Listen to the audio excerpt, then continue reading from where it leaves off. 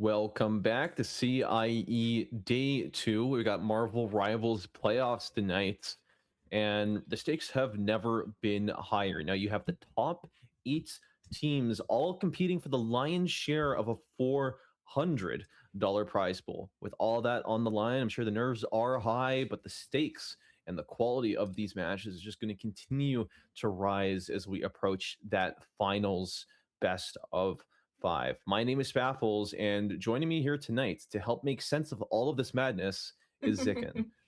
Hello, everybody. How are you guys doing? My name is Zicken, and I'll be here to give you guys some commentary as well as a little bit of analysis of the plays, as you would say.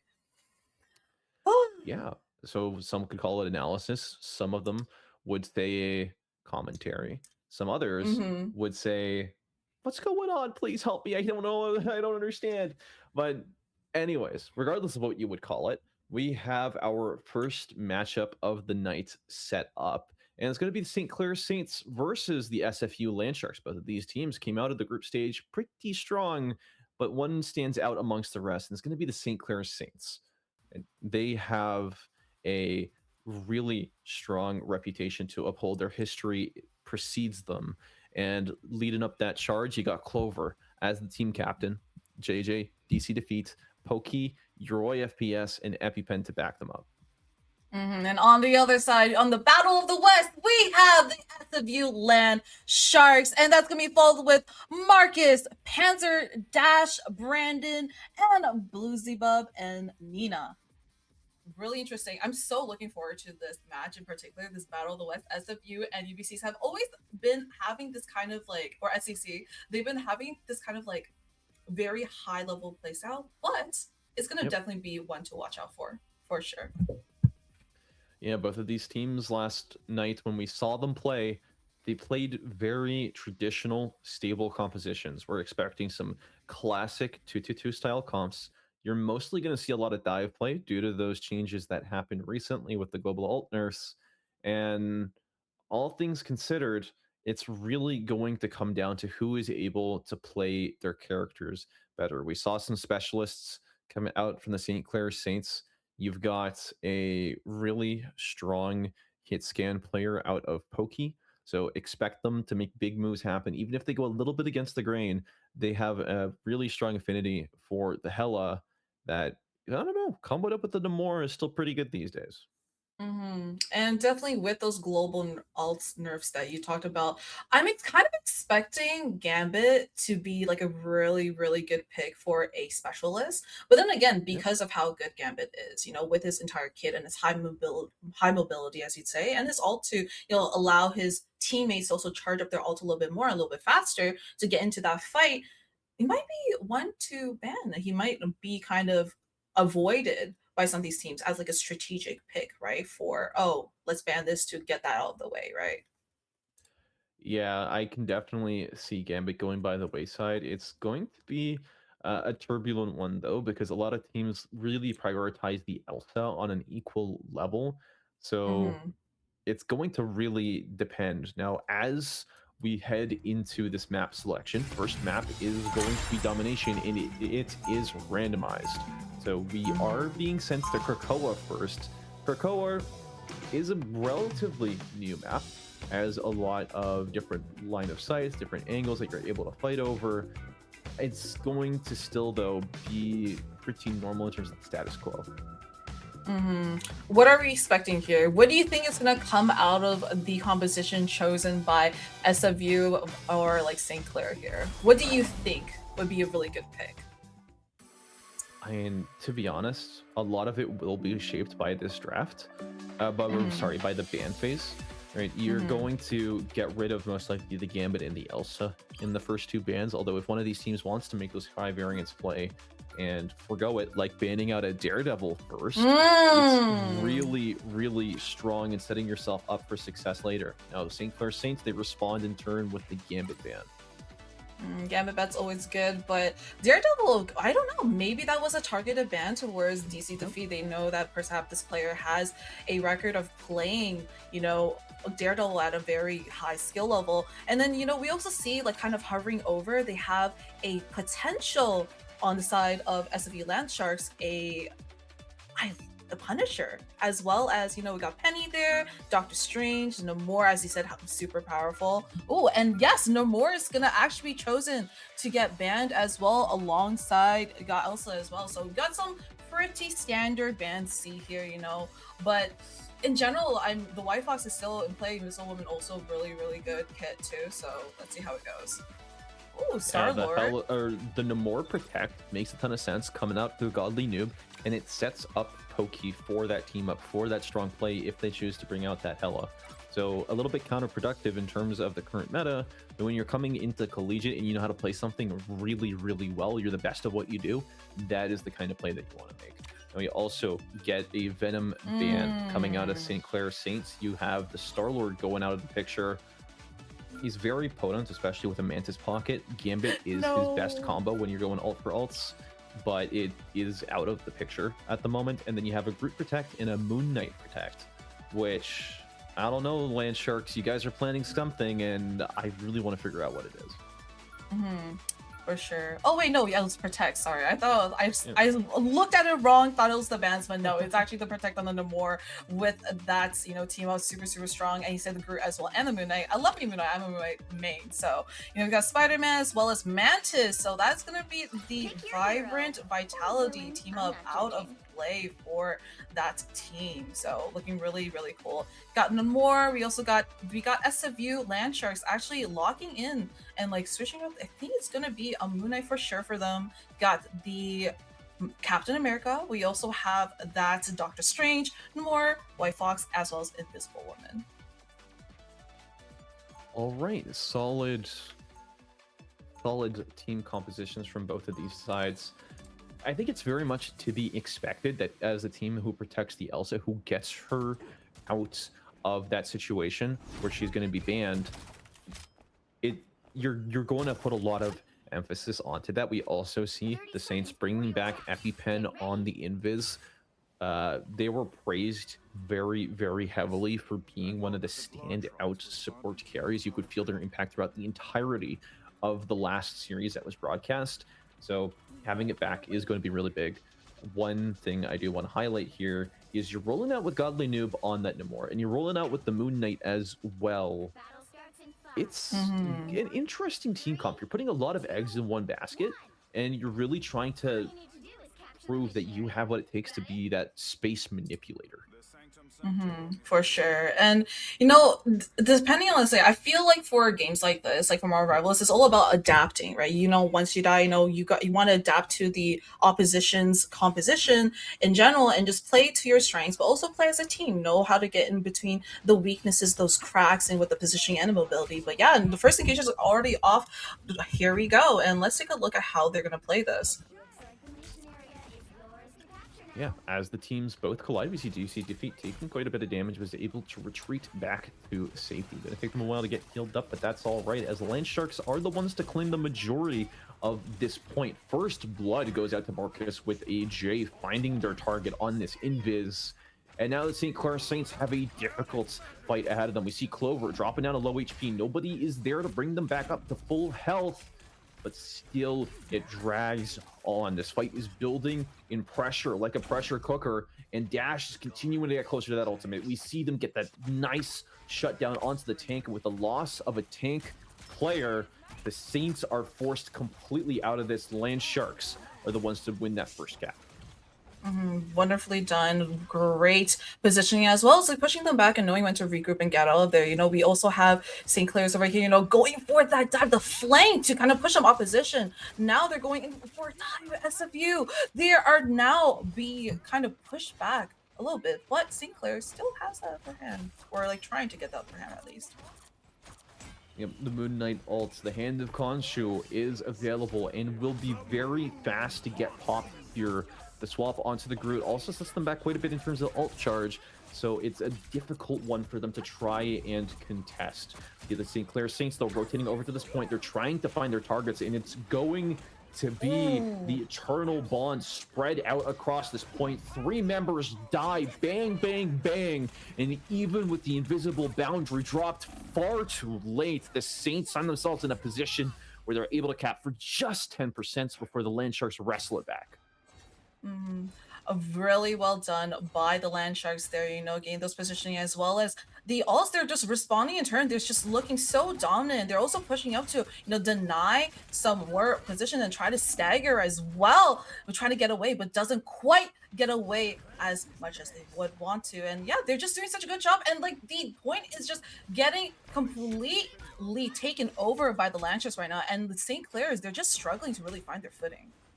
Yep, approaching last fight territory. SFU Landsharks are looking very comfortable as the Saints are being pelted down. We see the Groot ult is strangle them together, and the Kraken Impact is able to secure a second kill. The Landsharks now on the retreat. The invisible boundary is not enough, and Marcus calls the Avengers forward. The Eye of Khonshu, it is enough to shut down EpiPen Enjoyer, but they're not able to convert it into more kills. The St. Clair Saints win this fight at 99% overtime.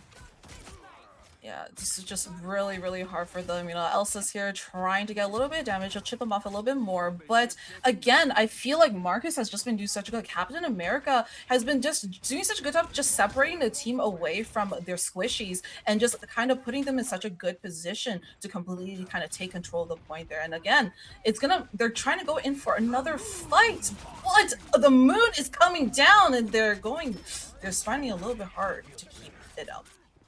The moon might crash down on you, but as long as Jorg has those clones, has that field, is not going to be able to do any lethal amount of damage. But as soon as they fade, you're going to lose your Bucky. Able to trade it back for 1, but Marcus makes sure the Landsharks continue with their advantage, with 1 less support available to them as EpiPen falls. Landshark will continue to look dominant as they rush towards this point capture. See the Elsa retreating back to the safety of her team, but nobody is going to find her except for this Moon Knight. Is now the Landsharks are draining this overtime dry. You have the portal come through from the Strange, looking to get this contestant. He's able to extend it for a little longer. The Landsharks pull away with it, and they get 0.1 in pretty convincing fashion. Yeah, I just gotta say again, we mentioned this before, but it's that dive from the Captain America drawing all that attention away, but the ability to also just get out of the heat of battle when everything is on you, separating the squishies, taking them down and just putting the front line in a bad position where they're having to go back for their specialists in order to keep them alive. So the survivability is just really, really hard when faced with such a good Captain America. But yeah, what are you looking from St. Clair's here? I'm thinking like maybe we try to go for something a little bit more anti-dive, maybe a Bucky, mayhaps. We just need someone to babysit. I feel like the back line a little bit. The survivability is just having a little bit tough time coming through. Yeah, they're really put in a difficult situation. You saw Rhea Roy doing a lot of good work on the low key, but when it came to the long-term survivability, that's where the St. Clair Saints struggled. So seeing them on the Luna Snow now, I'm hoping that it will be that big it factor. You also see that magic as well, but Land Sharks looking for those cheeky portals, trying to get a different angle on their opponents. They're not going to clash just yet. They're looking for a line of attack. Again, Marcus trying to go over that back line, and Moon Knight there trying to get a little bit of poke damage in as much as possible, and it got Elsa as well, but the positioning, again, just dive after dive, going for the squishies, and it's a switch over. Yep, nice combo there from DC Defeat, and that helps secure St. Clair Saints their early first cap. The end of Khonshu, though, make sure that your Roy is no longer in the picture, able to trade it back 1-for-1, but Godly was able to pull one more out of the hat. The Invisible Boundary comes down for the Saints, buying them more time. This is their breathing room. This is their opportunity here to regroup as Dash gets found on that side angle. There are more allies to help him, and Panzer is able to shut down this problematic match. Great pick there great pick by Dash there, and they're going for that invisible. Well, they're going for the ult there, and it's gonna be a slam dunk. Try to savage and kill him and end it, but it works, and it's gonna again. St. Clair's they still have the points, but SFU are still trying to reply in turn. Yeah, Marcus leading the Avengers forward into this demonic showing from DC Defeat. St. Clair Saints buying themselves more time. They have 55% on the points already, looking night and day difference compared to this first defense. We're talking about, again, Marcus just looking for the Captain America, just trying to find an opening again to push them off. But Land Shark, they're just having this kind of struggling to try to get past that initial points, that kind of curve or the entrance there. They're just being caught off, and they're just being dealt with a lot of utility, a lot of abilities, and a lot of pushback in general. Yep, Eye of Agamotto goes deep into that back line, but it's going to be the Dance of Two Worlds to help neutralize it. Now Land Sharks deploys their Invisible Boundary here to go support for support. Both of these teams eyeing each other up as the moon decides to fall. Ooh. But so will the night. It's another 1-for-1 trade, but now St. Clair Saints down a support are going to have to play very tactically with their remaining HP bars, because it could be their last. Overtime does start to take down. The whale comes through, and the Land Sharks finally starting to break through. Pick up 2, pick up 3, and now all they have to do is clean up the rest of these stragglers. Yeah, it's looking a little rough. I feel like the protect by the Land Sharks SFU on the Namor, such a good pick in order to, kind of push back the dive meta, which is, they have magic on their side of St. Clair's, but the Namor is really kind of shutting down with the squids as well as with the ult. But again, they still have a long way to go. They do have the point right now, but still many fights to come, as, the St. Clair's, they're just kind of picking up the pieces, and they're slowly making their way back onto the point for another fight. Yep, you see that massive ultimate from Alpha Bloodstone, able to pull 3 into her. It results in 1 direct kill there, but ultimately is able to trade it back. Now tank for tank. See Clover there getting down to low HP. Nobody's able to keep him away from death. And now the Saints are stuck in a difficult situation here. Do we invest more? Do we not? DC Defeat helps secure another kill to help make that equation easier. But ultimately, you lose your Elsa. The Eternal Bond comes through, and the Land Sharks, they clean up another fight. And Landshark's doing a really good job in keeping that point. Now they're going to try to stagger, and they do get that kill by the Moon Knight. And again, really well done how they executed that, but as well as the huge ult coming in from Elsa, but just wasn't really quite able to the really big ult in general. But I just feel like the Landsharks are just doing a really good job of keeping this point. And now they're going to try to push for a little bit more space. You also have Captain America now trying to go for the back lane too. But the St. Clair, they're adapting. They're aware that this Captain America just in the previous map has just done a really good job. And now we wait with bated breath as the Landsharks are so close to stealing this away from the Saints. Another secured kill onto DC Defeat. The Meteor is in hand and it is going to find down Dash. Now we see the Captain America ult get pulled out. The Strangling Thorns pull everybody into one stationary position, but it's not enough to secure you that kill. The Namor Will comes down the visible boundary. It gets one kill and the Landsharks are running away with it. They get 3, and now Magic in her Darkchild form is looking for these kills, is trying to get any of the exit frags that she can, but it's struggling, it's slipping through her demonic claws. Landsharks are not letting it go. The Landsharks claim point number 2 and securely grab map number 1. That was honestly just really well done by the Landsharks that we see there. Again, I just want to pull back focus onto, you know, the Namor. The Namor, even though the very last fight was kind of out of it for a little bit just because he was on the lower end of the HP bar, but was still able to, you know, secure a little bit of protection for his specialists to keep the tanks as well as the other front lines alive. So did a really good job. Again, got the MVP there as well for, you know, Marcus from the Landsharks, the Captain America, really making it happen, going into the back line and diving in deep and just killing the squishies. And again, SFU, amazing job, and that's going to be the first map for them. And again, this is a best of 5 series, so it's first to 3, so there's plenty of opportunity for St. Clair Saints out here to get, you know, adapt to the skills, adapt to the compositions, and pull it back out under them and get that rug pull, right? So I don't know, what are you looking for into the next, you know, potential mode? We had either Convoy or we got Control. So I think the really big question on St. Clair Saints' mind right now is how the heck do we shut down Marcus with a C? You're 19-0-2 on this Captain America. You got 13 final hits, the highest in the lobby, and you managed to do it. Right? A lot of the time, you say, okay, this person has 0 deaths, they had little impact. But we saw this Cap zigging when they should have been zagging, zagging when they should have been zigging, and getting their way through these fights without receiving lethal damage once. I think that's pretty significant to point out. When you're looking at the rest of the team as well, you've got to give major props here to the performance pulled out here by the supports. It was a really difficult time for St. Clair Saints to keep up with it. Yes, they were pumping out the damage. You could see it on the scoreboard, but the heals were just immaculate. They're coming through from Nina and Beelzebub just in the exact right moments. It's something to commend. But whether this is just a performance for Domination only or Convergence and, you know, Convoy are just going to see that kind of repeat success is really all up in the air, right? Because I don't know, do you still, this is like a dive comp meta, you know, we saw Gambit, you know, being picked by St. Clair's. Do you think that there's going to be a protect going again for similar to what we saw with these pick bans as well as, you know, these, or just in general, these kind of protects as well? I mean, I feel like the group was good, but maybe they needed just a little bit more in the backline, a little bit more flank power in that sense. Yeah, I'm not really sure what could be different there.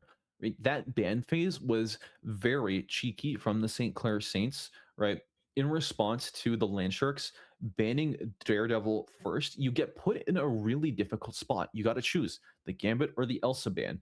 And to ban Gambit, protect Elsa, it's a lot, right? And it really didn't end up paying off for them in the bigger picture. Now, we do have confirmation that our next map is going to be Midtown Convergence, or sorry, Midtown Convoy. I don't know, man. There's going to be a lot of similar themes compared to that last matchup. For sure.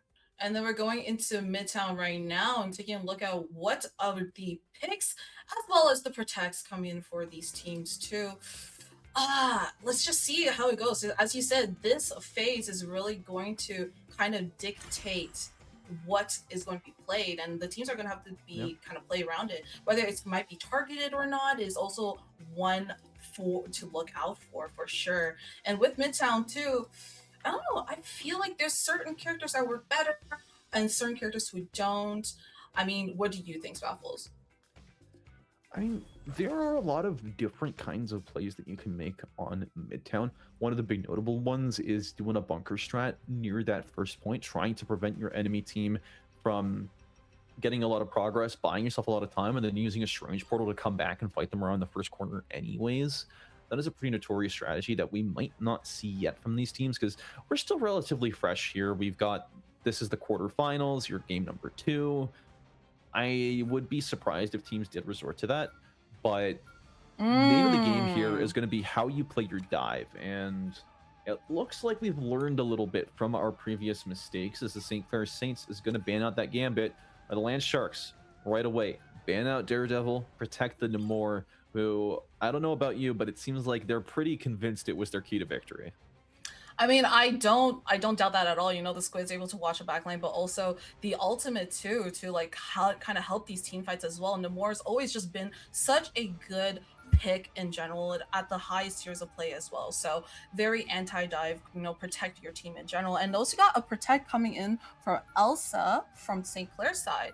You know, Elsa also pretty much very like similar, very good, just all around hero, and you know, very high damage input. The combos as well just goes crazy. We also have a ban of Venom as well as for St. Clair, and also a ban from the Land Sharks for, you know, we got Star-Lord and an out protect for Moon Knight. And what is the second protect going to come in for St. Clair? Let's see how they're going to respond in turn.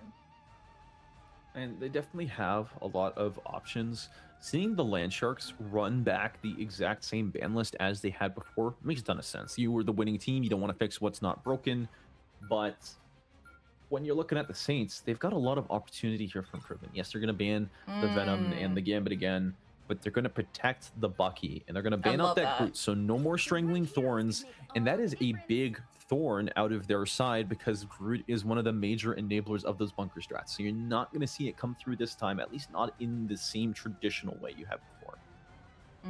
100%. I definitely like that protect coming in for the Bucky, just in case you have to switch into Bucky to prevent, you know, the anti-dive to happen. But again, Marcus is going to actually go for the Hulk instead of the Captain America. A little switch up. I think Dash has on the Moon Knight. We also have a Magneto as well. You know, some very strong heroes, and depending on how they play it, they can turn this into a sweep, or St. Clair's can come underneath and steal that win away from them. Hey, I got a lot of respect. Marcus did do a really good job on that Captain America, but they're here to prove to us that no, they're not a one trick. They can pull out other characters, and voluntarily taking out that Hulk when Cap is still available to them, it speaks a lot about that. When we look at the composition St. Clair Saints are looking to roll out of the spawn with, we have another hero placed onto that Phoenix, right? DC defeat, running it back on that magic makes a ton of sense considering how much damage they were able to do. But they're going to have a lot of different circumstances to navigate here as the Land Sharks, they're going to play it close and they're going to try and fight hard around this first corner. Super hard, especially with the Hulk too going in. Phoenix providing a little backup firepower from the backline, and they're just trying their best to push forward, but these Land Sharks are being pushed back by St. Clair right now, slowly but surely. Yeah, not too much going to happen in terms of an all-out altercation. You see this Hulk diving in and out, you playing to the extent of their health bar, but unless Clover gets caught out by hard CC, you're not going to find them falling anytime soon. They're just taking it slow, but you know, the corner of this point is just a little bit hard to capture, but they're just taking it one step at a time, and that's the name of the game. As long as you keep moving that objective, then you know that's all right to take your time, but of course you got to mind the timer a little bit too. But yeah, again, the Namor pick playing a little bit safer, and then you also have the Magneto still, so they're going for it. They're going at it, and the Hulk trying to go in and out was able to push him back slightly, but not quite fully. Yep, first blood to Nina's straight beam. does do a lot of work here, and the Hand of Khonshu drop down onto that back line is not going to result in any direct kills. St. Clair Saints take the opportunity to clean up 2 of their own, and now this attack has finally found what they need to push through. They're able to get the stagger kills, especially late as well, and it gives Landshark a really big dilemma on if they're even going to be able to touch. Yeah, this is a little rough there. Moon Knight's not quite there to provide the onk to, you know, save the dive in, but that's just the opening that St. Clair needed to kind of take so much more space. And now it's really the Lancers just struggling to like keep them back. The St. Clair, they're pushed up so much. They have so much space in front, and it's just a fight. It's just fight against. It's just such a tough position right now, especially now you got the high ground, and the Landsharks are slowly but surely, they're kind of inching the guard. They do have an ult, but is that really going to be enough to stop them? I don't know about 1 ult, but 6 is a lot, and depending on who you ask, it can be a little bit too much. I see DC defeat Rock popping that demon form going in, but it gets caught immediately. And St. Clair Saints, again, lose 2 members right off that rip. And yes, they're able to use that Eternal Bond to help buy themselves more space, but they're still getting treated out. Now, the Landsharks have to regroup here. They have to hold back if they want another chance at contesting this point. 100%. But they're still just getting pushed back a little bit more. Again, the Magneto up front, as well as the Magic to kind of split the team up and separate them from each other. It's really, really hard for them to find that footing. Landsharks, again, they're just kind of being picked off slowly but surely. Now the Hulk Smash can come in to get some more, and as well as the Invisible. Both of these teams dropping ults like they're hot. But so far, nobody is going to fall. We do see that Magic, who is always a casualty first on, but it's going to be the Phoenix one that gets 2 immediate pickups there. They support your backline, decimated. Landsharks are operating on permanent health. And Marcus, you may be hot, you may be fast with those moves, but there's nobody to assemble to you. So ultimately, heroes will die. Right as I say that, I guess I caster cursed him because he's able to escape what should have been an unescapable situation. Even though the Hulk is on top of him, ultimately does lock him down. I mean, guys, just a masterclass right now from the Hulk, just pushing them back, getting the space, and now being protected by the bubble. Magneto, perfect timing. Get down, Mr. President. Really well done. Now that's going to be the point. They're now moving on to the very last rush for that completion of this side, and they're doing such a good job. And just your Executioner comes out to push them more, you know, but it's a slam dunk, and that is going to be a kill. You know, try to exact justice on your own. That is what you'll get. You'll get these hands and a massive metal meteor crashing down on you from above.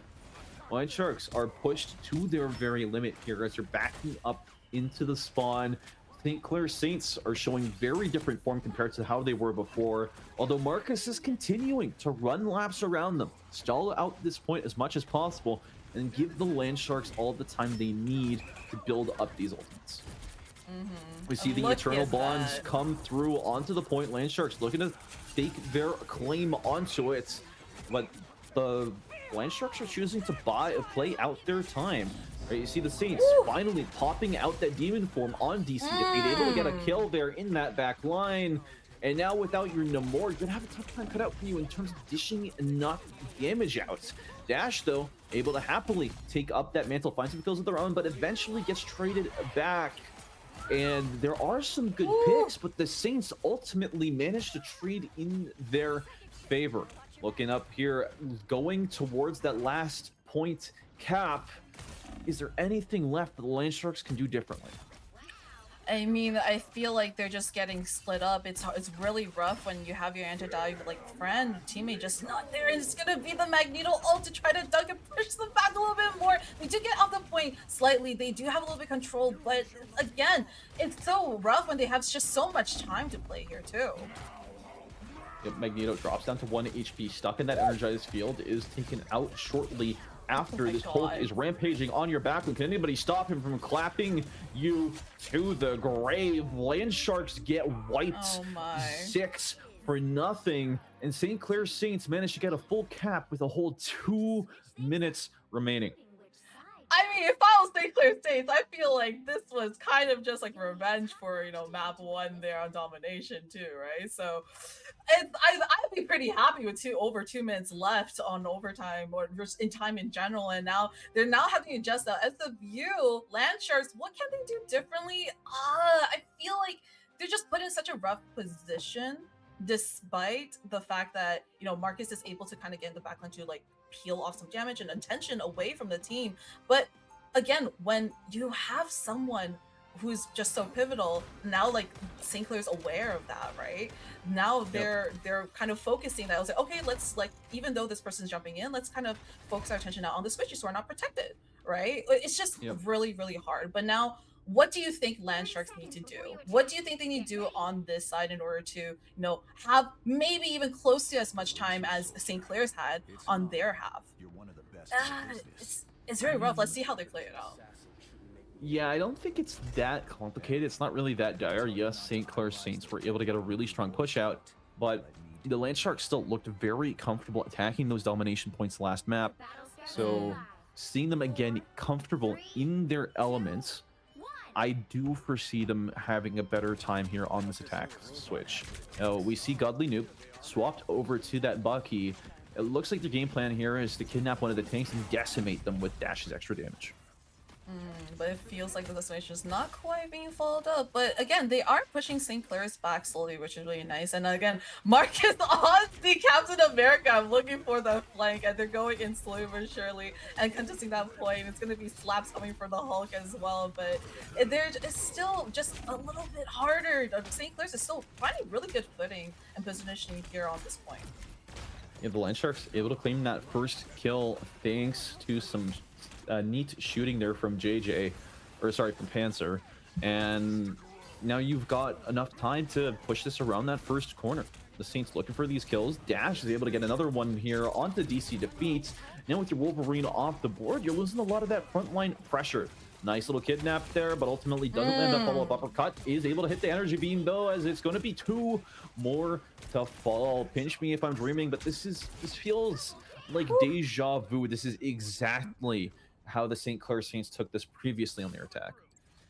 Yeah, I feel like I cast their curses, little St. Clair's a little bit too much here, saying that they came in for revenge for SFU. SFU is now responding in turn. Again, as you said, with the Wolverine dying first, it's just the pressure. But again, the Hulk, finding a couple picks there, slowly, they're contesting the point, they're pushing them back. SFU Lancers are struggling to find their footing now. Yep. They were able to get that touch back. That is the difference, right? SFU Land Sharks weren't able to drag out those kills, and gives them an opportunity to return. Now, looking at this next fight, Land Sharks have a lot of ultimates at their disposal, but so do the Saints. Now, honestly, it's anybody's game. We see here this engage onto the high ground as the Land Sharks are looking to get any of these picks, right? The Bucky with the hook is going to be their main ticket into this one, especially if the Hulk decides to overextend a little bit too far. We see that judgment come through, and the meteor doesn't quite catch them. The invisible boundary is enough of a safe haven for the St. Clair Saints to play into, and it neutralizes this DPS ultimate. Phoenix rains down from above, and the meteor now held high above them, gets eaten up by the Magneto shield. There's going to be a triple kill on the spot, as the Land Sharks got to take that attack back to the drawing board. Yeah, that's they definitely do got to go back to the drawing board. And we got a little fastball coming in. I still love this team up. This team is just so funny to watch as well. Clover just holding the Wolverine there. But anyways, going back to the fight there, Land Sharks are coming back and trying to, just make it back to where they were before. But St. Clair, they're really holding it down, especially the Hulk really grabbing a lot of attention and just zoning off the squishies, and just they have to pay attention. There's just so much to focus on, especially with that Hulk alive. Yeah, Marcus leading them forwards, and it's going to be a radiation fueled rampage from the Hulk in this back line. And so far, nobody is dying. The pressure continues to build here as the teams continue to clash. Dash is the one to claim the first blood, and now DC Defeat finds himself in a difficult situation here. Full enrage is going in on the back line, gets the passive popped, and now Dash able to get a return kill on them. It's still very even for both of these teams. The Landsharks make stable but steady progress towards this cap. We see the invisible boundary get pulled out, the crash down from the Wolverines, able to do a lot of damage, but he's not going to be able to secure any kills. Gets shut down, and a second judgment at the hands of Punisher is able to gun down another hero.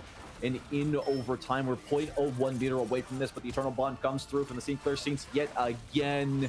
And now Landsharks return one in kind. The Meteor from JJ looking for that Cloak Dagger, is able to snipe them dead. And now the Landsharks playing down one support, pop the Kraken Impact onto that back line, not able to find enough burst damage here to secure any of those executes. And they're going to have to play on that zoning game as the Strange is able to secure a kill there onto Godly Noob. No more Bucky in the picture. It's going to be another Meteor Strike, but this time from the Landsharks, not able to make it connect. And ultimately, through this dragged out by St. Clair Saints, come out victorious. Yeah, that was a pretty dominant show, but I gotta say, I think like it's the dynamic duo between the Hulk as well as the Wolverine. As you said, Wolverine providing so much pressure, but also the Asphalt duo, you know, Hulk is also providing equally as amount of pressure, you know, pulling away their attention, peeling for the support, able to get out in and out so fast, but also Wolverine melting the tanks with the Enrage too. So that's definitely something that I feel like Sinclair's did really well in this particular portion in responding to, you know, the performance that Landshark showed during domination. Yeah, I gotta agree. And having that Wolverine as a part of your tank killing strategy, Wolverine with the Phoenix team up, has been in the game for a long time. Used to be extremely broken with the amount of ultimate charge and the amount of healing that it provided. It has been tuned down a little bit since then, but still, you just saw how much work it was putting in, all that extra lifesteal, all the extra damage that it was providing. It really shut down Marcus and shut down Panzer very well. You can see the difference in their scoreline this match compared to the last. And I gotta say, major props to St. Clair Saints, because that's the adaptation you like to see coming out of a quarterfinal series. Yeah, it's just game of adaptation back and forth between these teams. And again, this is just a battle between two powerhouses, you know. So none of these guys are gonna lag behind, that's for sure. You know, I definitely, and this is gonna be such a good series. But also I feel like the pick on the Punisher for Dash, even though he was SVP for, you know, for their team, it was a little bit hard for Midtown in particular, just because in Midtown there's just so many structures and, you know, points that you can just hide away from that Punisher ult, right? So it kind of, even despite getting like one or two or maybe just one, the value of the Punisher ult may be put into question. Yeah, and we're going to get those answers, but not until we go on a brief intermission. Once we're back from this 2-minute break, you'll be back with your game number 3. And hopefully we see which of these two teams is going to be able to pull away with it. 100%. Is your bet on SFU or is your bet on St. Clair's? We'll take a look at it and we'll be right back. All right.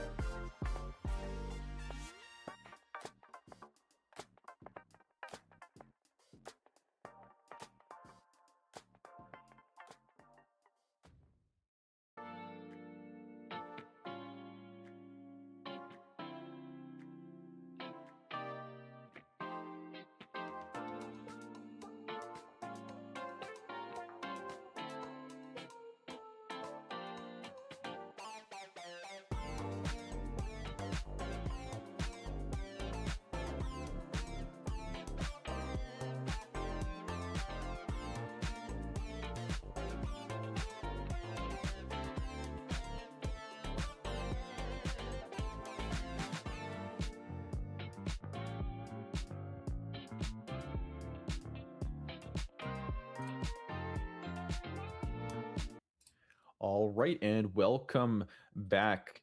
After that short break, we are ready to get into map number 3, and it's going to be a quick on trip down to Central Park. We're not leaving New York City yet because, well, it's going to be a little bit more of the same. Convergence is this next game mode. That's going to give us a little bit of an interesting opportunity. We're going to be melding that point capture and defense that we saw executed so well during domination with some of the convoy that St. Clair Saints will look so comfortable on. And definitely in terms of composition, I'm still kind of expecting a Moon Knight and expecting a Namor Protect and potentially also Protect on the Groot. I feel like Groot for Central Park is always just a really, really good pick. You know, you can wall off these angles, you can wall off the chokes in order to get a little bit more shielding and also just a little bit more space for your team. So definitely some things to look out for. Yeah, and as we head into game number 3, both of these teams are looking to continue to make a name for themselves, right? Going over to Central Park does lend a little bit of favor here to the Land Sharks, and I think that's exactly what they're looking for when they selected that as their next matchup. So given everything we've seen so far, do you think there's a potential change in that ban strategy? I mean, for ban strategy, I think they might maybe they learned the lesson, try to go for a ban on the Captain America to then kind of stop Marcus. But then also the Wolverine was so pivotal in that last one for St. Clair that I feel like Land Sharks might go for a ban on the Wolverine as well. Yep. Wolverine ban makes a ton of sense. Fits exactly into the game plan for this team. And I mean, everything comes down to this. We've seen Daredevil get banned out first every single time. I would be surprised if I saw that change from the Saints, but right as I call that out, I caster cursed it. It's going to be a Gambit ban first. And there you have it, a Daredevil ban from the Land Sharks. I feel like Defeat's just not gonna. These Defeat's just not gonna be able to play the Daredevil at all. I mean, Daredevil is a really popular band, but yeah, but it makes sense. A Protect coming from St. Clair on the Wolverine, as we said, you know, they're anticipating, they know how well the Wolverine worked last time, so they're definitely anticipating that, you know, Land Sharks are going to respond in tow with a ban onto the Wolverine, so let's see how they do it. Yeah, that Protect on the Wolverine does buy them a lot of extra space, and it creates a really difficult problem for the Land Sharks. How are we going to try and tackle this? Because a lot of the characters that you have seemed most comfortable on don't really have too much of an impact. You're going to need a lot of hard lockdown CC, and they're going to have to change up their composition pretty heavily to account for that. Looking further, Land Sharks, they protect the Moon Knight yet again, their beloved. And they dropped that Star-Lord ban, so not gonna get that one here tonight. Invis ban from the Saints is an interesting choice considering they got EpiPen Enjoyer, who's very comfortable in the character, but it might be a classic case of if we're not gonna play it, we'll ban it so you can't either. Ooh, that is also a Protect on the Hulk as well. Fastball duo. The team up is available. You also got the ban onto the Groot. And Groot we saw so just such a strong choice for, you know, for this map in particular. So it's not a very big surprise to me that St. Clair's decided to do that.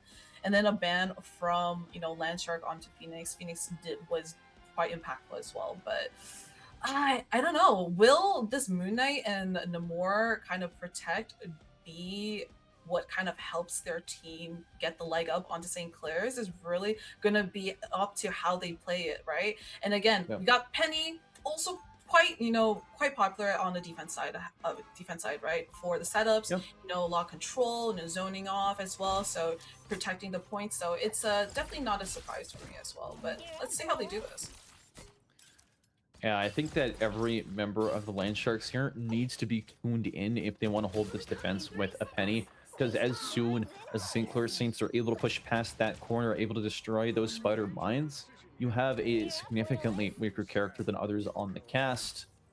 But when we look at the St. Clair Saints, their game plan, again, they're going to be sticking another hero onto the Elsa or the Moon Knight. Moon Knight is a very traditional counter towards Penny. You're able to put those onks around the corners and do a lot of damage to her setups.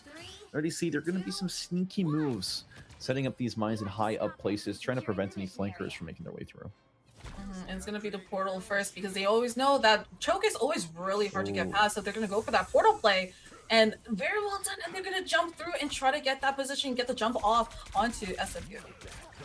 Yep, almost securing that kill onto Blues above. Are able to get the clone instead, but St. Clair Saints already lose one member, make that 2. Now down to DPS, down to support. They're going to be able to rotate back through the portal once they came. And that was a really strong opening. They had all their cards on, just rendered nothing. Low net, just couldn't quite secure it, and it's gonna force St. Clair Saints to now have to regroup together and just go through the choke. I really like that idea with the the teleport to get past one of the hardest chokes on this map to get through, but the execution I guess just wasn't quite there, as SMU Lancer, they really just responded really well in tow. Yeah, that's in part due to the setup. You have Dash on the Moon Knight, you had that Loki up there scoping out the place, making sure you can't get any sneaks by.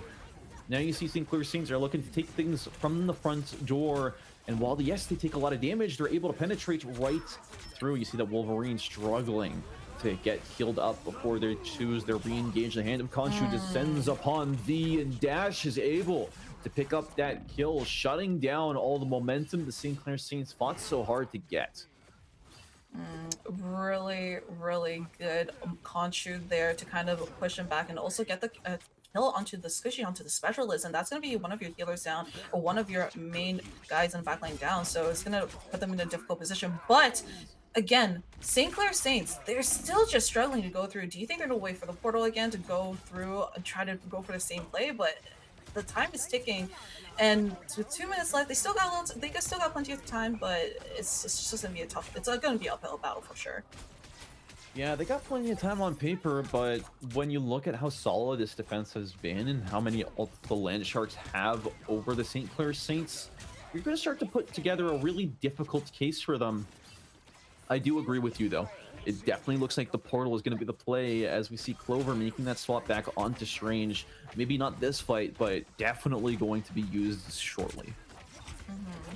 Expecting that for sure, but again, as you said too, gotta agree with you. We're disagreeing with each other back and forth. Like the defense on the defense is just so good. No more getting out, and also the field coming from the Loki as well. Just like it's just so hard, especially when you can put that field as the clones, like in such tricky positions with all these kind of open space, as well as it's just really hard.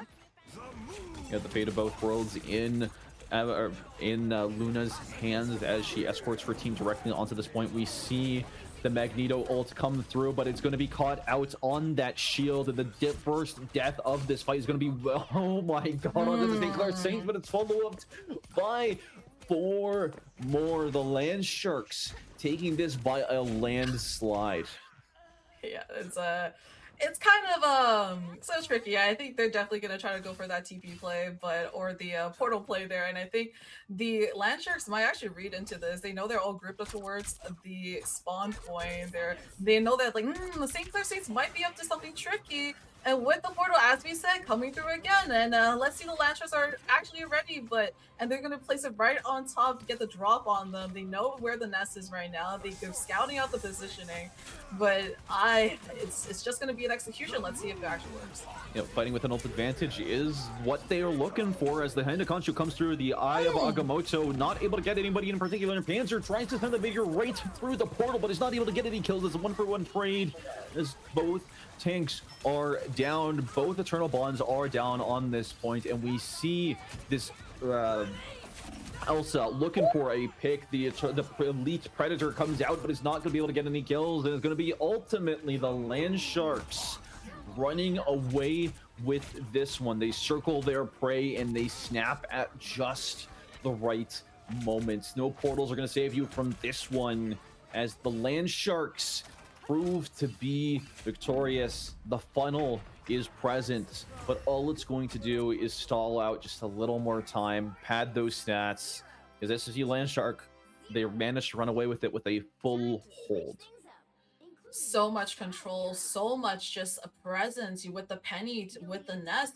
You always have to be aware. You're just taking control of so much space, but then also the peel that's available with a more as well as the Moon Knight. You also got you also got the field coming from Loki as well. There's just so much that they could do that SFU just had such a solid defense, and St. Clair's was just really struggling to come through. Even with the TP play with the portal, it's definitely a good idea, but the execution, they were just so ready. There's so much movement, they can get away. You have your zip line from the Moon Knight. You can also just kind of disappear away as well with the cloak and dagger too. So it's just harder to really try to pinpoint and make sure these squishies, these backlines are just getting punished, but we can't really punish something that's super protected, right? So now they're flipping it over. Let's see how they respond in tow, right? I don't know if they're gonna go for another similar, maybe penny play on the defense side, but it's gonna be really, really, it's gonna be kind of rough. It's definitely gonna be rough for St. Clair. Yeah, one thing I really want to point out is another hero with the Hail Mary play onto the Spider-Man. We're also seeing Jeff come out. I don't think it was played before. Bless you. Yeah, thank you. So, rolling out with a little bit of a fresh composition, they're looking to make things happen and play really aggressively up in the Land Shark's face and try and waste as much time as possible because, 50% is not a lot in the grand scheme of things. It is not, but it is definitely, they're definitely struggling still with the Land Shark. I do love me a Jeff though, love me a Jeff play, but whether that's going to be super effective is really up in the air. They're actually pushing. SFU Land Sharks are actually making a lot of progress pushing up, and St. Clair, they're kind of just struggling to kind of hold it down. SFU Land Shark with the Hulk in the backline as well to provide a little bit of pressure towards the squishies. And finally able to get a kill to end some of this death volley madness. The Magneto falls, but so does the Spider-Man after overextending their hand a little too much.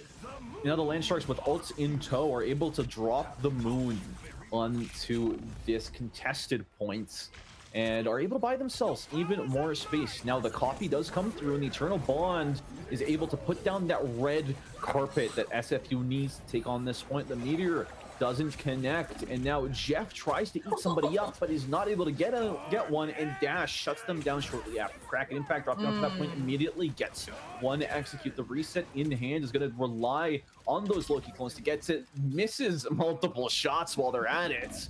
And the Land Sharks continue to clean up kills while that Bucky is fumbling around with clones. Oh, they got 33% of the point already captured, and the portal is too little, too late. The SFU Land Sharks are able to run away with map number 3. That was kind of a dominant performance coming from the Land Sharks there for sure. They not only held it down on that defensive side, but on attack they were able to also provide that pressure, play more aggressively to capture it too. So definitely a masterclass coming in from the Land Sharks, and yeah, that's gonna be MVP going to Dash as well. Really, really well done. Solid plays there. You could definitely see why they protected the Moon Knight for him this time around. I think that all the members, honestly, of the SFU Land Sharks shined pretty evenly. There wasn't really a significant standout, even though we did get the MVP going over to the Moon Knight. When I look at the flip side, right, I'm looking at the St. Clair Saints. They had a lot going for them. I do think that this phobia of circles, as it may seem, might serve to be their downfall, because it doesn't seem like they're able to get a significant advantage when it comes to capping. Right. Now, going into next map, we have Domination is going to be the next one, and St. Clair Saints have the option to pick one this time. It's no longer random. So you're setting the deck in your favor. You're trying to get the best map possible for you. And if you're not able to overcome it here, then I'm sorry, but that's like half of the game modes in this game. You don't really deserve to move on to that semifinal spot. Oh, that is that's spicy. That's a really spicy comment there. Oh, guys, we promise we love you guys all equally. Okay, like don't take it Yep. personally. But no, I understand what you're saying, Yep. 100% for sure. But yeah, domination's going up next. They can choose which map. Depending on what they choose, it also could be one that's been highly practiced for them, or something they're really comfortable as well too, right? So that might be where they see an upper leg or just an advantage in general. But off of the performance that we saw from the last one, it was kind of rough all the way around. But I do think Yep. Landsharks have such a tighter team play. They're always very aware of where the dives are, and they're really responding in tow. Whether that's with Moon Knight, that's with Namor, or just in general with a take like Magneto, with the volley to kind of stop some of the dives, or even the more ults, in order to stop them from taking the specialists away. Once your healing power is gone, the rest of your team is kind of left to fend for themselves in its own way. But then St. Clair's, on the other hand, they just weren't really able to kind of separate the specialists and also the DPSs away from the tanks, or just separate the specialists in general, right? And that's, I Yep. think, where it was really hard. Again, the team the portal play was really interesting. But again, Yep. the thing with the portal play is, once you're aware of where the portal is, your entire team is just funneling in through that one area, right? While Yep. the kind of point is a little bit too far from spawn point, right? So it's a risky play, but unfortunately, like, the risk just didn't pay off this time. Yeah, you see all those teams, right? They're looking for it. It's relatively low cost. Like, yes, you do lose one team fight if it goes poorly, but on the upside, you're able to skip such a large portion of that map. And St. Clair Saints, they made that attempt, and ultimately it did fall a little bit flat. Now, looking forwards towards this next match, we saw what worked so well for them before, right? Having that Wolverine at their side, and most notably, not having to funnel through a point where a Penny has everything set up did do them wonders. So, what are you expecting here from the St. Clairs? More of the same, or do you think they're going to reinvent the wheel yet again? I feel like they're definitely going to be aware of the Moon Knight. They're going to be aware of the Namor. Dive is the name of the game right now.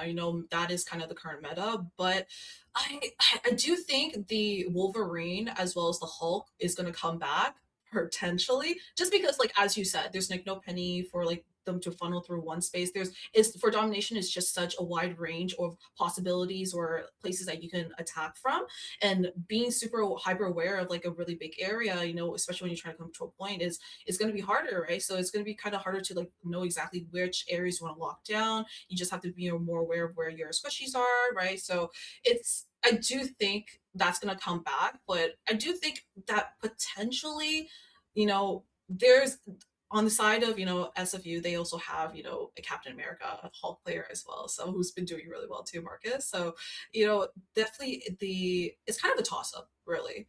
Anything can happen, right?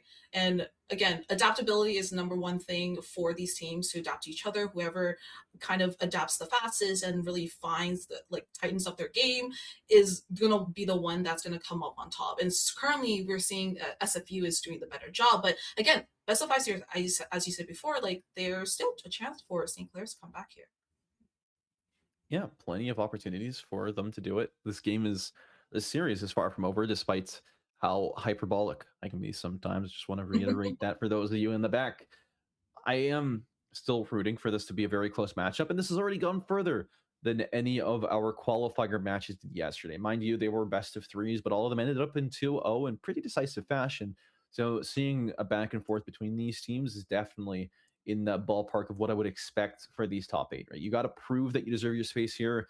And when it comes to your single elimination playoffs brackets, there just isn't any wiggle room for you to come back after the fact. Like, yes, there is going to be a consolation bracket later down the line, but that's going to decide whether you're, third or fourth, whether you're, the second loser, the third loser, and respectfully, none of the teams are that excited to fight for it. I mean, yeah, that's for Yeah. sure. Like, you definitely, when you're in these kind of tournaments, you want to aim for first place, right? So Yep. that's constellation matches. They're nice to play. Don't get me wrong, but first place is the name of the game, and they're trying to get that coveted spot in the finals as well as semifinals there. And the other teams are also not looking to give away those positions so easily. Too, we got 3 other games going on right now, and they're all fighting for that coveted semifinals position. So if you're caught lacking and you're going to semifinals with a lacking attitude or a lacking like mechanics, then you're kind of gonna be out of here, brother, like, or sisters, or anyone in between, right? So like it's a little bit rough out there. So you just have to make sure your head is in the game. But anyways, as you said, we'll see what happens. Yep, the next map is locked in, and St. Clair Saints have chosen Hell's Heaven. It's going to be an interesting map for its ability to shift and squirm where you might least expect it. A lot of your entry lanes are going to get flipped around. You're going to have raising and lowering points of cover. It's going to be really difficult, but enough of a preamble as we go into the ban phase. And going to the ban phase, yes, we are SFU versus the Saints, and I kind of want to see Spider-Man. I can't lie, I want to see Spider-Man again on Hell's Heaven, especially just because you can pull some really cheeky plays. Potentially Black Panther could be an option as well. But yeah, are we gonna see again another ban for the Star-Lord coming through for either of these teams? Is really up in the air as well. We also have the potential of another Portal play too, so I definitely see that in the pocket of both of these teams. Oh, and Moon Knight is actually going to be the first ban coming in from St. Clair, as they know how much Dash has been so impactful for SFU Landsharks, so they're definitely looking to try to nerf him a little bit. Yeah, you can definitely see a little bit of a preview of why that Star-Lord is getting permanently banned. I don't think we got to hover this far, but animated Star-Lord, it's a lot of games, a lot of hours. Looking at the ban strategy now, very different here from the St. Clair Saints. They're opting to neutralize their biggest enemy. This Moon Knight is out of the picture. Dash found homeless. And instead, they choose to protect the Gambit. We have a Gambit Protect, ladies and gentlemen, for the first time this series is going to be played. And I am super excited for the potential and the game warping power it provides. 100%. And got second ban coming in too as well for St. Clair's. That's going to be that Loki. And on the other side, we got the Star-Lord again. Just absolutely not letting another hero like Star-Lord. Are we ever going to see the Star-Lord come out? I have no idea. They know how good Loki was. They know how good Moon Knight was. So I'm not surprised that those were the bans. And, Gambit, always great kits coming through. A lot of potential for damage as a specialist, but also the mobility for this hero is just really, really up there too. And then now we also got Protect coming for Invisible Woman. I mean, I understand that Blizzard Web has had really good timings on the ultimates where dropping, the field, but whether the Gambit Protect for, St. Clair State is gonna pay off in the long run as a gamble is gonna be, again, a pattern or a conversation for when the game starts, right?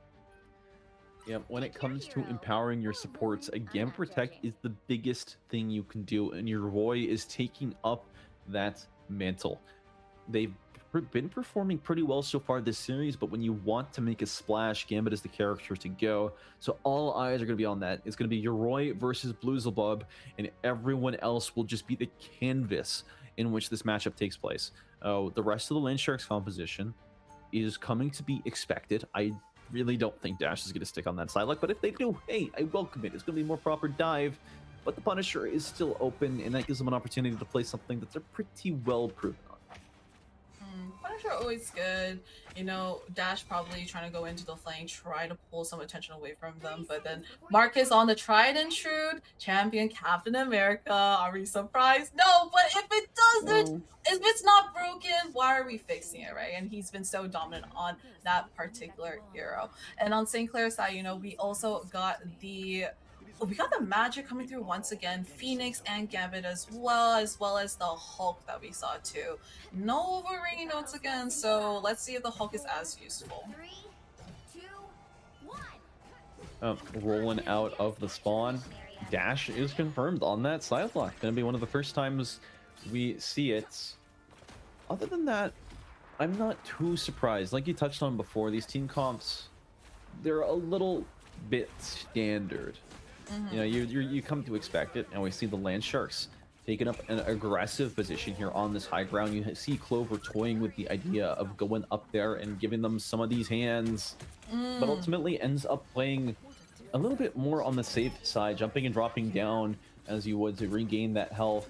As the St. Clair Saints are making good progress towards capping this point, eventually one of them has to drop down, and it is going to be the Strange, caught out by the anti-healing from Gambit. It's forced back up on a relatively short cooldown as ultimately Panzer falls, and SFU Land Sharks are trying all their best to keep Marcus alive.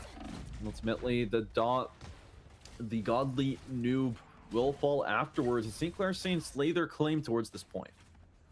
The amount of work that's being put in by the Magic and the Hulk to not only dive into the backline, but also peel away and, you know, focus their attention away from the healers and into positions where the healers or the specialists are just unable to really get to those who are low. And now that's the main reason why I feel like they did such a good job on point. And it's gonna be a sneaky touch by Marcus here on the Captain America on the flag getting ready, but they're gonna, you know, St. Clair, they know what's going on, they're aware. Yep, Marcus putting in a lot of effort here to continue to be a thorn in their side, make sure they pull back from that aggressive position they had before. But the Land Sharks, now they still have to fight them, they still have to look for their angles, and despite doing a lot of damage, not able to get any final blows. Right as I say that, DC Defeat shuts down Dash. Now the Meteor comes through, but the Eternal Bond is protected. And now with it fully deployed here on the point, you got a difficult situation for yourselves as St. Clair Saints match it in kind. And the Land Sharks have lost 2 members, they've lost 3, they've lost 4.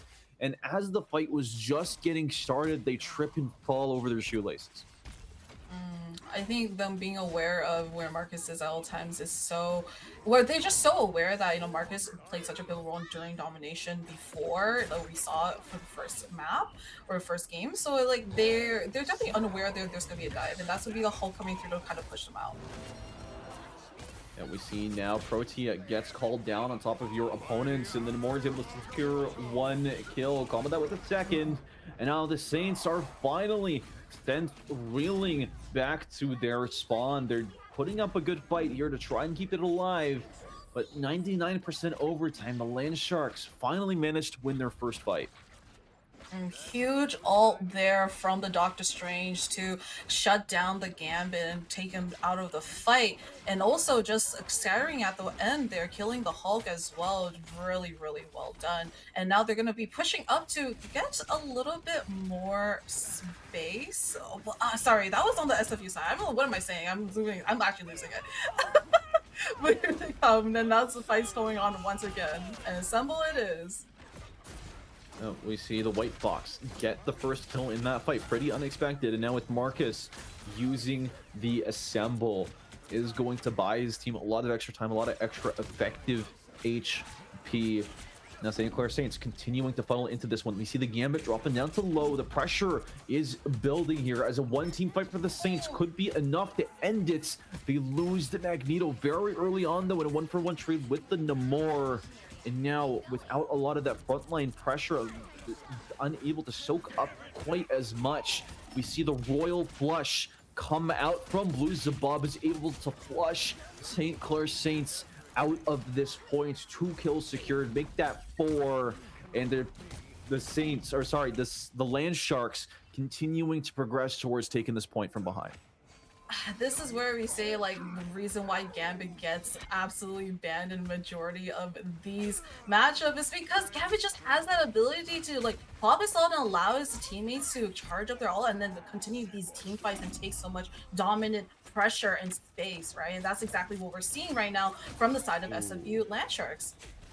Yeah, losing your Hulk that early has gotta suck, and now you have the White Fox unleashing Kumiho upon your opponents. The butterfly dance in front of the spawn, just add insult to injury, and there's no chance left. The portal gets popped at the very last second. and now the Gambit holds onto this Royal Flush like little life depends on it, ultimately able to unleash it, and does result in 1 kill. GJ rips the mid-air, and St. Clair Saints have done it. The Land Sharks overplayed their hands, and they were able to come back and claim this point and stop it from slipping right through their fingers. Oh my lord, what a round. I mean, I feel like that ult at the end by the Psylocke was a little bit, you know, like a little BM, just like, oh, we got this, it's fine. But they forget there's a whole portal you can change and you can swap into Strange, and they just lost the control. They burned their ultimates there, and then St. Clair found the opening and just took it right under their nose. Now setting themselves up for this next one. Saints have a significant advantage off the rip. They have 3 ults at their disposal, one of them being the Eternal Bond that we've chatted to no end about. I'm expecting a lot of big things here from them. And one big thing I want to note is that St. Clair Saints have yet to overcome their phobia of circles, because that point was technically a square. So maybe this was the game plan they were looking for when they picked up Hell's Island. Yeah, we love some geometry, we love some shapes here at CIE. So, you know, they're adapting, you know, they added some points to the circle, which is definitely working out for their favor. But yeah, I feel like the ults available for St. Clair Saints, SW Landshark, they're definitely going to look out for that. And they're going to play, hopefully, a little bit more safe, or just kind of just wait it out and potentially, you know, let them burn it out early as much as possible. St. Clair Saints have every interest to take this fight fast, and they're going to do it with the power of the Dark Child and the Phoenix Force combined as they secure 3, no, make it 4, make it 5 quick kills. I mean, would you expect anything less with those ultimates? And then you also have the Strange ultimate as well as the Cloak and Dagger ult as well. You know, we do have one available for the side of SFU. You know, you got your Captain America. Marcus has been doing really well, but whether that's really going to make a difference when the rest of the team, St. Clair, they're holding it down, they're really holding this point, doing just a good job at it, is really up in the air. Yep, Marcus just casually strolling in there, being a little bit of a menace, but meanwhile, the rest of the team is struggling a little bit to get progress onto this point. DC defeats, able to secure another kill. Now the Eye of Agamotto drops down from above. The shield is able to protect everybody on the team, but Phoenix is able to snipe down the godly noob. And now Land Sharks have to take this one back to the drawing board yet again. It seems like a clear-cut repeat of what happened last round. They're just so aware, and they're just holding them, they're just pushing them back so much. And again, the point is just getting slowly but surely captured by St. Clair Saints. But SFU just hasn't even made any progress at all at this point, and Gambit can get popped to try to do a little bit something and get onto the point. St. Clair Saints using the Eternal Bond here to buy themselves a little bit more space. Panzer drops down to low HP. Would love to rip that Eye of Agamotto just about now, but the Kumiho is going to be unleashed, but it's too little too late as the damage keeps ripping through. The Land Sharks don't know when to give it up as the Butterfly Dance also gets ripped. And now down to ultimates from that exchange. St. Clair only had to use 1. St. Clair's trying to use 1, and SFU is now also staggered at that point. It's Marcus to try to go for that backlane and to try to attempt something. But I feel like St. Clair's just been so aware of his position, they know exactly where he is. Yep, the Phoenix crashes down from above against a triple kill with no empowerments. Pinch me because I might be dreaming. Marcus is able to get a contest, but it's too little, it's too late. And the St. Clair Saints have managed to secure themselves a domination victory, something that we thought would not happen, something that we thought that SFU Land Sharks had in the bag. They now turn against them in a 2-0 fashion, taking us to this final match point. That's just like really rough. I mean, like the first one, let's be so honest here, SFU Land Sharks had that in the bag. You know, they really did, but a little bit to overconfidence, and they slipped up, and St. Clair took advantage of that, right? And then on the second one too, it's just it's just difficult at that point. They have the ults to back it up. They are aware of Marcus going to backline, and they know the Captain America is really dangerous. They're grouping up their specialists together, but all the DPSs as well as the tanks are always never too far behind to get that backup and to peel them off, right? So I feel like St. Clair's is just playing so much tighter. They're playing more together and just playing more aware. And SFU, I feel like the overconfidence on their end is just kind of being like, it's kind of shooting them in the foot, to say the least. But maybe this is a wake-up call that they need in order to move on to our very, very last one and see who takes that coveted position in the semifinals. Yeah, they're definitely kicking themselves for that one. That overextension on the spawn, like you said, is just, oh my. You are going to regret that for the rest of your days, especially if this is the turning point and the Land Sharks are not able to give us a convincing matchup next. Now, they do have the map pick at their side. They're going to be able to use it to send us to a Convergence or Convoy map of their pick. No repeats, so both of the New York maps are out of the picture. There's a lot on the table. Second, do you have any thoughts on where they might bring us next? I mean, they won pretty decisively. They did such a good job on both types of modes as well. They played super well. They played super well in Convergence. They had such a tight defense, and then their attack as well was really really well done too. And St. Clair's, they did have a little trouble on their attacking side, but it's not the end of the world. I feel like if I were to guess for SFU, they might take us to Convergence just because of how well they played on that Convergence side and the defense side, especially. So I'm hoping to see that kind of repeat success they had for their defense side. But then St. Clair's on the other side too. They're aware. They're really locked in. They're really not allowing any kind of room for like too many silly plays or anything like that. And I think that mindset maybe be a little bit give them the edge compared to SFU. But again, when it's SFU's pick, they can also have the advantage on deciding what they want, right? And they can kind of just pull it in their favor too. Yeah, there's just so much going into this. It's really hard for me to tell where we're going to go next because I thought that this match would have been concluded on map number 4. So now that we're going to map number 5, we're throwing everything at the window. We're trying to see what sticks. This Gambit pickup I want to touch on again, right? Because it was protected, not banned for the first time this series. And I think it played a really big role here in this undoing, right? Yoroi was so comfortable on it. And yes, Beelzebub was able to play it as well.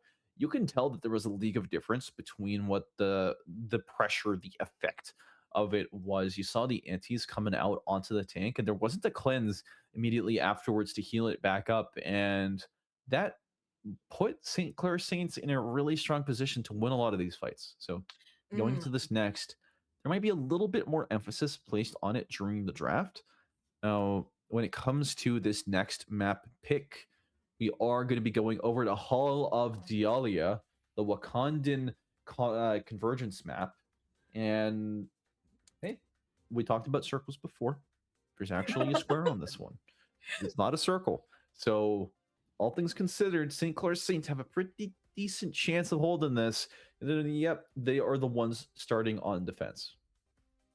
Yeah, and I feel like on defense is where SFU was super strong. So maybe you'll take a lesson out of SFU's book and go for a really strong defense side as well. But it's really up in there. But as you said, the Gambit as well. Maybe do you think? I feel like it might get protected just because of how well both teams, not even just on St. Clair's side only, SFU during when they were super dominant and they thought like the first map was like for sure a win, they popped alt for their Gambit in the corridor to like touch on so many of the teammates in order to charge up their ult and push them back push St. Clair's all the way back into their spawn. So they know what they're doing with the Gambit as well. It's not just the St. Clair's only kind of Gambit show, if you would say. So definitely I feel like that St. Clair should be aware of that too.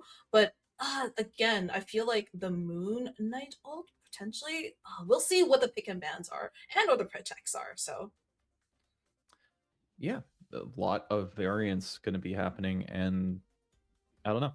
I'm really struggling of talking points to come up with now, just considering that we've really seen it all from both of these teams. This is a good sign, I'd say, for the rest of this bracket, because if a matchup this close is happening between your your fourth and fifth seed, right? You've seen the competition, you've seen how well both of them have been playing. I have zero doubts that whether the St. Clair Saints are up against the Scarlet or the Frost next, they're going to have their work cut out for them very significantly.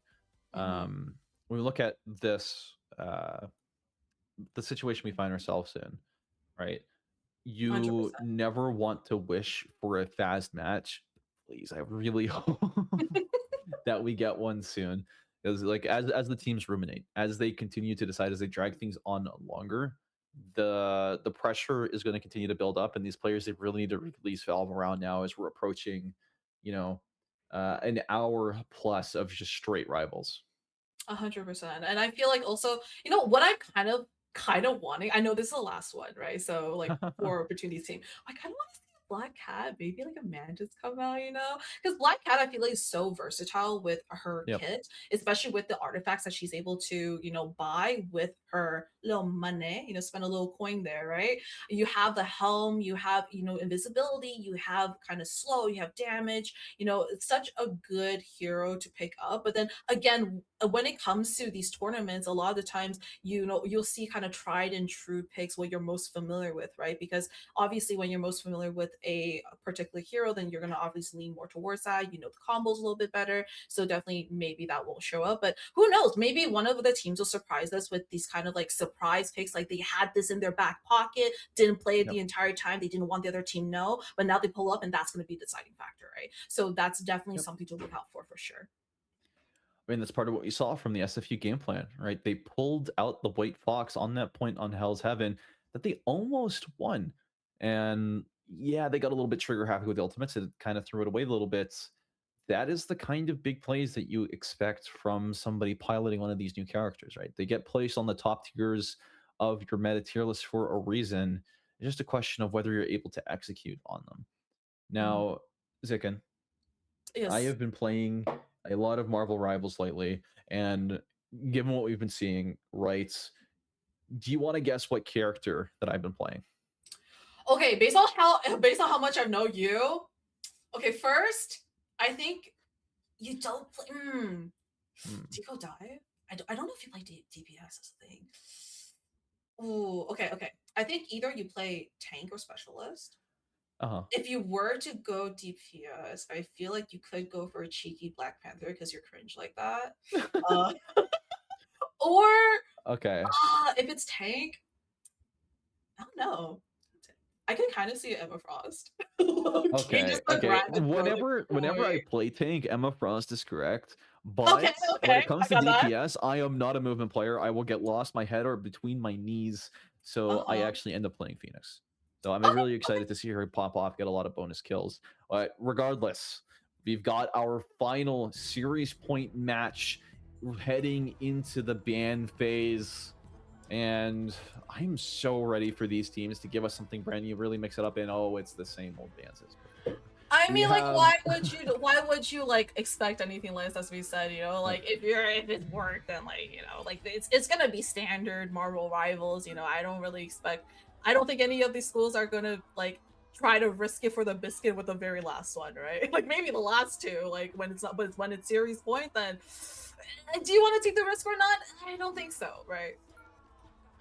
Yep. You've got a lot resting on your shoulders here, as I am noticing the team names are flipped. That will be corrected very, very shortly. But thank you to the production team.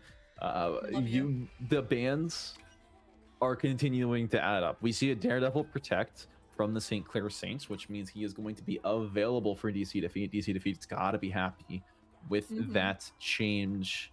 Other than that, bans continues to stay constant. Moon Knight ban, Invis ban. We see the Phoenix ban and the Gambit ban.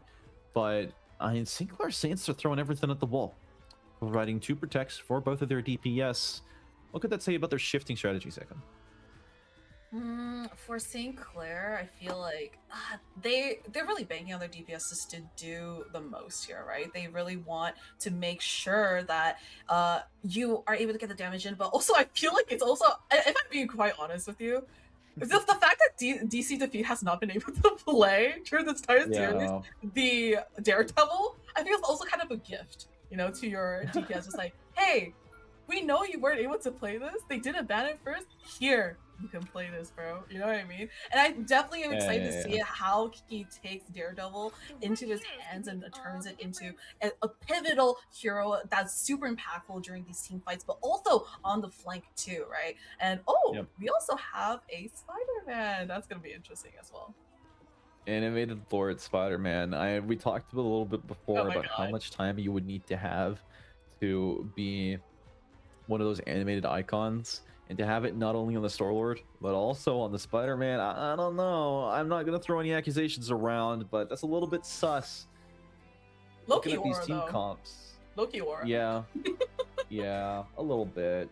It's not something you want to run up against in your collegiate quarterfinals, I'll tell you that much. But looking at these team comps, you have the Saints rolling out on pretty traditional dive. We haven't seen too much Venom tonight, and making his debut here on Clover is a pretty solid pickup, I'd say. My eyes are on DC Defeat. I want to see what this Daredevil can do here. He's just been denied the Daredevil play this entire time, and finally being able to play is truly a gift to be seen in this last series point matchup, right? So definitely looking forward to that. But again, on the other side, we also have, you know, the Land Sharks there responding in tow. They do have a couple of options as well, so they're definitely still using their noggin and coming up with strats that they can take advantage of. Yep, the Land Sharks rolling out a bit of an untraditional route, trying to dodge any of that early dive potential cheese kills through the poke. But as they find their way over, rotating through the high ground around the point, the Land Sharks are circling them, right? They're preparing themselves for this big fight as it's preparing to break out. We see Marcus setting up those penny mines up in the back line, but it's going to be a first blood pick over the Blues above with those ricocheting, healing, quote-unquote healing bolts. I don't know what else they put in that, but the Saints, they're holding on strong, and Land Sharks are struggling to find their footing, as yes, they're able to secure themselves on that high ground, but they're going to have to drop eventually, and they don't really have a safe way to do it just yet. The Saints doing a good job at zoning them off. JJ drops down low, and with that enshrouding force present upon them, they do end up dying. We do see the trade come through from the Bucky, able to stabilize things yet again, but down in the tank, St. Clair Saints have to surrender so much space, and the Land Sharks able to gobble it up. We see Protea drop down at the back line, securing 2 kills. And yes, this fight has been dragged out. Yes, you're able to secure some return kills, but it's too little, it's too late. You have no supports left, and the Saints ultimately end up losing this first point. Yeah, last minute ditch to try to get in there and touch, but it's gonna get punished instead. They already capped the point. I think they just really struggle to kind of, you know, to group together. The Land Sharks were able to kind of pick them off and separate them from each other from the team. You got some in the opening, you got some left, right, you know, just like being picked up slowly but surely, and then getting completely demolished, right? So it's just really, really rough there. I feel like Land Sharks in general, they just had a tighter plan, a tighter play, and they were just more aware of where each other were, and I think that's what's doing it well. And again, with this Daredevil and with the Venom, they're aware that there's potentially going to be a dive coming through too. Yep, Land Sharks looking eager to take this next fight fast. And St. Clair Saints are really getting forced to give them a lot of the space that they ask for.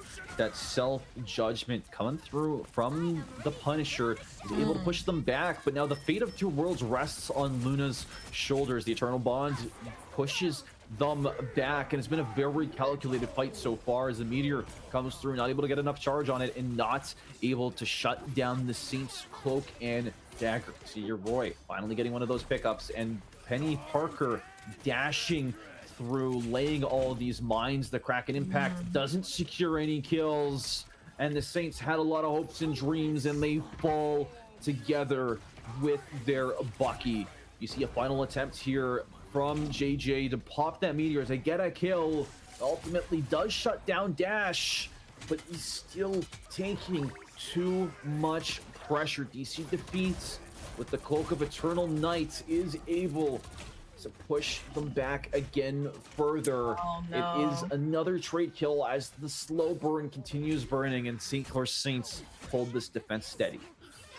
Yeah, that's the problem with when you have a team that's hyper aware of dive compositions or dive heroes. So they know that the Daredevil is really, really close, and so the Daredevil is just finding a hard time to find a position to get like a kill, you know. But it's looking rough there. Now we see this re-engage. Now Protea shuts down this lonely Star-Lord. And the Land Sharks are, again, staking a really strong claim here with 2 initial picks. Pushing this payload further, JJ falls with no tanks remaining. The SFU Land Sharks capture the second point. They're pushing back as much as they can, but a little too late, especially with the tank being gone and DC trying to find a little something, trying to separate away, but he's getting punished. They're just so aware. Land Sharks are just, they know exactly when to shut down, regroup for a dive, and because DC is trying to find an opening to go into, you know, the DPS is a squishy specialist, right? And he's not able to, you're basically fighting with one man down then. And continuing to keep the pressure up. The Land Sharks now setting their sights deep on the Saints spawn. The pressure is being kept high. They're not able to find themselves any room. They're not able to stake their presence onto this objective. And it gives the payload a lot of free meterage as the Saints are struggling to come back into this fight. We see the Punisher whip out the dual machine guns. The Luna Snow returns the favor with her ultimate, trying to stabilize things, but the Kumiho Fox is deployed, ultimately getting 1 kill onto the Emma and down another tank. You have to play your time carefully. We see JJ there holding that front line. Marcus running straight through them, and the whale to knock everyone down is able to result in the death of 1 Luna Snow. JJ falls into the grave shortly after. We see the Bucky as well, and the Land Sharks break through the Saints defenses, claiming this 3-point cap with 2 minutes remaining. It's dominant fashion. It's a repeat of what we saw before, and the SFU Land Sharks, they're coming in for that, making up for the blunder from before, but also coming in with a new attitude and definitely the same game plan of just staying so dominant on this particular mode, right? And now that they are going on that defense side, I'm kind of worried if I were the Saints, if I'm being honest. We saw SFU Land Sharks have such a strong defense, and whether the Saints are able to respond in tow with a really strong attack is kind of up in the air. But, you know, we have the White Fox on the side of the Land Sharks. We also have, you know, a Bucky once again for the Saints trying to be aware of potential dives. But again, I just think they just had such a rough time for their dive to kind of find an opening to get a pick off. Every single time it feels like the Daredevil was kind of just shut down away from the team, also the Venom as well. And by the time that they do find an opening, the rest of their team is kind of being pushed back and they're not able to regroup with them as much and being picked off as well, right? So it was just a rough side all around. So definitely need to change up how they are going to approach this, especially with a Daredevil pick once again.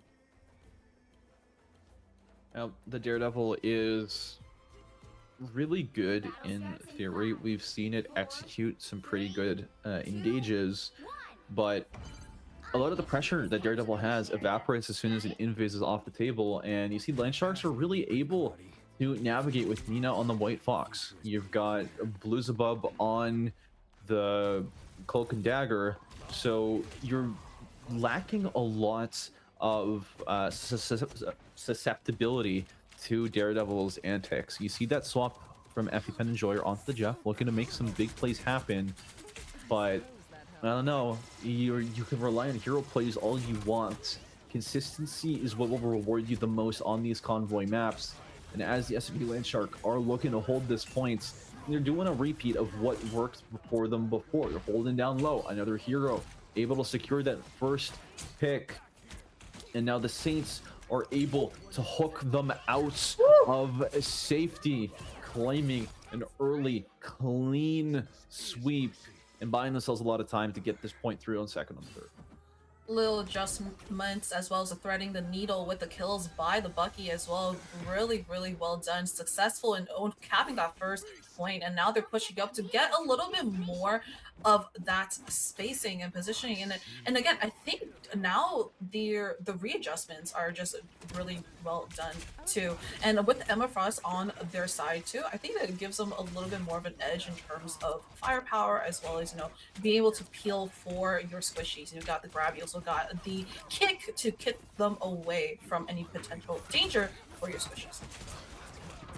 Yep, the Daredevil diving in on top of this back line, resulting in one kill for the SFU Land Sharks, but gets traded back there by the Emma. Clover able to do so much work with the limited tools that they're given. The Land Sharks are forced back around this corner. Your spider mines being destroyed as we speak, but not before they get this kill onto another hero. Now the Saints pushing this payload in front of them are going to have to work really hard to continue this push. The Whale drops down on top of them, not able to result in any kills. And now the Saints are striking back, and they're striking hard. Marcus using that rush to get more room for the team. Eternal Bond comes out for the Saints, and it's going to be the mind control that hopes to persuade the Land Sharks away from safety. Beelzebub falls to her gaze, but it's going to be EpiPen with the 3-man Jeff ults. Looks like they're a little too far from the cliff to secure those kills, but tosses them over the edge regardless.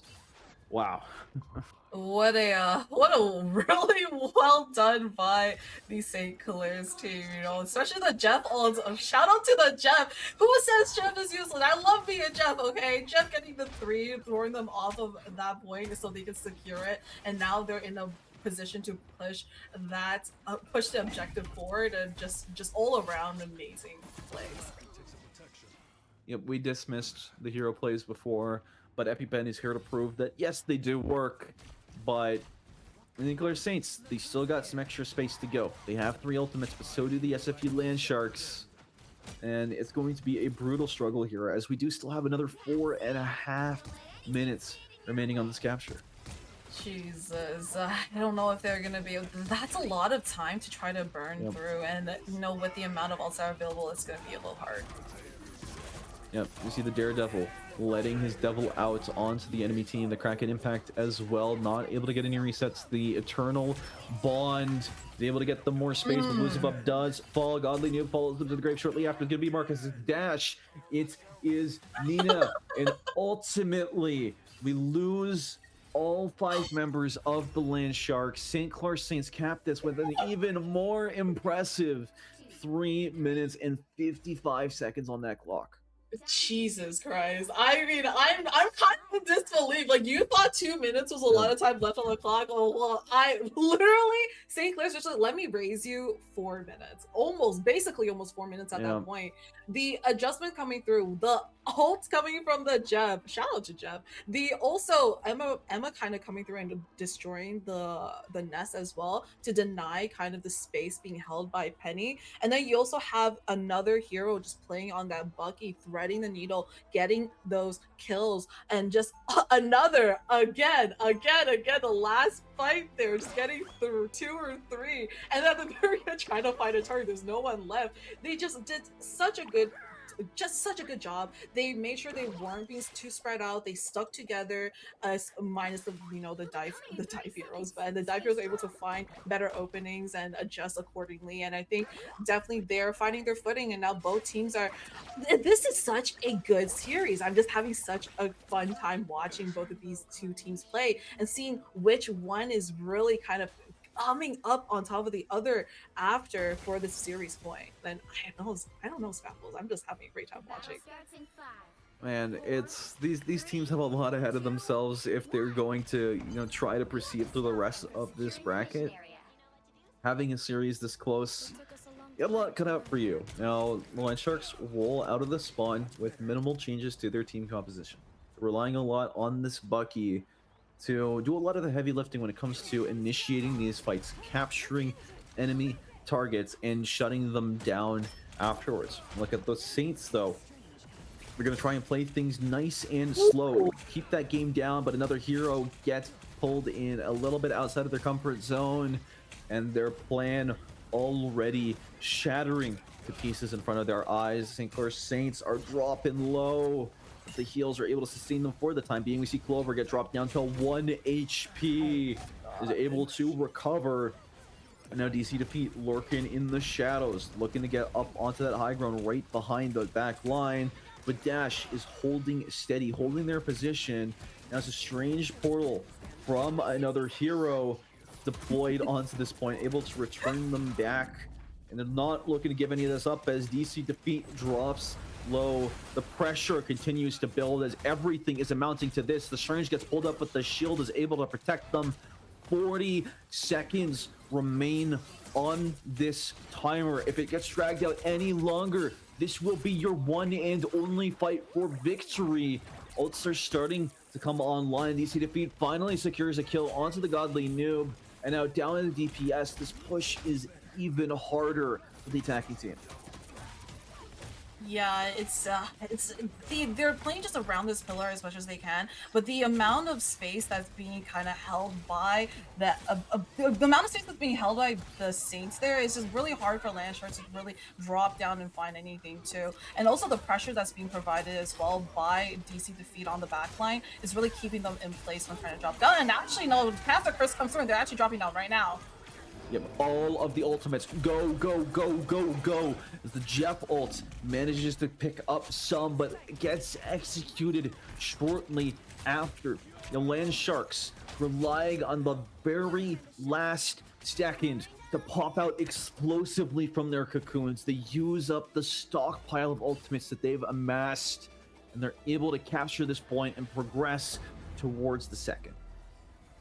I mean, it's difficult, but they're definitely keeping it alive over time inbound with the point captured, right? And it's the Bucky again, as you said, making the big play moves, initiating those fights, pulling them in, pulling the enemy into the range of kind of getting bursted down and being shut down. And now they're pushing for this point over time. They're gonna force Land Sharks to have to stay on the objective, but and then also St. Clair's, they have the opportunity to try to, push them off with some loaning ults, but we'll see what happens. And we see the explosive starts catching DC Defeat off guard yet again. And now JJ with the Meteor, not able to amass enough damage here to execute any targets in particular. This backline running for their lives as SFU Land Sharks pick apart those who are left behind. St. Clair Saints are put in a difficult position as now the Land Sharks continue to carve out a shark-sized bite into this payload.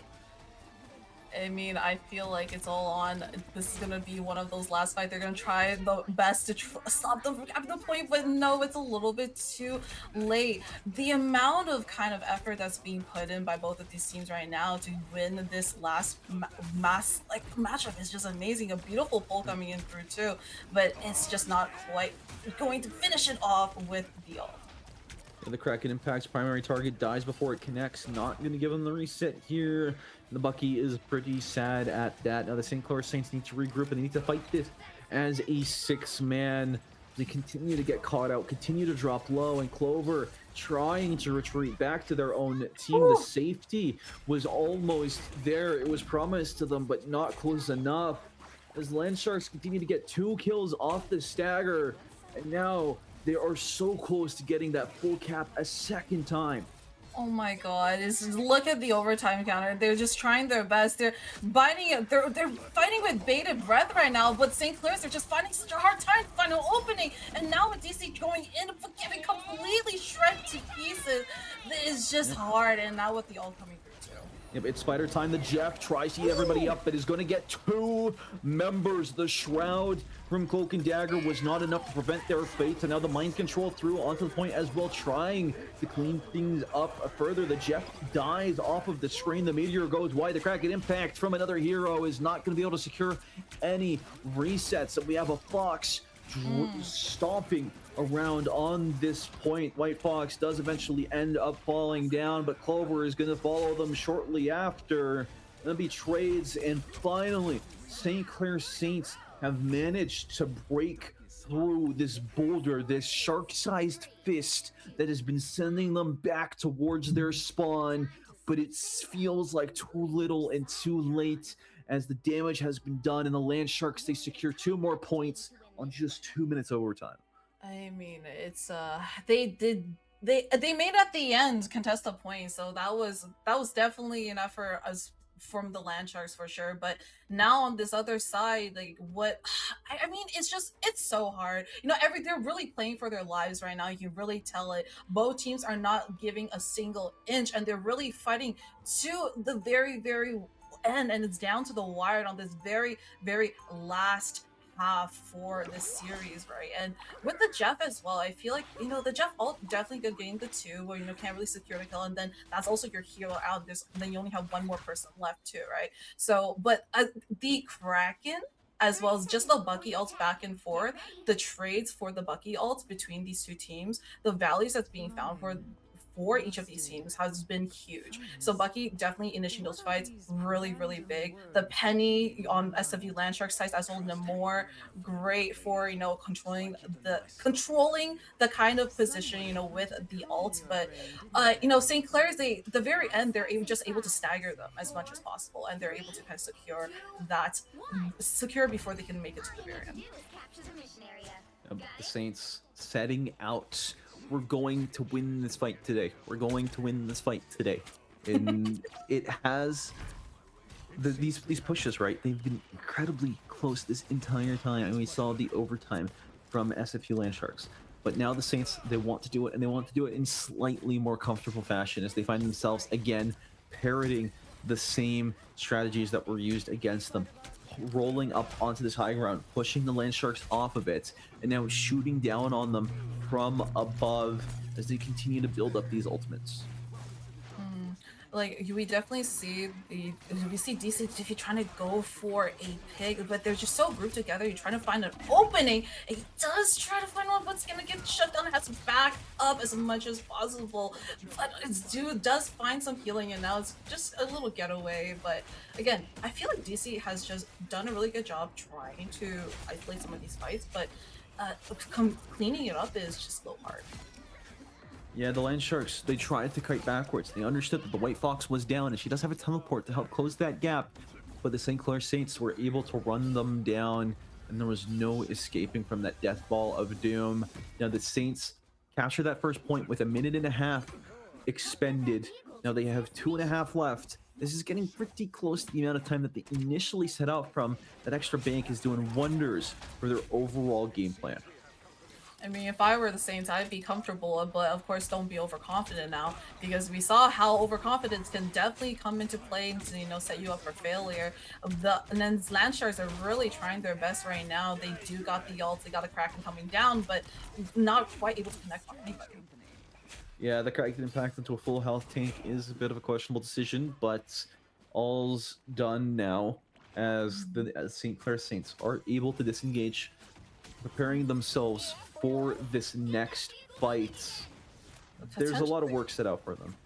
Yeah, this potentially could be the last fight. You know, both teams are playing very careful. Land Sharks are definitely playing as careful as they can. They are feeling, you know, that they have a lot of space to play with, but definitely, DC, they have to be aware. They just know. Yep, the Eternal Bond was used for the SSU Land Sharks, but it was returned back in favor by the Saints. And now expending more ultimates, the Spider Time from Marcus is able to continuously deal damage to their opposition. And the Land Sharks, they win an extra fight and they burn another 45 seconds off of St. Clair Saints' timer. They got the control.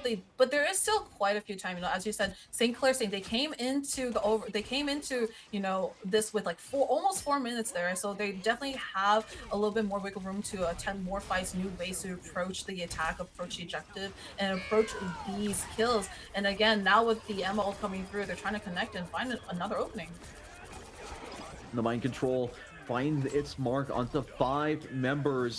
Second Impact is just there to sweeten the deal, to help secure those final blows, prevent things from dragging out too long. 30 seconds remain on the St. Clair Saints timer, but they like those odds as they've just managed to secure the second point, tying things up 5-5 with the advantage they built up for themselves. If they're able to push it another 119.43 meters, they will find themselves progressing to the next stage, to the semifinals. Yeah, everything is on the line. Emma to push them away for the Kraken to finish it up. A really, really beautiful combo there. And now Land Sharks are now struggling to respond. There's 4 ults on their side with 1 quickly coming up. And this is potentially going to be one of the last fights. Its overtime is now enabled, as now St. Clair, they're trying to push up as much as possible. But with the Land Sharks holding back and all these ults, they are aware.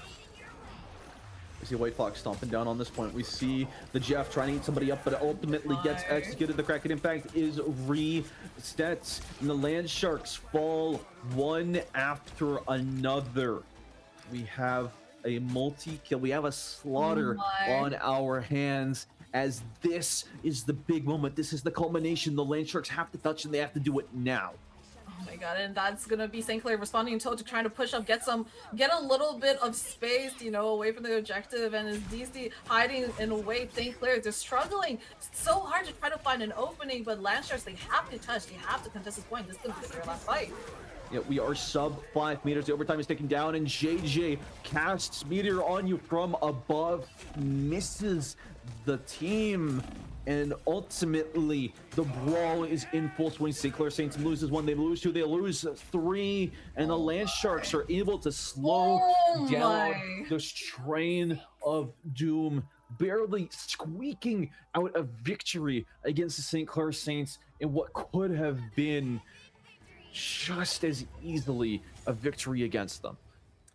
I mean, just all around, what an amazing series to watch. Just absolutely kind of, it's just a cinema, honestly. I did really enjoy the way that Emma was used alongside the, combination with the Bucky. Having Emma use the mind control to kind of push them off of push them off as much as possible. But again, it just wasn't quite enough, as SFU Land Sharks, they really came out with the woodwork. They were able to combo their ults so well and found so much value, and just slowly but surely picked off the players of St. Clair Saints and just come from behind and win this series. And that's also going to be SFU Land Sharks moving on to our semifinals.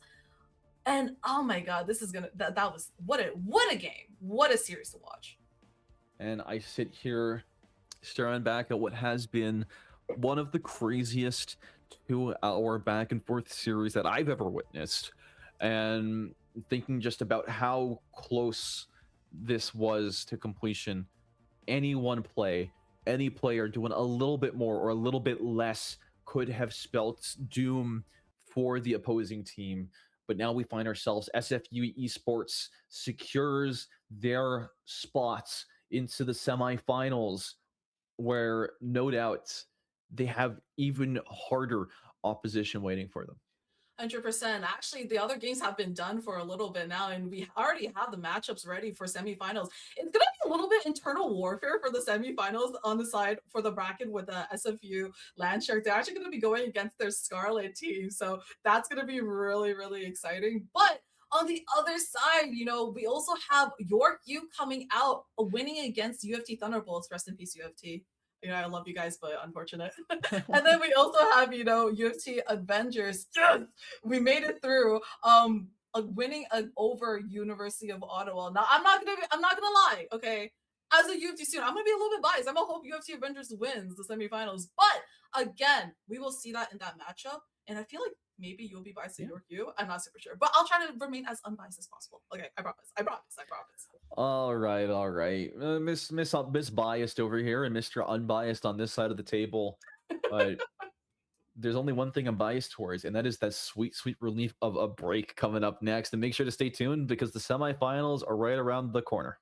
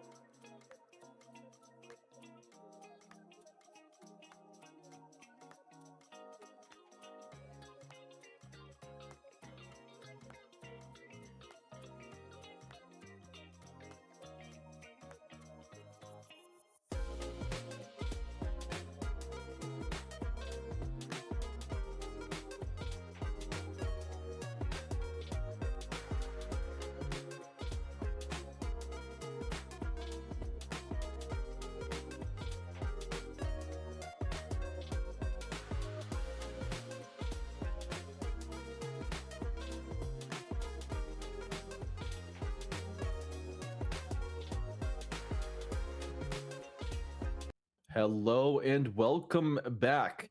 An action-packed first series to our banger. Sure, all of you are sitting either at the edge of your seats or slumped all the way back. But regardless of your current position, we've got another exciting matchup for you all tonight. It's going to be the University of Toronto Avengers versus York University. Right? York just came out 3-0 victorious over University of Toronto's B team. So I'm sure they're looking for a little bit of revenge, or they don't care and they think it was just a good laugh. But they're still, regardless, looking to secure their spot into the grand finals for, again, a lion's share of $400. With that much on the line, whether these teams are going to try and pull out all the stops to make things work. Zikin, what do you think we should be ready for in this series?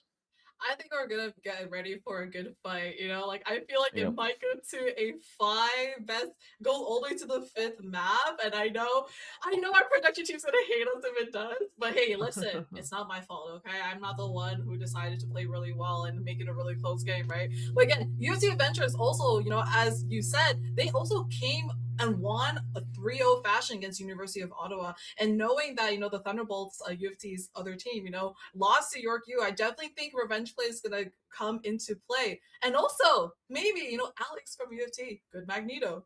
As you said, the good Magneto message coming out. He's going to hate me, but it's fine. I'm definitely looking forward to that for sure. Yeah, lots of characters on the cards here. Speaking of the UT Avengers, let's break down their roster first.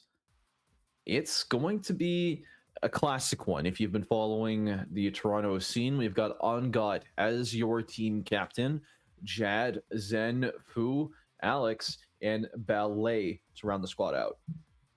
And then on the other side, we got York University coming through, and it's gonna be led by Bullseye. And we also got Master Munir, as well as Arturia, Lugia, love Lugia, Foshis, and Salty.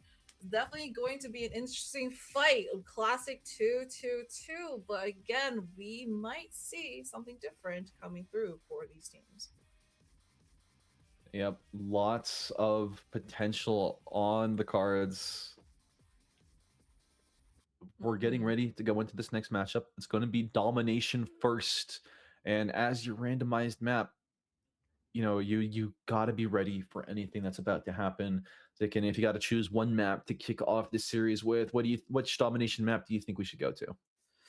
I mean, I have a lot of favorites, but I mean, I'm gonna throw this question right back to you because I can't choose. I really can't choose. There's too many to choose from. But what would be your favorite? Sorry, I'm gonna take it back to you, and then I think one that's been a bit conspicuously absent here tonight is going to be the Wakanda domination map. It's a personal favorite of mine, just due to the level of destruction and how relatively it has fewer gimmicks than a lot of the other maps. You're going to be able to fight pretty much head to head on larger, more open spaces. It gives a lot of opportunity for both of these teams to really prove what they've got. And you know, if I was the dice gods, you know, looming up above, choosing which randomized map, that's definitely the one I would go for. For sure. I feel like for domination, I think I like Hell's Heaven. I do love me a classic Hell's Heaven. Also, just because, like, okay, you guys are gonna hate me for this, but I got like a nice like 6-kill and ace clip on the Scarlet Witch. But you know, again, don't ask me for my elo, but that's okay. Anyways, we're gonna go straight into it. Woo! We got look out of your favorite. So I feel like we had a little caster curse, this caster blessing coming through, and definitely interested to look what they're gonna pick for this one. We're yet to see which one it will be. Caster curse, caster blessing. Depends on which team you support, of course, and who ends up coming out victorious. Heading into this ban phase, I don't know what to expect, Zikin. We had a lot of potential. We had a lot of Luda ban, or not Luda bans. We had a lot of Elsa ban, a lot of Gambit bans. Do you think we're going to run that back? Definitely. I feel like it's definitely the name of the game right now. You know, those are usually just like the classic bands I usually go for. Whether it's like you're doing a target band or in general, those are just like the meta bands, right? So I'm definitely expecting a yep, Daredevil band. There you go. You're not allowed to play that anymore. Expecting maybe a Gambit band there, just because of that global alt charge nerf coming through, and with the Gambit ults, you're able to charge it up so fast, and maybe even like a band coming through for potentially maybe Moon Knight, maybe, or Okay. a Namor. I think Namor is definitely going to be more likely for that. Yeah, University of Toronto banning out the Daredevil first is a very safe pick. Protecting the Gambit afterwards is an interesting choice. You know, making sure it goes through. They got a lot of faith in their support line in either Ballet or Fufu to really outshine their opponents. Meanwhile, you know, locking in that Phoenix Protect is going to ensure that Lugia finds themselves with a DPS that they're comfortable with for the majority of this series. Loki ban coming through, you know, very, very strong, especially with a combo team up, you know, with the Mantis, you know, the vibrant vitality, but you know, gone. Protective ban on the Star Lord. We're gonna see a Star Lord. Okay, I'm down. Like, we weren't able to Oh. see a Star Lord for majority, or like for any, I believe, of the last series. And also, there's gonna be a ban coming from the UFT side onto the Deadpool. Uh, Deadpool tank, I feel like was be the most, like the biggest possibility for choosing a Yep. Deadpool, but you know, definitely makes a lot of sense there. And now we're looking for the last band here from Yorkview. I feel like interesting Doctor Strange. I mean, you are limiting their ability to, you know, last minute teleport or like portal to the point on domination, which is very common majority of the time when it comes to domination, right? Where like if you're running low, you need a touch, you're gonna switch into a quick Doctor Strange, right? So let's see how it goes. Yep. Little bit of an unexpected turn. You see Ungod Star Lord protected, and I gotta say, Zikin, you gotta keep your eyes to the sky as both Artoria and Ungod will be piloting them, each with their own pocket gambit. So, you know, it's gonna be dicey, right? Fighting up 100%. against them. As soon as Star Lord yells "Legendary" and the Gambit Royal Flush backs him up, you're gonna melt in, you know, 0.5 seconds, and there's not too much you can do about it other than just predict them and potentially some snappy moves from your tank to cover you. 100%. I definitely think the Gambit ult is going to be really whether you're going to come out with a full hand or if you're going to be forced to fold this map, right? So, you know, the timing on the Gambit ult is everything, especially where you're positioned on the Gambit ult to make sure you get majority, as many teammates as you can to you know, take advantage of that. So that's definitely going to be something to look out for. You know, another one is, you know, Venom being the dive tank for UFT side, a very versatile as well, can get them into these dicey position and kind of separate through. But again, the battle of the Star Lords is also going to be one to watch out for. Yeah, Ungod already coming out victorious from that first little scuffle, but don't be fooled. Don't feel a false sense of security. That's just one trade out of what will be many to come. We see these Venoms diving in deep into the opposing lineup, but somehow Fufu managed to snipe out York University's Phoenix, putting them another individual down and making UFT Avengers first cap a very done deal. Yeah, the kills coming in for this team in UFT Avengers, especially on God going into the back line and kind of really pulling them away and also just keeping their attention away and just having to be aware and go for heals and it just holding so much space in general. Just done such a good job. And Yorkview now just really struggling to find something to come and mirror that matchup, but no, Cassacres comes through as one does go down. Yep, Lugia does got caught out shortly after thanks to the Royal Flush. And, you know, UFT Avengers, they're trying to keep this rising threat at bay, but losing their Magneto is going to be a big, deep cut. And losing the Venom shortly after that as well. Invisible Boundary comes out for the Invis Woman. And the point flip does actually happen. York University capture it. So the Avengers continuing to drag this fight out longer only serves to stagger them as they try to regroup and prepare for this next fight. Amount of space that's being taken right now. So now Gambit also gonna come out, and that's gonna be the fall off. They're trying to find something, and it's just a battle in the skies right now. Yep, 2 legends fighting out in the sky, but only one of them is empowered by the heart of the cards. Lugia drops down that Phoenix ulti, and the Avengers fall 1 by 1. What started off so well for them has been blown up in their face, and now with another stagger kill coming out, Fufu has a long respawn timer away from rejoining their team. They're gonna have to wait it out, but in the meantime, York U is gonna be able to, you know, just get a little bit more percentage being capped onto that point. And now they're just fighting it for. I love how York U is really forcing UFT back as much as possible. Even though I'm used to student, I need to, you know, I need to recognize real, you know, and that's gonna be a clean sweep for their team. Oh my god, York U. I'm so sorry, UFT Avengers. I feel like Caster Curse is over here right now.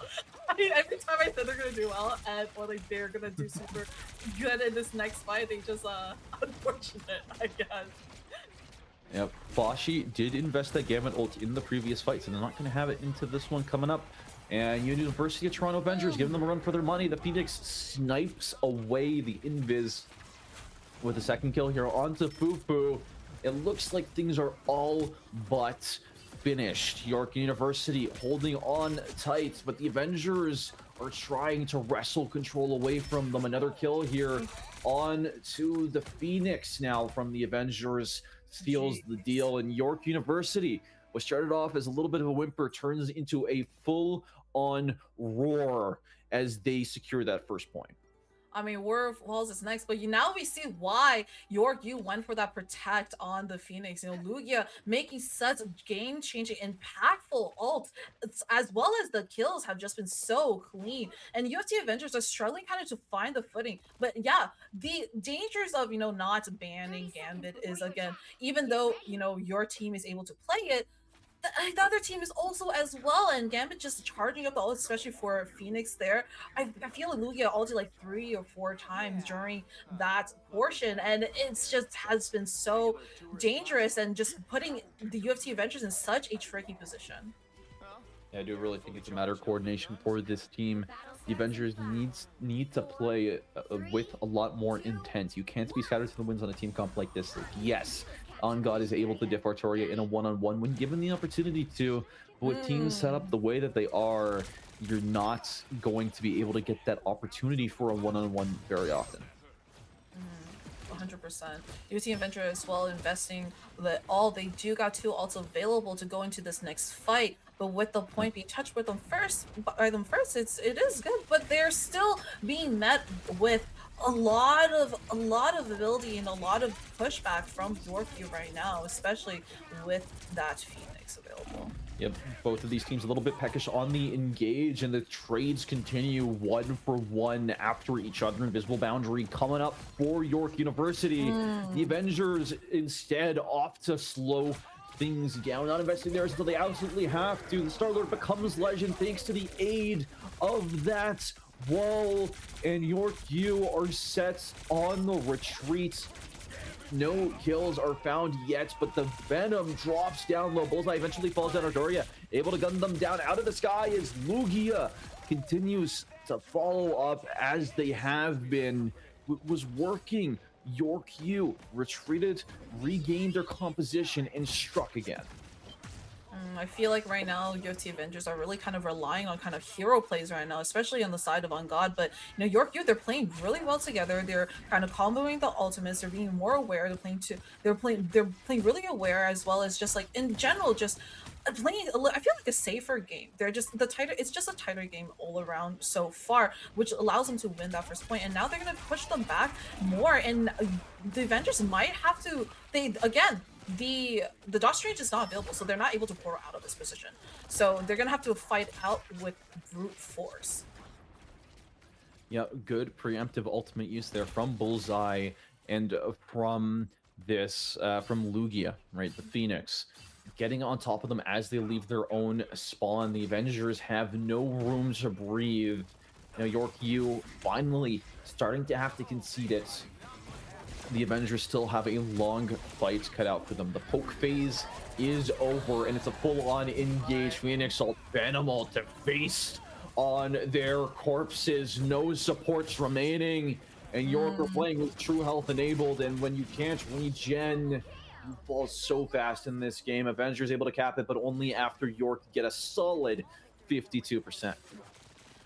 Great regroup at the end there by Avengers to kind of burst out of that spawn, and despite not having a Doctor Strange there, but York U, again, as you said, was able to cap over 50% on that point, so they're looking pretty comfortable. A lot of potential fights coming through still, and a lot of more opportunity to win through.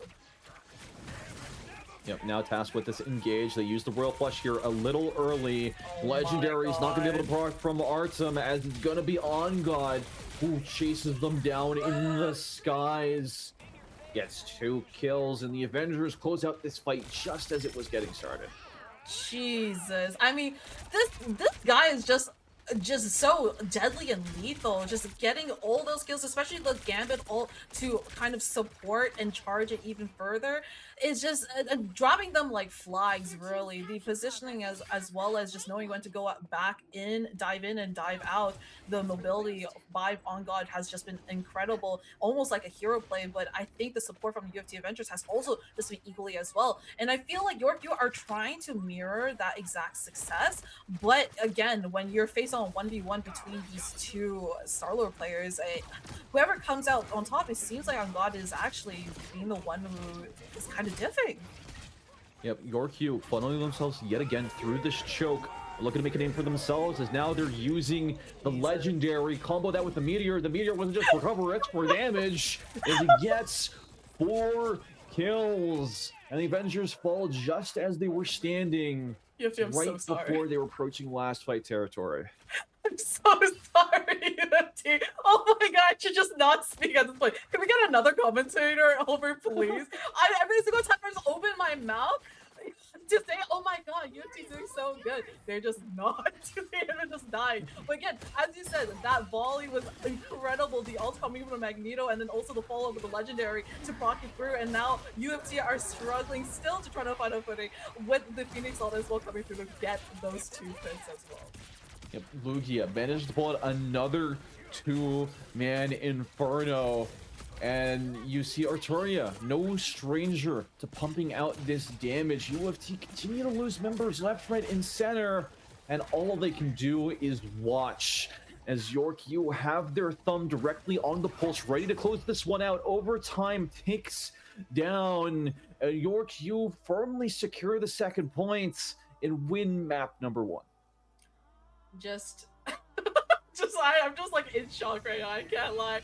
Every single time when you think UFT Avengers has the kind of upper hand, or they're like found their footing, York U has been able to respond in turn just absolutely beautifully. And again, MVP by Photius, and this kid, this specialist on the Gambit has been finding beautiful positionings to pop the ult, and also making sure to basically pocket Arturia in order to get like as many kills as possible, despite the efforts coming in from On God, getting amazing kills, proccing as much as possible.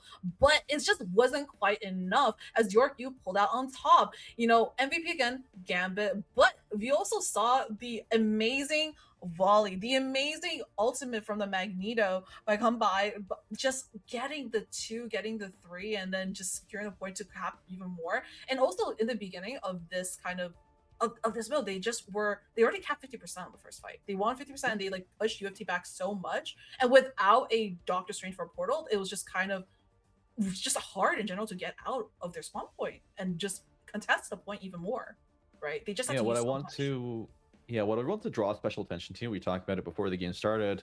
I'm a Phoenix player, and seeing the amount of plays that Lugia was able to pull out, get into double kills, get into triples with the ultimates, is practically unheard of unless you're, comboing it with a super powerful form of damage amp like a Rocket Raccoon or maybe a Mantis. But no, they're just ripping them dry, and the fight and the kills were just continuously coming on. You see 16 final hits. That is a lot for a DPS, especially of this caliber. So a real stand-up performance for them. Although, yeah, I do agree that Fashi's as well put in a ton of work. You see 9.9k damage, 25,000 healing. I mean, that character does it all. It's no wonder that they get banned out almost every game. 100%. The stats say it all. Healing, damage as a specialist as well, and also the ability to get move in and out. And then also, we keep talking about these global the nerf on all the alts, right? So charging up those alts to make those fights more explosive, happen better, and also take that control.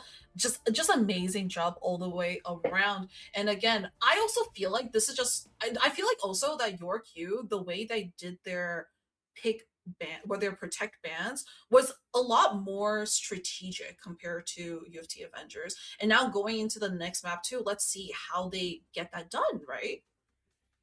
Yeah. There's a lot left on the table. You got Midtown coming up next. It's going to be a return that we've seen before. And these teams are wasting no time as they're going right back into this. Zikin, looking at the potentials for the changes on the pick ban, what are we expecting? I'm expecting U of T first and foremost to get that Phoenix out of the play, like 100%.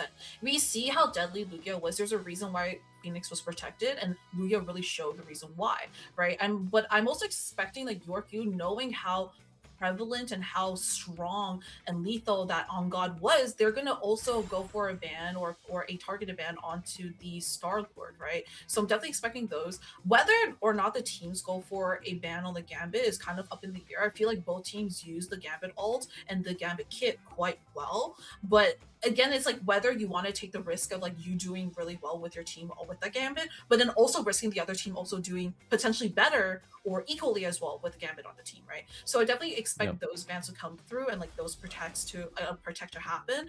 I'm curious whether Moon Knight's gonna get banned or get protected or picked at all during these compositions for these two teams, as well as Namor. Namor has been just really, really strong, especially with the team with Hela, but again, not the end of the world. And again, Daredevil, as we saw before getting banned earlier, Daredevil going into that last series with SFU and St. Clair's, we just saw how they were able to find the openings and make these game-changing plays. But whether or not these teams are going to be able to allow that to happen in this series against each other is really going to be up in there. Again, look, yeah, U of T Avengers, they went for that Daredevil ban, and that's following the script. What can I say? I do have to agree with that. Yep, there's definitely going to be the same game plan coming up again. U of T Avengers ban out that Daredevil, Elsa in return, but then they protect immediately Lugia's Phoenix. And if we couldn't glaze it enough, it just makes sense to bring it back again, right? It was doing so much work, was doing damage that the Phoenix shouldn't be able to. So it feels like a no-brainer to have. And then protect from U of T Avengers onto the tank pool. Yeah, that's gonna be a big one. Tank pool, in my opinion, one of the most useful forms of pool that you can have on a team between the three specialists, Vanguard or the DPS. But got also the ban coming onto the Mantis. That's gonna be a Vibrant Vitality team up gone, and then also the ban onto the Gambit. I'm like, my eyes are like deceiving me. It is the Gambit. Yeah, no, UFT are not going to take any chances right now. They're not going to allow YorkU to play with that Gambit. They saw how deadly that was, so they're going to go off that. And then a protect going on from YorkU onto Visible Woman. I think Invisible Woman is quite commonly played in Midtown Convoy, especially. Yep. But a protect onto Jeff? Okay. Yeah, sure. I mean, it makes sense. You can get them off the point as much as possible, but I was expecting them more to use the protect on maybe someone else, but like a Star Lord. But perhaps this is just not the map for them, where they have a different game plan. Yeah, saving that protect, using it on a support that you plan to play. All right, I can see it coming. One thing I want to note is compared to the previous time that we saw Midtown, Groot has not been banned, which opens up the door for some of these teams to pull off some of these cheese bunker strategies. And especially on this map on Midtown, when you're the defending team, you're able to put yourself underneath that first capture point right at the shop, right in front of the enemy team spawn, and they're not able to sneak that payload past you. So you're going to have a really difficult time, sneaking your way past. The final ban comes through from York University, and it's going to be onto actually nobody. So looking at these team compositions, right, with the nobody ban Interesting. especially factored in, how do you think that's going to impact our meta here? I mean, I feel like I'm very surprised they didn't choose to ban someone because you have these Yep. tools to kind of stop the other team. Maybe York U is feeling extra confident considering they won domination in 2-0 fashion. So they just like, oh, we don't need another ban. It's fine, But like, I mean, it's a.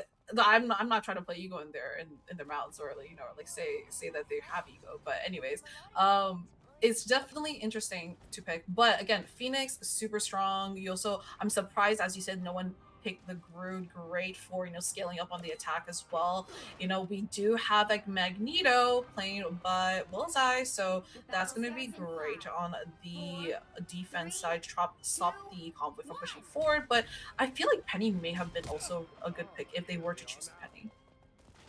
Yeah, Portal, we'll have to see where that one goes, Oh my deployed by God. York University. But, I mean, one big thing I want to point out, right, is these are not your traditional 2-2-2 team comps.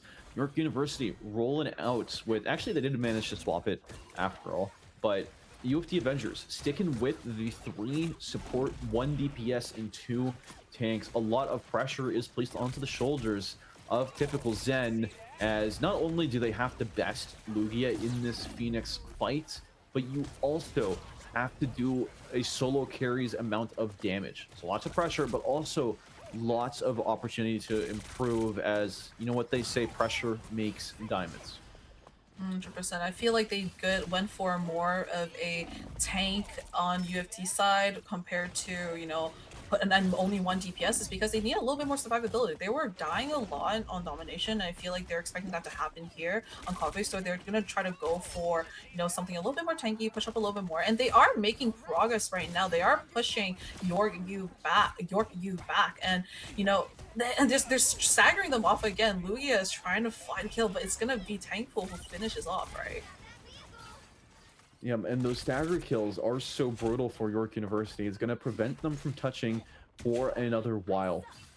Now, the rest of the team will be up and available to stop it before the first point cap, but you're cutting it pretty close. We see Alex there on that high ground, looking for those deep angles. You see that engage happening with On God's pop quiz as well. Phoenix Force comes down, but the Inferno doesn't catch anybody ablaze, as Fashis is leading this charge back. You're entering legend mode, but you're not able to find any kills. Actually dropping down to 1 HP. We see the eats come out from Jeff. It's not going to navigate its way through this map well, and just ends up using it to reposition. The Phoenix Force crashes down, this time on the side of Lugia, unable to find any kill confirms with it, as the Feast deep in that backline to buy the Venom a little bit more time. The fate of 2 worlds rests now upon Fufu04, as York U, the pressure is building. They need to find this pick, and there you have it. The fight is cracked open. No DPS remaining for the UT Avengers, and the invisible boundary as well. The meteor comes down too, and it's going to find that kill there onto Jeff. The Avengers bled out slowly, but bleed out they did. And the York U, they managed to secure this fight. Very, very well done. I feel like I was kind of questioning the Magneto ult being saved for, the Luna. Usually in turn you want to, shut them down. But at the same time, like targeting the Jeff and getting one of the healers down or one of the specialists down is just, it was able to push them back as much as possible. And it allows York U to kind of find their footing and kind of gain the upper hand in that fight and win it out too. So really good decision making there from the Magneto. Yeah, we see another pop quiz come through onto that support, preventing them from killing themselves or others. The Avengers swoop in and take this fight decisively, considering how little they had to invest to do it. Now marching triumphantly towards their first point cap. You also have the ultimate already for the Phoenix as well on the U side of UFT Avengers.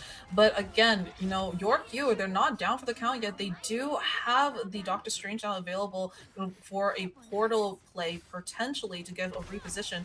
But again, like they need to regroup here. They're trying to try something new, go for a little bit more of a change up. And it's currently, you know, it's all on the. I feel like it's all on the shoulders of Lugia to really do something like do a repeat of what we saw in Domination. And Lugia is trying his best, but I feel like Avengers are just finding a better option or finding a better opening. And I just jinxed them again. Love that. Lots of disrespect there from Lugia, just walking into your face and then pressing the Inferno right as you decide, right as the team decides to turn to engage on you. And that sort of disrespect, that extra space that's being bought out, is what's making the difference. And even as you try and dive on top of her, this Phoenix has so much support, has so much extra enabling that it's going to be really difficult to punish. And we see Alex trying to feast on them, but the heals are immaculate. The invisible boundary drops as well. And we see the Star-Lord now from Artoria diving on forward. The Inferno as well as the Luna Snow ult comes out. The pop quiz as well, but it's not going to do anything against an ulting Luna. York pop theirs as well. The feast out from Venom. And York Q, they're able to hold again after a lengthy exchange. I feel like UFC Avengers is really lacking the damage that they saw when On God was on that, you know, Star-Lord there. But and then on the other side, you have York just playing a little bit more balanced. They do have the damage coming in from Lugia, but also I feel like the specialists have just done a really good job like pocketing Lugia there and making sure Lugia survives, because they know that Lugia has been doing these kind of hero plays for them. But then UFC Avengers on the other side, I really kind of want to see a little switch up coming from them, because right now what they're doing is not quite working. As York U, they're again pushing them back a little bit more, and like UFC Avengers trying to cap the fight. Yep, cheeky screenshot there from On God as we see Lugia pick up another kill with the Phoenix ult. Another kill. And York, they may have been suppressed for now. Avengers have managed to do enough damage to them to send them flying back to the mountains. But deep in the pits of the subway, the rats are gonna get you. And those rats might be named York. Yeah, okay. What a transition, by the way. I love that, giving you your flowers there. But yeah, they are definitely finding it for sure. And now you also have the Jet ult available, which is with this kind of point where this choke coming up, very, very tight space. Jet ult could be really powerful in order to push them off of contesting that, you know, checkpoint. But again, the other team, York U, they're going down. That's going to be Star-Lord down, and they do have they do have a Doctor Strange, so they're able to jump back into the fight if Doctor Strange does go down, and they can regroup and contest the point. But I feel like the Avengers, they are just doing such a good job in staggering them one by one. Yeah, solid fighting all around from the Avengers team, and what started off very shaky managed to get better over time, and now with the effect of overtime, they're able to cap second point and buy themselves another 1 minute and 30 seconds, right? That's another 1 to 2 fights worth of breathing room that they're going to be able to, you know, take these exchanges with York at their own pace. You see this fight breaking out after they've capped. It's just to buy extra room for yourselves. It won't really have a heavy consequence moving forward. 100%, but the amount of space that was being provided by the Venom on the UFC Avengers side, just pushing back, you know, just pushing back Lugia as well as pushing back some of the supports in order to, you know, isolate some of these fights and get the kill onto the Venom was just excellently done. And getting out and surviving on top of that, 10 out of 10. Again, positioning coming in for the Phoenix, and they're looking to find something in the back line, but the timing on this all is going to be everything. Yeah, we see Artoria looking here for an angle, going up high in the sky as the legend rains down upon you. The Luna Snow ult was popped, and the Inferno descends and gets 2 kills. And that's some of the Phoenix magic you were hoping for. Kumiho unleashed on top of that point, but the white box not able to hang with the fishies. The Avengers rise to the challenge, and now with 10 seconds left, they round the final corner. all down to the wire, and it's gonna be Tankful popping the ult, trying to find something, pushing them back as much as possible. Like, again, the stagger coming through for York U. They're not able to find the footing. That's gonna be Venom down as well. Overtime in play, and they're pushing up all the way into their spawn. But it's just a battle of finding space, and it's gonna be the ult coming through, but it doesn't quite connect on anybody there. And we see the Jeff ulti. Gonna be a big one. Eats up 3 members of York U and is able to run away with it. This Jeff is not even willing to sacrifice themselves, as instead they choose to toss them at their whim. All 3 members are able to rise back up onto the map. And now I bet this Jeff was wishing they had taken the ultimate sacrifice, as York U is continuing to push back against them. The Inferno was popped early in the efforts to conserve the Phoenix's life. On God, able to get a kill, to get traded back, and On God with a second one. Now Foshis is looking for this Jeff ultimate onto the high ground, but ultimately the round concludes. Toronto unable to keep themselves on this point. Battle of the GTA, what can I say, you know? And York U just came out on top for this point, and now he's switching it up, swapping the sides over. I mean, I'm looking for potentially, maybe repeat by On God on the Star-Lord, mayhaps. But again, like, Gambit is gone, so I feel like the versatility for Star-Lord may be a little bit more difficult, so that's why they probably didn't choose to play that. But really well done. The very last half was getting the kind of, you know, zoning them out as much as possible. But again, made a lot of progress. It's not over yet. We still have an entire half left for this mode, right? So, you know, there's definitely a lot of room, or a lot of kind of, you know, options or things that can happen for this half in particular.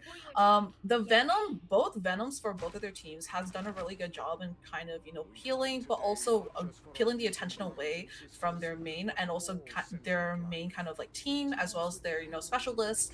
But at the same time, you know, whether they're able to get in and out effectively really kind of determines it, right? If you get caught as a Venom in the back line and you end up dying, then that's your flank gun, and then the other team's going to be a little bit more confident in pushing and not having to be aware too much of, you know, a lurking Venom. Yep, York running out of the spawn, picking up that Groot that you were hoping for earlier, going in the way of Bullseye, and the Avengers have a tall task, trying to contain them. Rolling out again on this triple support backline, and it was a slow burn for them. They do lose 1 member early, and without a DPS, I don't know, this push is already off to a pretty good start for York. I mean, with the Groot, as you said, it was such a game changer, and now in the tight space, trying to go for, you know, the damage from the Star-Lord as well. You know, they're just UFT just falling like flies. They're not able to push back with the walls also to kind of, you know, you can just put up so much space. You take your wall down, you put another wall up, you know, and then take a little bit more, you know, like space, or walk a little more with the objective. So yeah, I feel like for UFT, they maybe go for like a Wolverine or something to just kind of burst down this Groot, because I feel like the Groot is like really making a difference for this push. Yeah, it's just simply a recurring theme, right? Typical Zen gets picked off first, and the rest of the team has to grapple with the consequences of fighting without your one and only DPS. And we saw there for a bit, Alex was just stalling up the point, flying in, flying out as you will, but now Jeffy eats up 1 member, and it is going to result into a follow-up kill. We see the Inferno get dropped down into a 1 health target, and the Avengers lose another member. You may have 3 supports, but when 2 of them fall, it's incredibly difficult to keep yourselves in the fight. York U with a pretty dominant first point. I mean, I think this is the problem with like just going for like what usually is good for meta like bans as well as protects, when you sometimes like you may just have to like pay attention to the specific team members or the specific players that are just making such a huge difference, and not UFT not kind of banning the Phoenix for Lugia is just really kind of eating them in the butt, and they're just trying to find their footing, but they're not really quite doing it as well as I feel like, or as cleanly as they could. Yep. Running down this next fight, Alex opens up with a kill onto what I would say York U's star player is. More ults are getting popped as the feast comes through for Master Gunnar. Still, none more have fallen as we're reaching a stalemate. We see the Venom drop down to 1 HP, but that's where they like to be best as the Strangulation comes through and catches 5. It's going to be the cleave from York University to clean them up. It's the combination of the Groot wall pushing back and kind of just separating or separating the team who are just like spawned over, and then versus like who's already on point or on the objective. So, and then as well as, you know, Lugia just doing really well and like just getting these very pivotal Phoenix ults, but then also the supports playing safe and knowing when to back out and who to pocket. Yeah, now we see York University in an act of desperation, popping 3 ultimates at this fight to start. Fashi's able to secure at least 1 target there. The Venom tries to get tossed off the map, but is able to retreat back to their team, or what's left of it, as they've already lost 2 members. Make that 3, and York triumphantly secure the 2nd point and have 4 minutes to reach the end. University of Toronto did not full cap, which means that there is no opportunity for overtime. It's do or die right here, right now. University of Toronto is definitely struggling right now, but they're now trying to adapt. We see the Wolverine now online to kind of burst down that group. They know how dangerous it was, as well as now a Captain America to provide a little bit more mobility as a tank. But then at the same time, now you don't have anyone to, you have to have someone basically babysit your DPS and babysit your specialist, right? Despite having basically 2 dive tanks, right? You're kind of hoping for good positioning or a good opportunity, but it's rough when you have look at what's going on right now. Like it's just kind of hard when you have a team that is just so hyper aware and they just have just such a tight play coming from your queue. And yeah, the adaptability coming from Avengers like is happening, but I feel like it may have to happen a little faster. And we see Master Gunnar get caught out there on God's Wolverine, paying a lot of dividends as the Avengers are trying to bunker down around this corner. They managed to burn down a little bit of time. Artoria drops down to 1 HP and eventually ends up falling.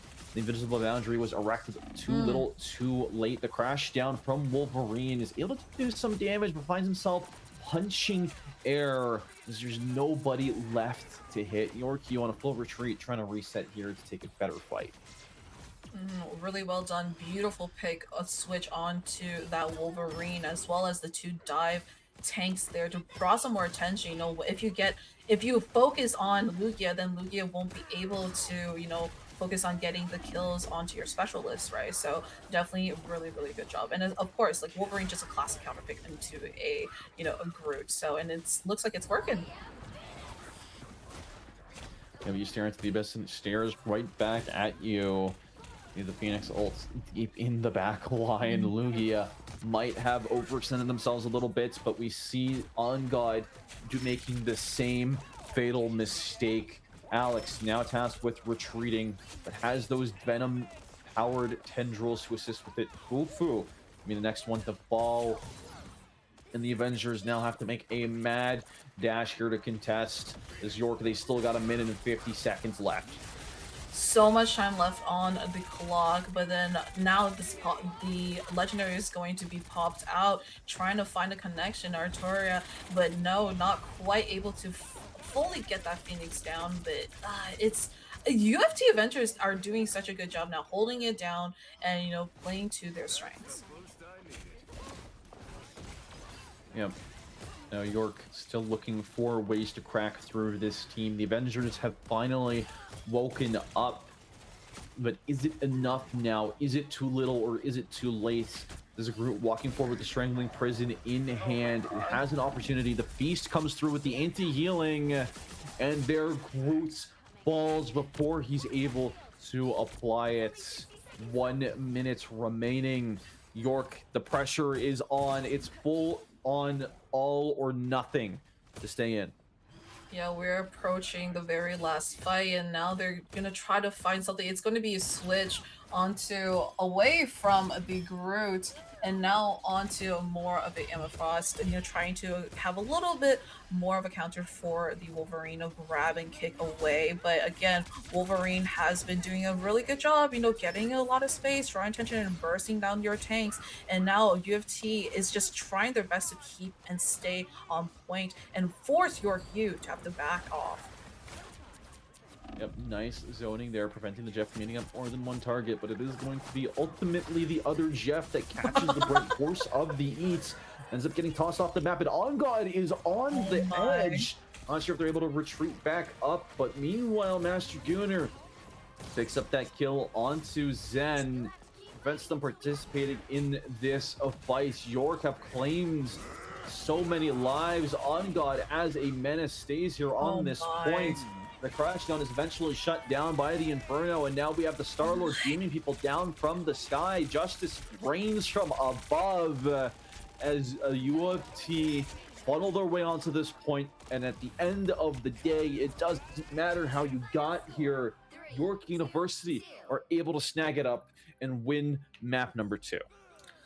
I feel like a lot is on the shoulders right now for On God. I mean, like, he switched from Star-Lord at one point, and then now going into a Wolverine, and then trying to play also, and then going back and forth. But again, Lugia just staying consistently, like, doing so well on that Phoenix. And I just said, you are a Phoenix player, you are looking at these plays, we are seeing such a masterclass in how you should be playing Phoenix. But Lugia, even though being focused on by 2 dive tanks, was able to kind of get out of those positions for positioning and also get help from his teammates, right? Where he's getting pocketed as well. But despite, On God switching onto the Wolverine, it just wasn't enough to, push back and for the rest of the team to kind of stay alive and keep staying on the point, because he was so distracted by, that Jeff for a while. So he was kind of not in the fight, the overall team fight on the objective, right? So it may have bit him. Maybe the focusing was a little too, he kind of hyper focused there. But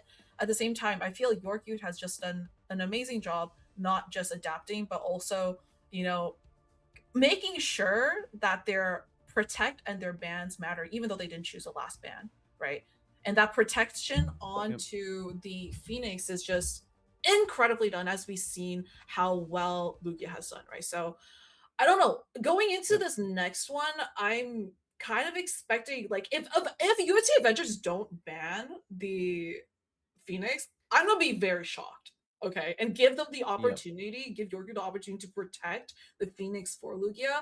Like, I feel like, guys, what are we doing? That's my thoughts right now. Yeah, it's definitely a difficult time, and you see the Avengers really struggling to pick up what their next team comp is going to be. They tried 3-1-2, they tried 2-1-3, and they even rolled it back to the 2-2-2 at the very end. And they're really struggling to find their footing here against York University. But whether they're going to get it, whether they're going to, change up their ban strategy and potentially give us a strong fight, it's going to have to wait until after this short 2-minute break. So make sure to stay tuned, because your first competitor for the grand finals is potentially right around the corner.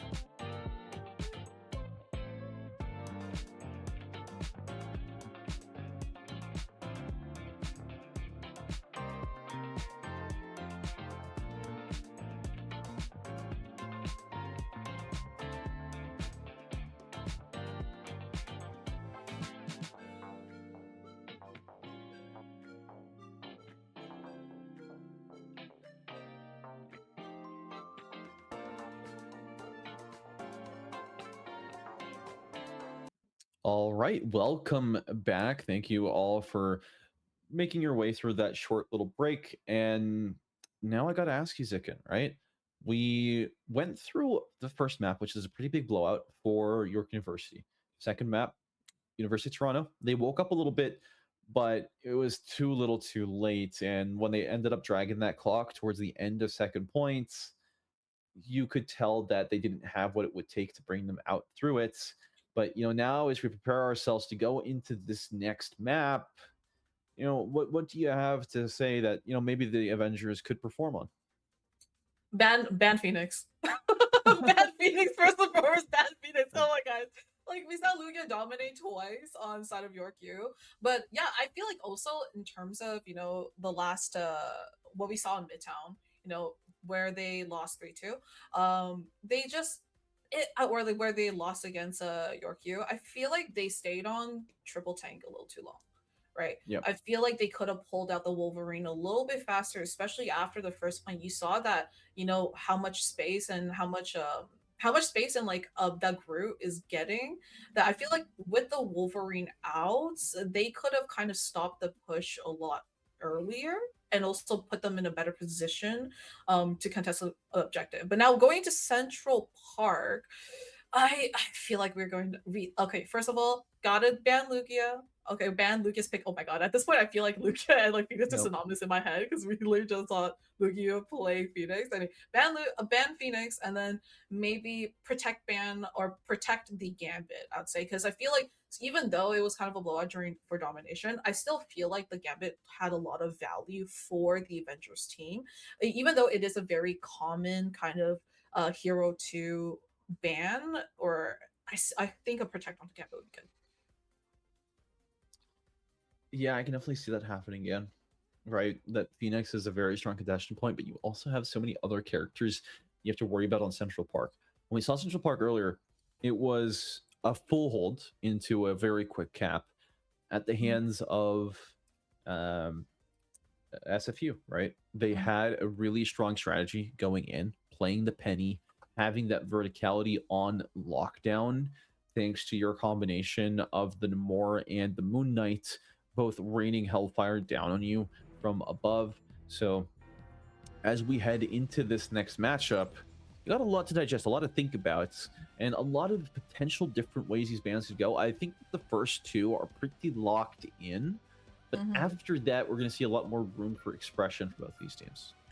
I mean, UFC Avengers, they didn't ban.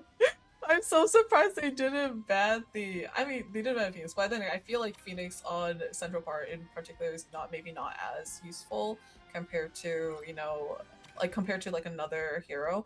But I think also York is kind of strategizing on potentially like, oh, UFC might ban a Phoenix, so let's try to like play around that, right? They also have a protect onto the Gambit by York U, so again, just an all-around really good specialist. But they also have on the side of a UFC Avengers, they have a protect onto Elsa. We haven't seen that one just yet, but on this series in particular. But Elsa, all around great damage dealer, as well as just a lot of good combos just to burst them down, as well as the ultimate to pull in and out, summoning a monster, pull in and out the kind of opponents in order to get them into the range to get burst down, right? So yep, the Phoenix ban ultimately does come through from the Avengers. York played a little bit too close to the sun with that, and they did end up getting burned. With the Gambit Protect does come the necessity of the Loki ban, because Gambit on its own, super impactful. You pair that with a Loki, the game devolves to a certain point, so removing it from the equation maintains some sense of order. And you see the Strange get protected. I didn't think it would be a question of whether or not it's banned, but perhaps University of Toronto are looking to use it not just for the portals, but also as a part of their longer term game plan. I mean, it makes sense. Like when we saw Domination earlier, they had a Yorker. They they banned the Doctor Strange, so they were UFT Avengers kind of struggling to get out. But I do think the portals like play a really big role in trying to get onto the point and capture it, right? But then on the side of your queue, they're now they do have that Daredevil available. Right, so it could be a matter of maybe they're going to play a Daredevil into this, because I do think Daredevil on Central Park Convergence is not bad at all. I do think it's viable. Yep. Do you think there's a lot of potential here as your queue opting into a less traditional defensive comp, I'd say? Master Gunner potentially rolling out a spawn here with the Angela is going to be locked in. That's interesting to me, right? I've seen teams before roll out on the attacking side. They have an Angela. They're going to fly around this side of the map, and they're going to try and skewer people into your team who are waiting patiently at the choke point like a roaming pack of sharks, right? But to see this come out from York, it's going to open an extra angle and a lot more depth. Meanwhile, the Avengers, again, roll it out with, I think that's 4 out of 6 heroes that we haven't seen yet this series. Yeah, they're definitely pulling out all the stops right now for sure. They got a Mantis out. They also have the Elsa as well as Ultron, which is interesting. So definitely looking for something here. I do want to see Fufu kind of show up and show out there with that Captain America to kind of grab a little bit more spacing. They are aware of the Angela now, so now Angela's gonna have to fly away, right? So again, Fufu I think is someone to look out for in terms of this fight right here.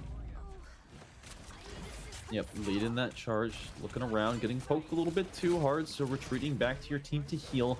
Both of these teams are taking little nibbles to see if the water is warm and the time is right to go in. Artoria looking for that angle on that high ground. We see a little bit of congestion, but ultimately none of these teams are able to pull away with anything just yet. We see Fashi drop down to 1 HP. They'll get healed up thanks to the supports of their teammates, and my screen's frozen. Oh yeah, me too. A little bit of just a lot in general. I feel like the 3 triple specialists here gives them a little bit more survivability, but then also makes them a little bit more squishier too. So it's really up to the tanks here or the vanguards to kind of protect them. Ultron rages on that backline with the consecutive fire, gets 2 kills, support 2. I'm a DPS now, as On God is the only name I see plastered over this timeline. We see Fufu diving in deep to that backline, but ends up following themselves, tripping over them cards, and it is a last-second contest. Thanks to Fashi surviving that interaction. Oh, Fufu, what have you done? As the Avengers get knocked back. I mean, just, oh my god, the Gambit all coming through. You know, when you don't ban the Gambit, you protect it. You also get the opportunity for your team or the other team to pick it. And I guess like the Gambit gamble paid off there, as they're able to keep their footing, contest the point, and push UFT all the way back. They're trying to make up for their past mistakes. Fufu pops the ultimate, but a little bit too late, as the Avengers have already lost 2 members in your queue. What we thought was them broken, what we thought was them down on the ground, was them rising up from the ashes, almost like Lugia's favorite character, Phoenix. Stop it. Lucas, stop it off yourself. We gotta be they are not one trick. But anyways, going back into the analysis, we got the ult coming in from the Angela to try to pick off. But again, the UFT Avengers, they're getting just pushed back so much, and now potentially getting staggered as well. As it's just York U just showing a masterclass right now. Yep, the Avengers were able to sneak away with 1 kill. Oh my god. Alright, it's a stagger ultimately, and On God again just waiting on that rage to fill back up. Able to take it out onto this back line, and now down your Cloak and Dagger, you got a lot to make up for, but the compensation is there. Fashi able to secure that kill yet again onto Fufu, signaling the end of times.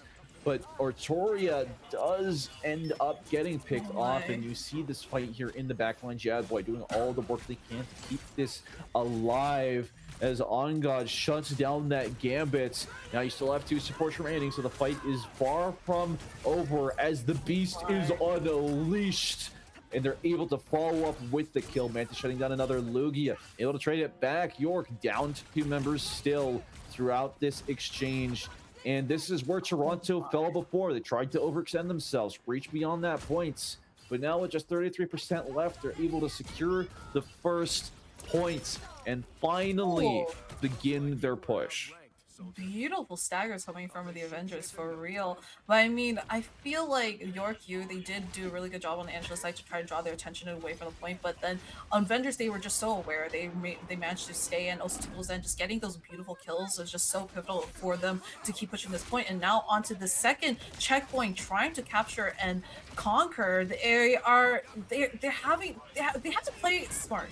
They have to play together, and I think Avengers are definitely doing that in spades. And it's going to be the Captain America to pop off and get that fight started.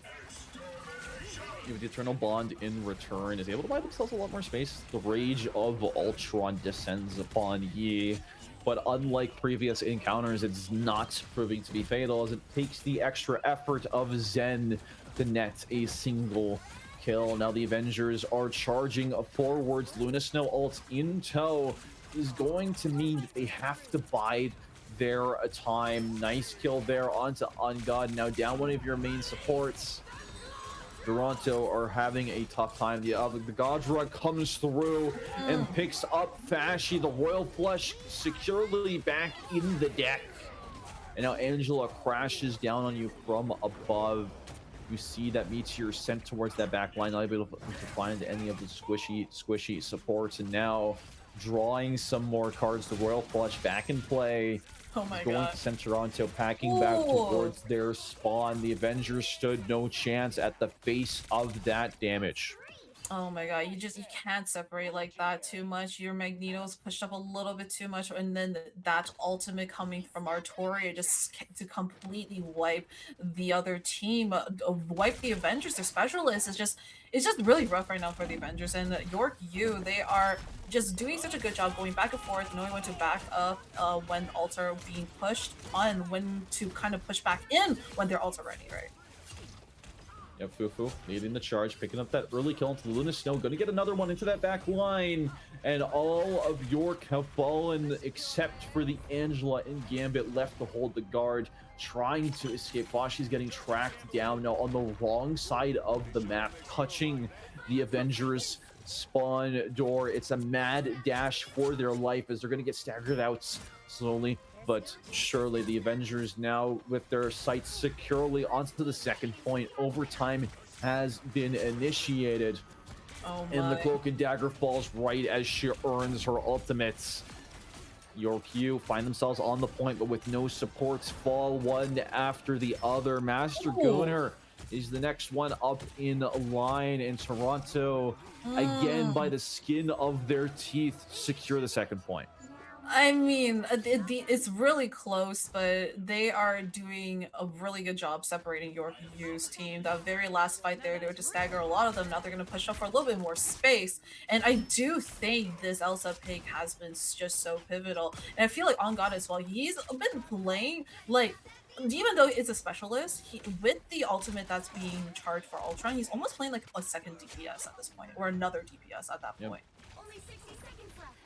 Wow, Master Gunner able to knock down that Captain America off the map. Now coming down on top of the body of the enemy team is going to be a pretty strong deterrent here as they're flying around, wreaking a bunch of havoc. Lily is going to be the Rage of Ultron now to try and descend damage upon you. York learned their lesson, trading support for support, not disrespecting it, and Zen pulls 3 members in deep. And Alex is the one to pick up the first kill of this fight. Trapped around this hole, York U managed to pull the Avengers back together only to rip them apart again.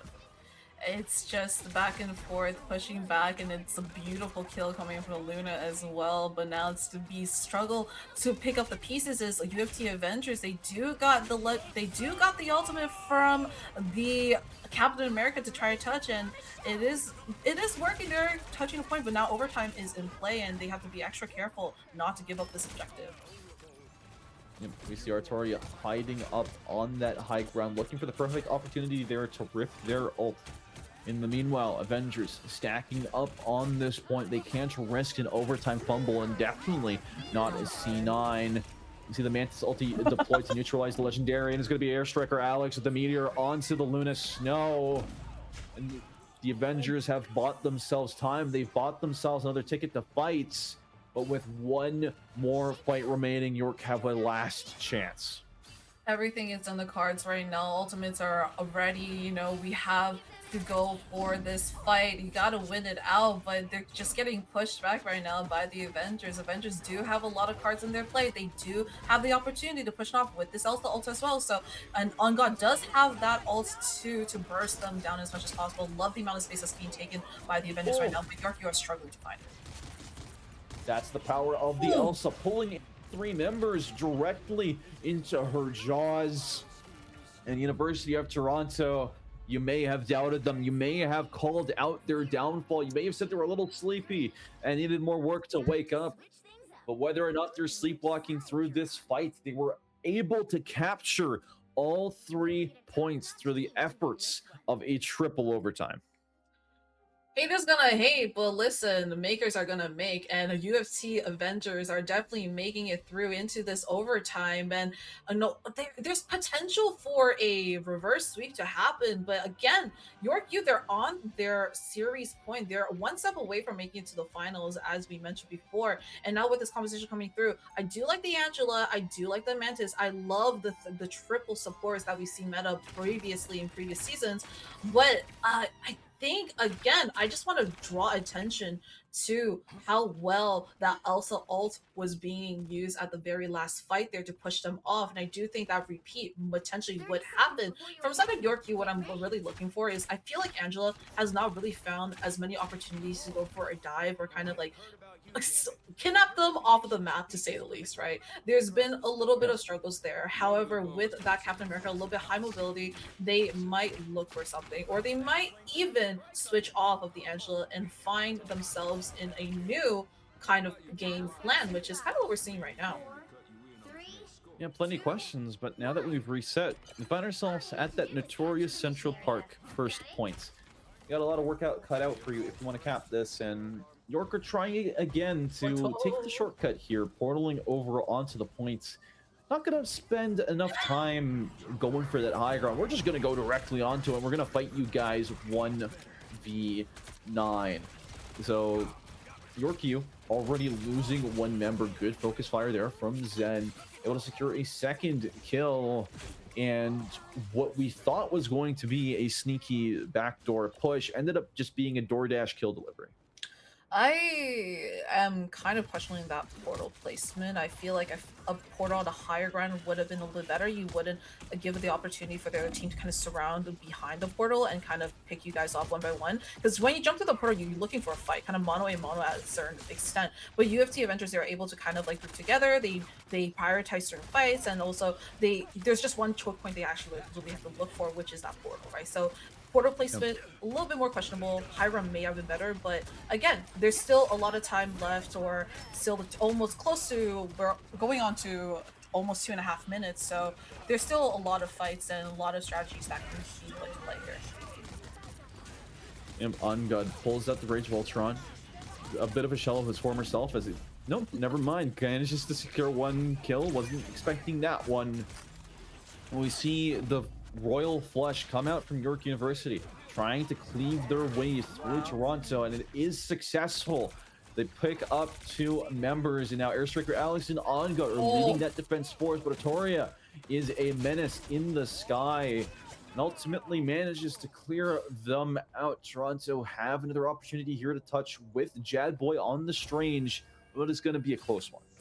I mean, that was just such a beautiful Gambit ult coming through there. And now Avengers, they do have a Gambit ult of their own, but with the rest of the team of York U kind of being staggered slightly, they might find a little struggle facing the Avengers, who are now all grouped up together. Oh, never, -1. Yep, the Royal Flush did do them a lot coming back into this, but now we see Lugia on this wow. Bucky, using the Kraken Impact to get 3 resets. Looking for the 4th, is going to get it. And off the back of a cheeky quadra kill, York University able to capture first point, and they're going to walk this objective forward. I mean, Lugia being a Phoenix one-trick crew, like, who said that? Definitely not me. Don't replay on that, that's for sure. Don't clip that for sure.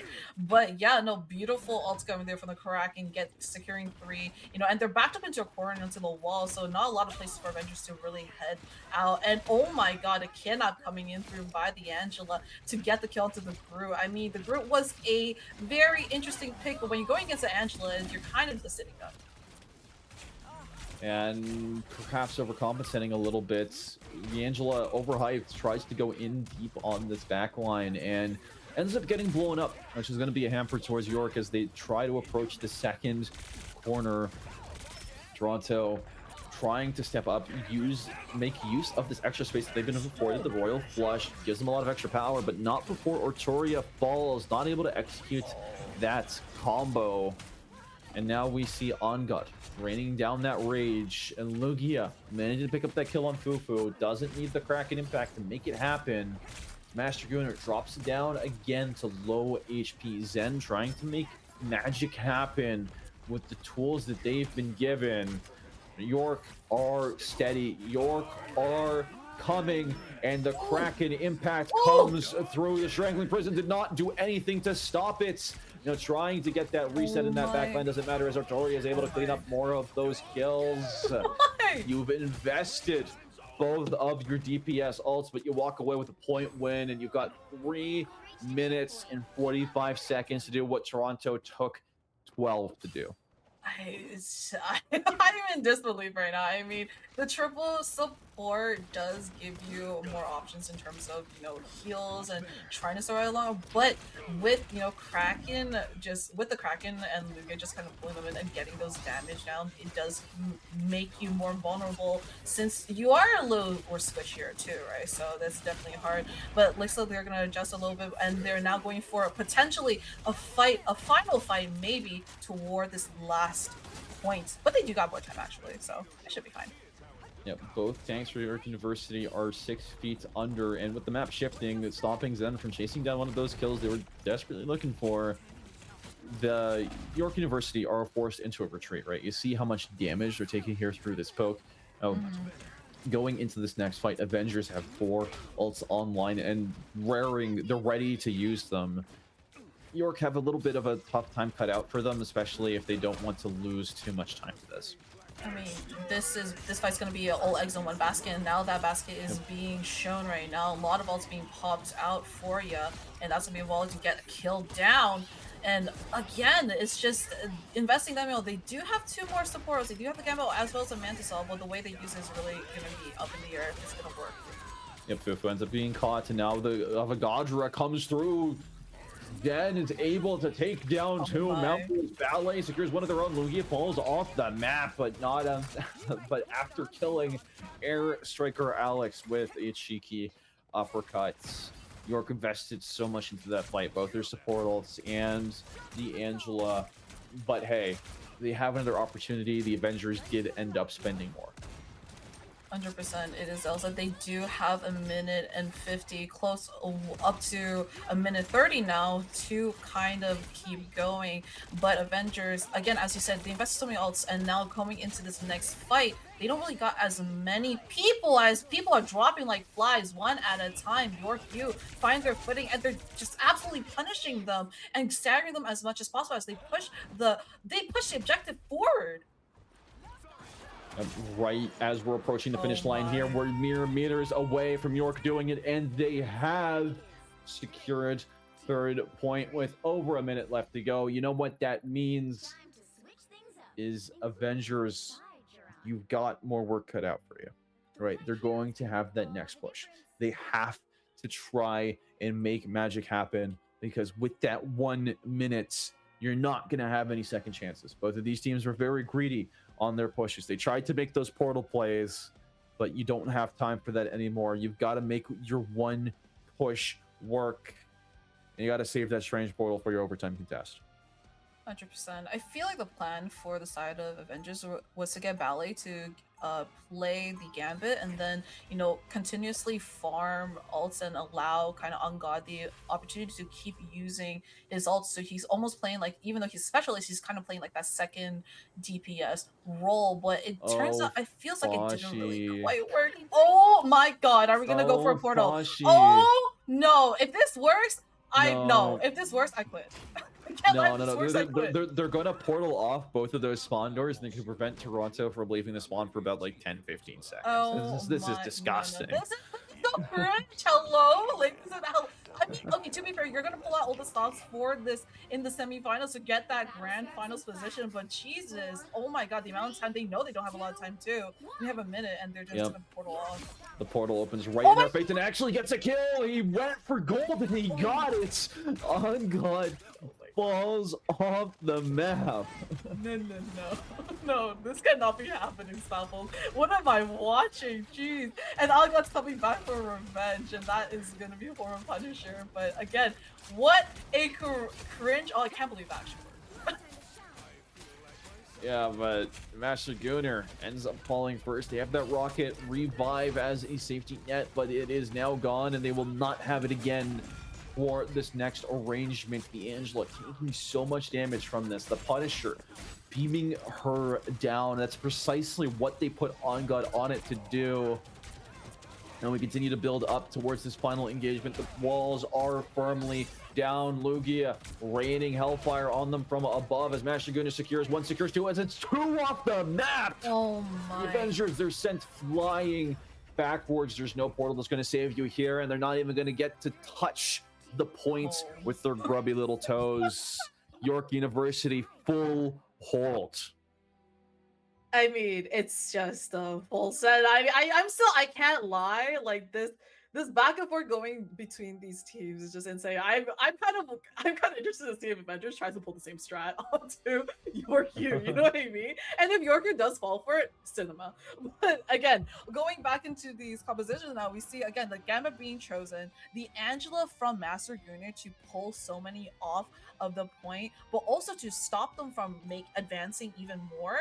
Just such a so well done, right? And again, I'm looking for Avengers to. I feel like both teams, they're really close match for this one, but Avengers, they're definitely this is down to the wire. Like they are going to be completely out of options or out of opportunities after this. If they do lose this, Yorku's going to advance into the grand finals. So Avengers are really looking to pull out all the stops right now. And it seems like with the Elsa and Triple Zen, you have the Magneto as well as Ballet on that, Cloak and Dagger and the Gambit, and now Ungod back onto the Starlord. We saw how deadly his Starlord was on Domination despite the loss, so I'm definitely having a more optimistic view for this particular kind of hold. Yep. Starting off strong, no more portal shenaniganery here. York University rolling out of the spawn with Artoria now on the tank. It's a major departure from what they stood for before. But hey, if it helps you win this point, that's all that matters. You have 33% to go and 2 minutes to do it. So much time available for Yorku. They can literally mess up this first fight and still have enough time for a second and even maybe third fight, right? Yep. So if I was Yorku, I'm in good position. Yeah, you said it there, but Lugia able to diff Ungod on that Starlord immediately off rip. We see Master Gunner drop down low HP. It ultimately gets picked off. And Jazzboy with the final hit onto Lugia. The Avengers hold on by a thread. They're definitely giving Yorku a run for their money, but with a minute and 30 left, they still got so much time. Master Gunner back on the Angela. They have to wait for the regroup coming from the rest of the team. But again, as you said, the Avengers, they are not down for the count here. They're fighting for this point like their lives depend on it, because their lives do depend on it for this. Please, I can't take another draw. Please don't give me a draw. Please don't give me a draw. It is go Camby with 4 kills. Oh my. Showing up and proving that you don't need to be defensive to be a strong tank player. I want to see that again. I want to know what happens.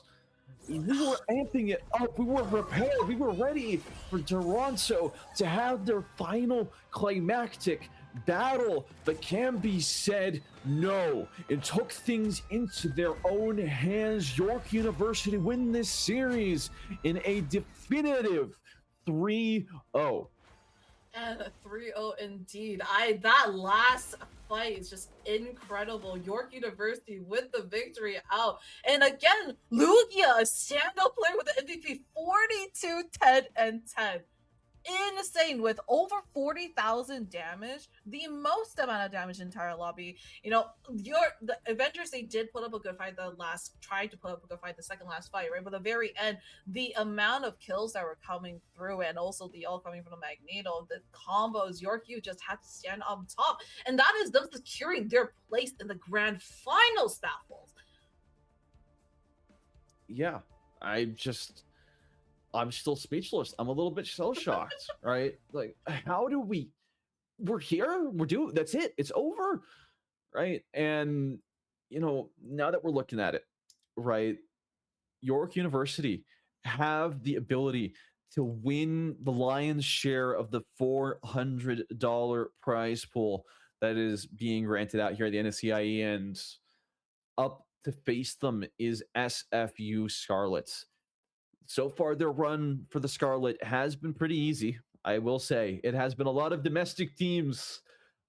Being that first seed, you do have the advantage. You fought number 8 first in the Frost. You had to fight SFU Landsharks next at the 5th seed.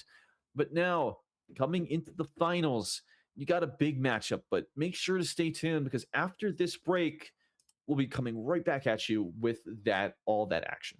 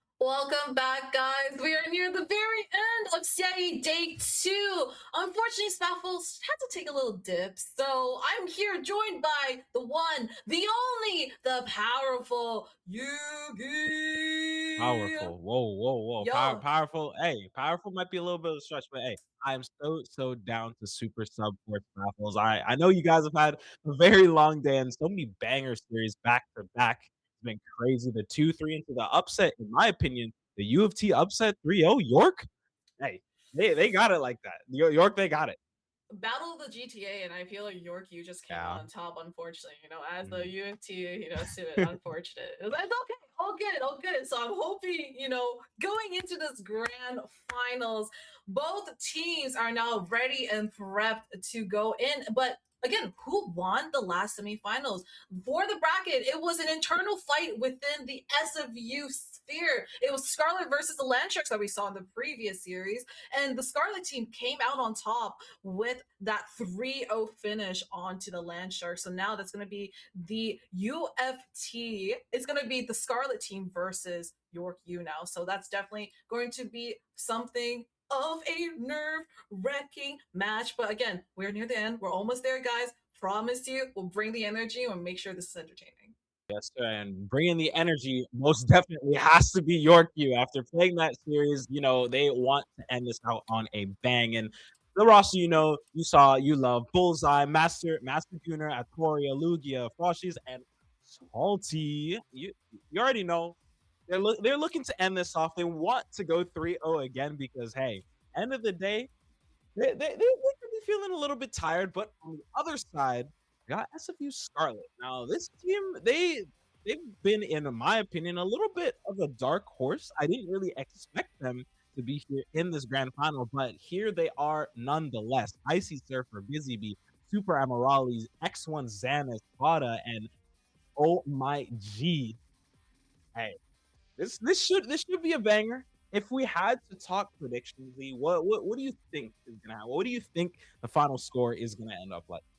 I mean, I feel like if I'm being honest, everyone in the audience and also the production team can agree with me that I should just keep my mouth shut because every single time I make a prediction, it's been wrong. Okay, so let's make a prediction real quick. Okay, I think SW Scarlet has definitely had such a dominant run, and maybe we're gonna see that come out for this grand finals. But then again, York University had some pretty stellar plays against the Avengers, against UFT. So it can really be a toss up. But now we're going into that first map, and the most important part of it is going to be on domination, and it's going to be on that intergalactic empire of Wakanda. And talking about the bans and the protects and the picks at the end, that's something so important. Like, what do you expect to come out of this right now? If SFU were doing their homework and watching the previous match that York was playing in, they already know who to ban. No Angela, none of that. No, no Angela. Can't let that go through. But if you ban the Angela, then that's just like two more options that the York squad is able to come out with. And obviously, and rightfully so, Gambit is going to be banned first for the side of SFU. Probably one of, if not the most broken support in the game, in my opinion. And yeah, Elsa ban. Okay. That's what I like to see. That's what I like to see. The Phoenix Protect, that's what I like to see.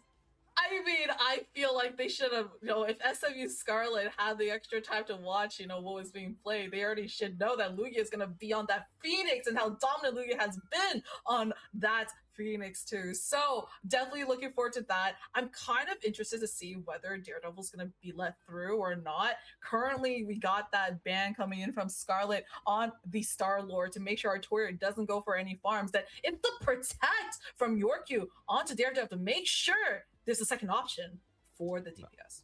Now this York roster, they want to play so aggressive. You already see the hovers, the Venom, the Phoenix, the Daredevil, the Invis, and Wanda. I feel like Wanda's a little bit of a troll pick and might just be, I just clicked something, it went through. But nonetheless, SFU from their hovers, they want to play a lot more protected. The DPS pool is something I want to raise a little bit of concern towards. We haven't seen any DPS pools so far today, and DPS pool can do quite a bit of damage. And if you know Pro Marvel Rivals, you know my goat Jitward. He be getting down on that DPS pool. And hey, if OMG is able to, oh, okay, never mind. You know, my bad, my bad, my bad.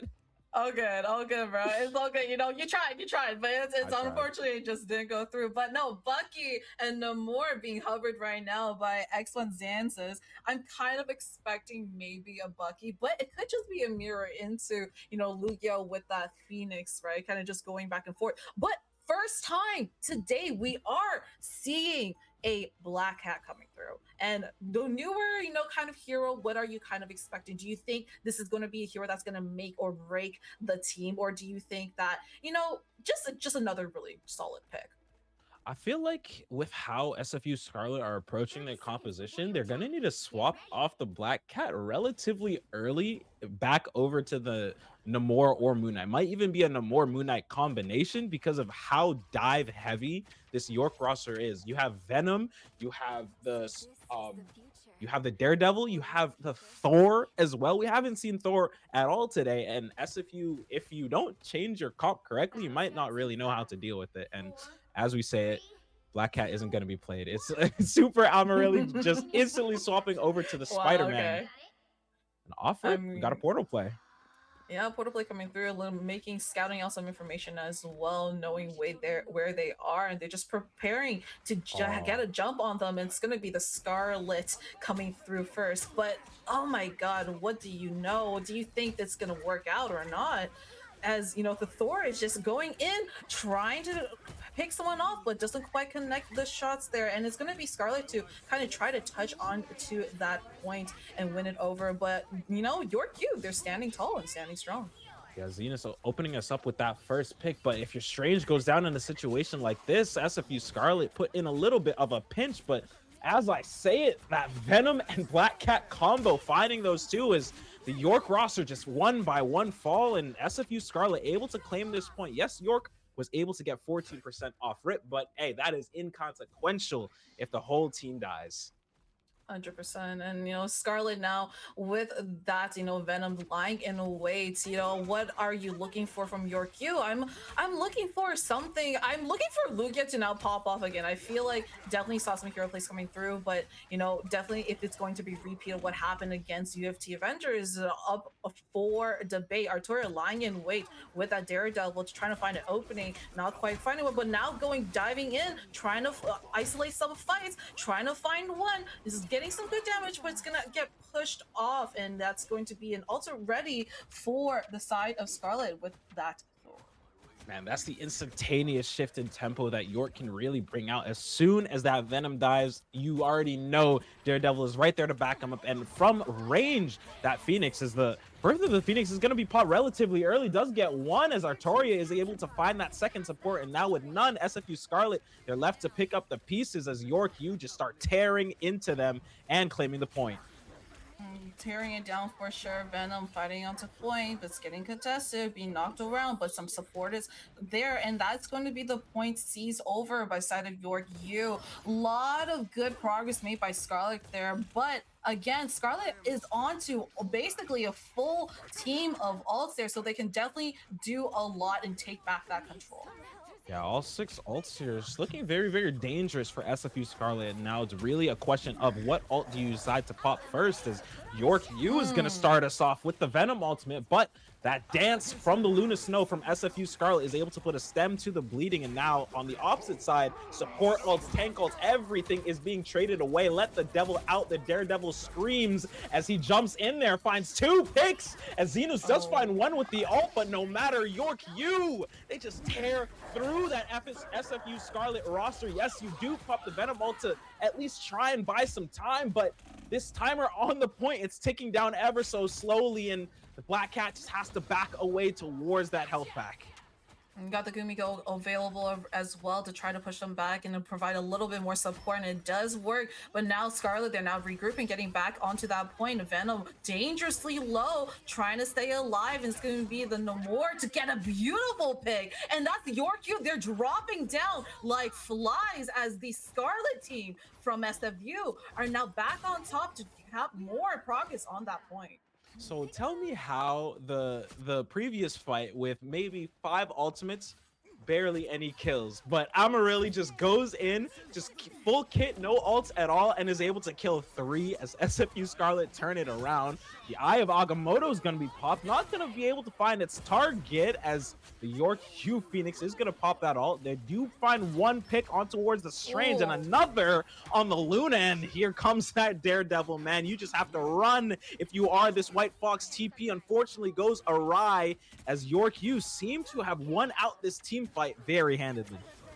I mean, you just got to be aware of that positioning for sure. You know, you got the cleanup crew in aisle 4 by Arturo with a Daredevil. So definitely found beautiful, beautiful positioning in order to, you know, clean them up. But that's going to be the portal to come through by Scarlet to try to touch back the point and fight for control over here. Black Cat's coming through, got the helm in order to go invisible, trying to find a dive, trying to find something, but has to back out. Unfortunately, does not quite find much. And now it's going to be overtime coming through. SFU Scarlet holding control, staying strong on that point, but it's going to be York U to try to contest them off, and they're giving everything they got in the heals and the damage. It's just going to be York U coming out on top as Scarlet is now being forced off. Wow, York, you definitely turned this one around. I was about to say that might have been an early cloak ult, but my apologies. So perfectly timed it was to be able to tear through that SFU Scarlet team, and now trying to at least spawn trap, if possible, is the York U Venom and Daredevil, as that point is going to be claimed, and York are going to start us off with one. I mean, very much down to the wire. I don't think either team, like, there was a huge gap in skill or anything. Like, they were still pretty close to each other, but now we're on Warrior Falls. There's a lot more that you can do here. You know, you have to be more careful. There's like, you can, if they ban what you call it, the Doctor Strange, could have been, you know, trapped in a choke point that we saw previously today, but not too much as, you know, Doctor Strange is in play. So I mean, what are you looking for here for a team to do differently? You know, what do you expect Scarlet to respond with in contention towards, you know, what York U has been putting out? I think Scarlet need to at least pop 1 or 2 of these DPS ultimates and maybe swap on over to something a bit more anti-dive like the Bucky, just, or even the Penny, if we're being honest, just to be able to stop what this Venom and Daredevil duo have been up to. And even sometimes Foshi's on the White Fox gets a lot of work done. Gets a lot of work done. It's going to be York U TPing onto the point first, just trying to break down these walls if possible. 14 seconds remaining until the point does open, so a little bit of a stalemate as the two Venoms are just going to be poking out at each other. But with more ultimates available to York U, this might go their way. SFU Scarlet now trying to find a footing. They are going to have to pop that Luna in order to stay alive from this Venom. So much pressure, so much positioning, and then they just got to go back, and it's the Black Cat to try to find another kill, but it's then the more ults get popped to try to find something, but not quite connecting right there. Daredevil out on the assault, trying to burst them down, take that control over, but again, point is open, being contested. You got it's the 5v4. Oh no, that's gonna be one down the side of York U. They got more, but the Phoenix health is available. You do have White Fox gearing for that heal, trying to best find the connect, and it's gonna be SFU Scarlet first with that capture on the point. Man, that's the kind of disruptability that Black Cat has. You saw so many York players turned around trying to deal with Super Amarylli, but if you're turned around and your Daredevil's ulting on points alone, that's not really the best look. Even investing the Eye of Agamotto, York U just unable to cap as one by one, slowly but surely, SFU Scarlet were able to turn it around, and now with the ultimate advantage towards SFU Scarlet, they should be able to extend their lead at least a little bit more. Oh my word, the Black Cat.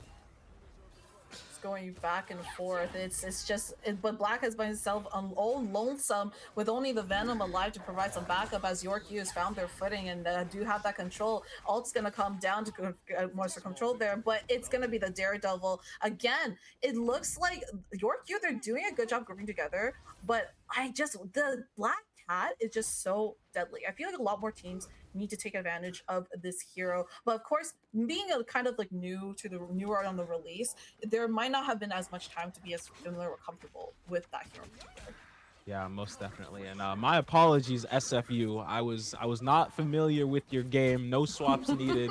Most definitely. So many ultimates are gonna be Oh traded out. I my. have Agamotto gonna be invested, but Foshi with the ultimate is able to sustain the team and then some, pick up some kills for themselves as SFU Scarlet investing quite a bit into that team fight and having nothing come from it.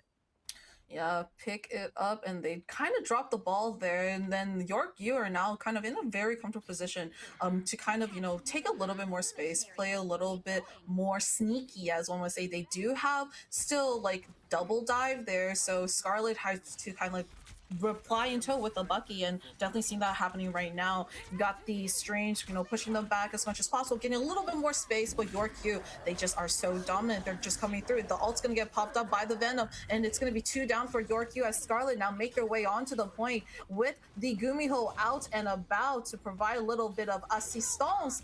And again, York Q, they're now staggered. They're gonna have to wait and regroup for this next battle.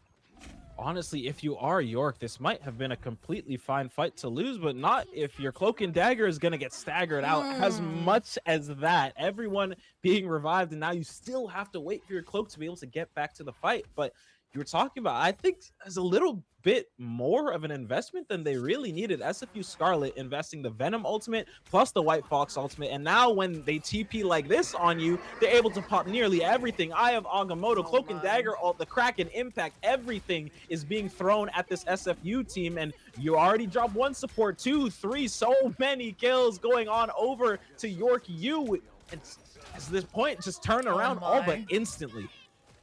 Everything but the kitchen sink. He's still the Daredevil ult available for Artoria, and it's going to be, oh, what a beautiful kill coming in from Lugia. Nice shots. And again, York, you still have the point. They still have the point, and Scarlet are now having to use the portal to try to find a new angle of attack, potentially, and then maybe catch them off guard. But I don't know. I don't know if this is going to be enough for them.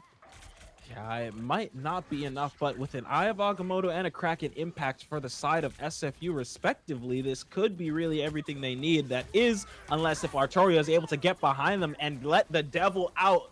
Cloak and Dagger ult is going to be popped very, very quickly, as the Kraken Impact is going to at least tag 4 members. Does get that first reset, and now this is your time to go crazy again, and again. This Bucky is going wild as SFU Scarlet do cap the point, and you have to think it must be over with no TP available.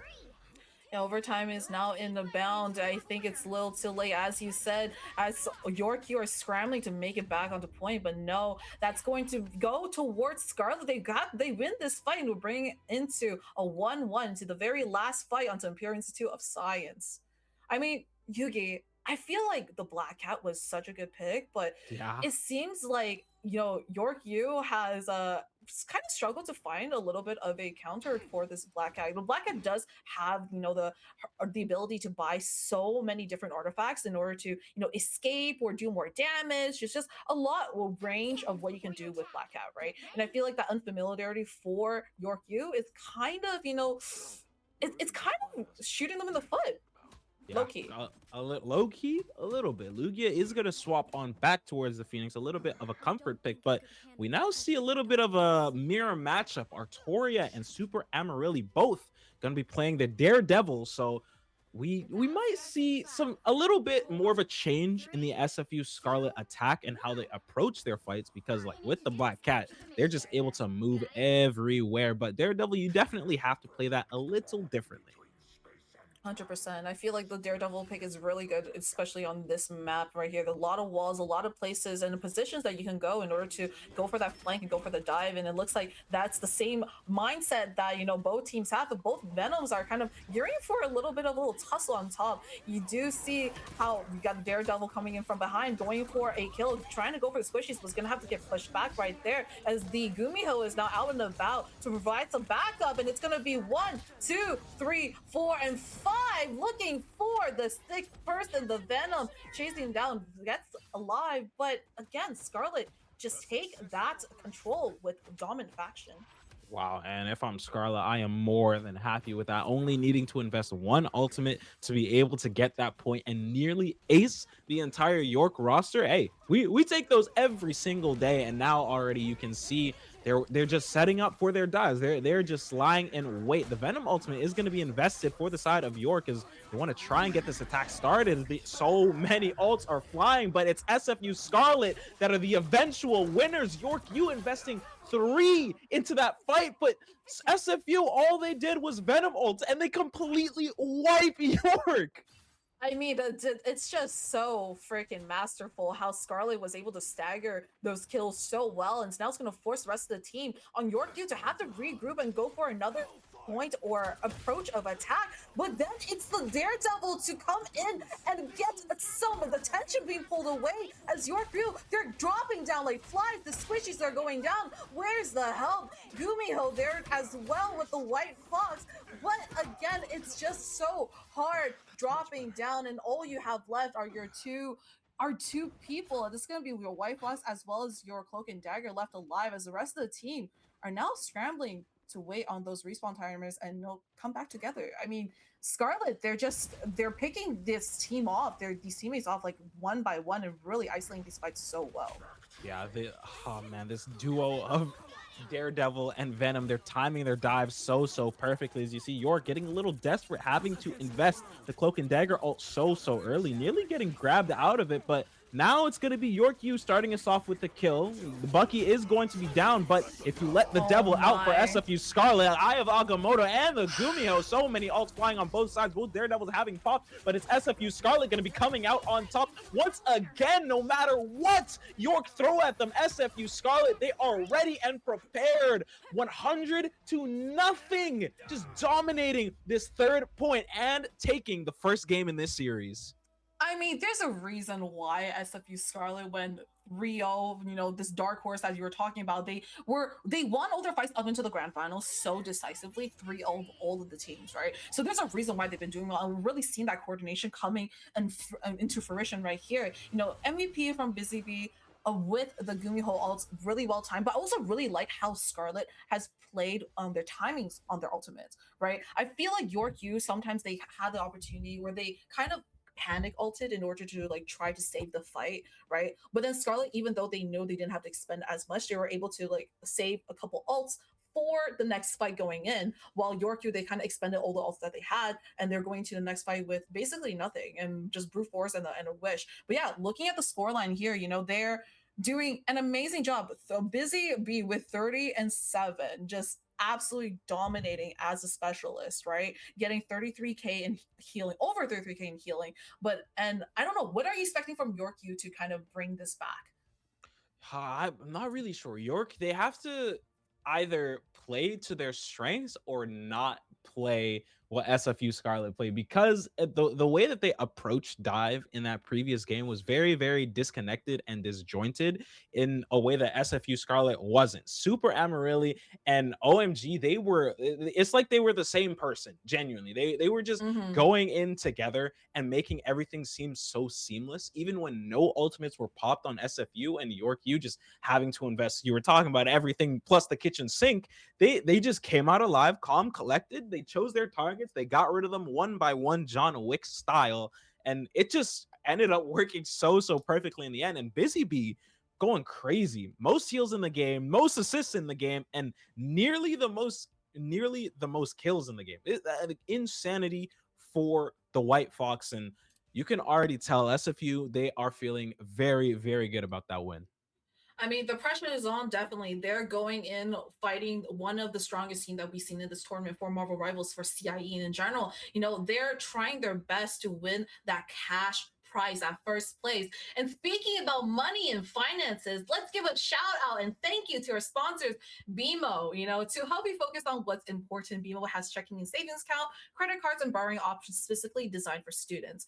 Open a BMO student account and get up to $950 in value, including $175 cash with BMO's current student offers. Make sure to visit bmo.com/students for details. And of course, if you guys want more information on that, we got that Twitch command Command for you, exclamation mark BMO, as well as BMO Next Level, which is their gaming channel that is run by the lovely Sean Frame. And that is going to be Twitch Command, exclamation mark BMO and XTLVL. And to kind of prep you guys for, what BMO has in store for CIE going forward, BMO is also introducing their budgeting play for Valorant only. So that's for future streams. And for all Valorant streams during CIE, we are introducing our new budgeting play powered by BMO and BMO Next Level. The first 10 thrifty round wins of CIE earns $10 towards a charity of that team's choice. So that's between the Canadian Red Cross, Feed the Children, or the Terry Fox Foundation. And of course, we always know we need a little peripherals when you're gaming. You want to make sure you got the best mouse, the best computer. But who's going to help you with that? Our other sponsor, 1of0. And the Twitch command is going to be the exclamation mark, the number 1, OF0. So 1of0 has supported CIE with 6, or has provided CIE with 6 gaming mice that make you better at what you do. Type the exclamation mark raffle in the main channel, which is this one, in chat for a chance to win 1 of 6 gaming mice supplied by 1of0. Code like a maniac, design like a guru, and game like an assassin. Take pride in your setup and look good while you achieve it all. Discover your inspiration, defy definition, be 1of0. Make sure to enter that Twitch command in chat and try to win that mouse, because I'm definitely going to go for it after we're done streaming or done this one. So we'll see. Whoa. Not too many people enter that raffle. I need a chance. Please. I need a chance. I need a new mouse. I need a new mouse. Please. I need a new mouse. I need a new mouse. Heck no, bro. Make sure that his chances are gone, ladies and gentlemen, and everyone in between. As we have our second map going in, it's going to be Convoy on Eastgard. I mean, what are you expecting from this Yugi? Like, what do you think Yggdrasil Path is really known for in terms of for the classic composition that we see? What do you think is good? What do you think is bad? What are your thoughts on this? Yggdrasil Path is a very bread and butter map, at least in Marvel Rivals. I feel like this map has been so incredibly played that it depends on the team itself, how they want to play and how they define their own meta. As sometimes, you could play a flagger comp on this map, you could play a dive comp in SFU might be going dive again, but it all depends on how the bans work as to how these teams want to play. I wouldn't be surprised if a Groot was let through once more, and it wouldn't be too crazy to say we could see some group mag, lots of disruption going on in the game, but hey, it all depends on these bans. 100%. And going into those first bands coming in from York Université, it's going to be starting off with the Elsa, I believe, if my eyes do not deceive me. And that is quite a good band, I would say. However, on the other side, we got the Gambit band coming in from Scarlet. Very tried and true band, but whether they choose what to protect, are they going to, protect a couple of good agents for some people? Maybe that Moon Knight, maybe we got the Hela, but we'll see how it goes. Okay. Venom Protect. Okay, SFU, they're kind of alluding how they want to play this once more, but with the Groot the Groot Protect from York U, that's another character that I was kind of mentioning that this is one of the better characters, at least in the game, and at least in my lobbies. You don't play him. He gets banned permanently. So if you don't save him here, if you're York and it's definitely looking like a comfort pick for York, then hey, all more power to you. Star-Lord and DPS Deadpool gonna be banned out next, as we're waiting on the SFU leader to pick next. Daredevil, and yep, there it is. There's that dive. There's that dive. Oh yeah. I mean, we expected the Daredevil to be protected there. I feel, there's a lot of really good positioning that you can do in terms of Yggdrasil Path for this particular situation in order to go up behind and, secure a couple cheeky picks, get some damage, pull some attention away and going back. And then another protect coming in for Jeff the Land Shark. Oh, and maybe that's like a little nod to the other SFU team, but I don't know. But this is York use like protect, so I don't know. Anyways, Bucky's gonna get banned. We also got the White Fox being banned on the side of Scarlet. And I mean, they did see how absolutely dominant you know, the White Fox was on Yorku. Sorry, they did see like how dominant White Fox was on their side, and also the potential for it to be really good. So you know, I'm kind of surprised they did go for that man, but at the same time, with their current composition, what they have a Loki, they have the Groot, as you said, that they protected, and they also have an Adam Warlock, and also a very experienced Moon Knight. Oh, maybe never mind, they switch it off. So I'll see. What do you think? What do you think is going to happen? Do you think they're going to switch it all? Do you think they're going to keep it like this, or what is really the storyline? Do you think that's going to come through in this particular matchup? So I've just coined a term for these two comps being played, and they're different variations, of course, but I'm gonna call these two comps being played full boxed. Both teams, they just want to full box you in those Groot walls and just shred you instantly. The Thing able to apply so much hinder, and super armor rally on the Adam Warlock, underrated character, but does deal quite a bit of damage, and especially in a triple support composition, one that I would say is pretty integral. 3 supports and 3 tanks for SFU Scarlet. You already know they want to hold this forever. But on the side of York U, they have so much damage output. The Moon Knight, the Punisher, they can just shred through you. And if this Punisher is able to get close with that shotgun, that's really not where you want him to be. It looks like actually that SFU is getting full box, as you said Yep, earlier. there it is. They're finding their positioning, and look at, they're actually getting stuff for shipping. Amazon Prime, but now York U, they're trying to, you know, push them back more. Scarlet's trying to come out. They are getting a couple kills, securing a couple kills. You know, that's 1-2 down and then more to go. But again, you know, Scarlet, you know, they're doing a good job staying alive, getting another cheeky peek and cheeky pick onto the Punisher. And again, it looks like, you know, Scarlet, they're holding it down. Even though they got boxed out, they were able to unpackage themselves. So, you know, maybe keep doing what you got to do, bro. You know, keep going at it 100%.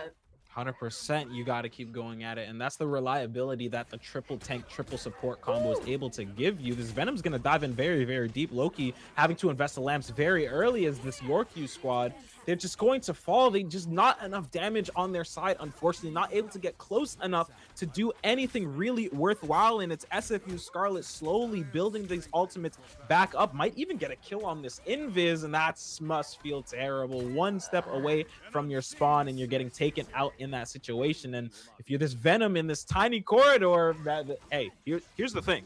Here's the thing. This thing is going to shred through you.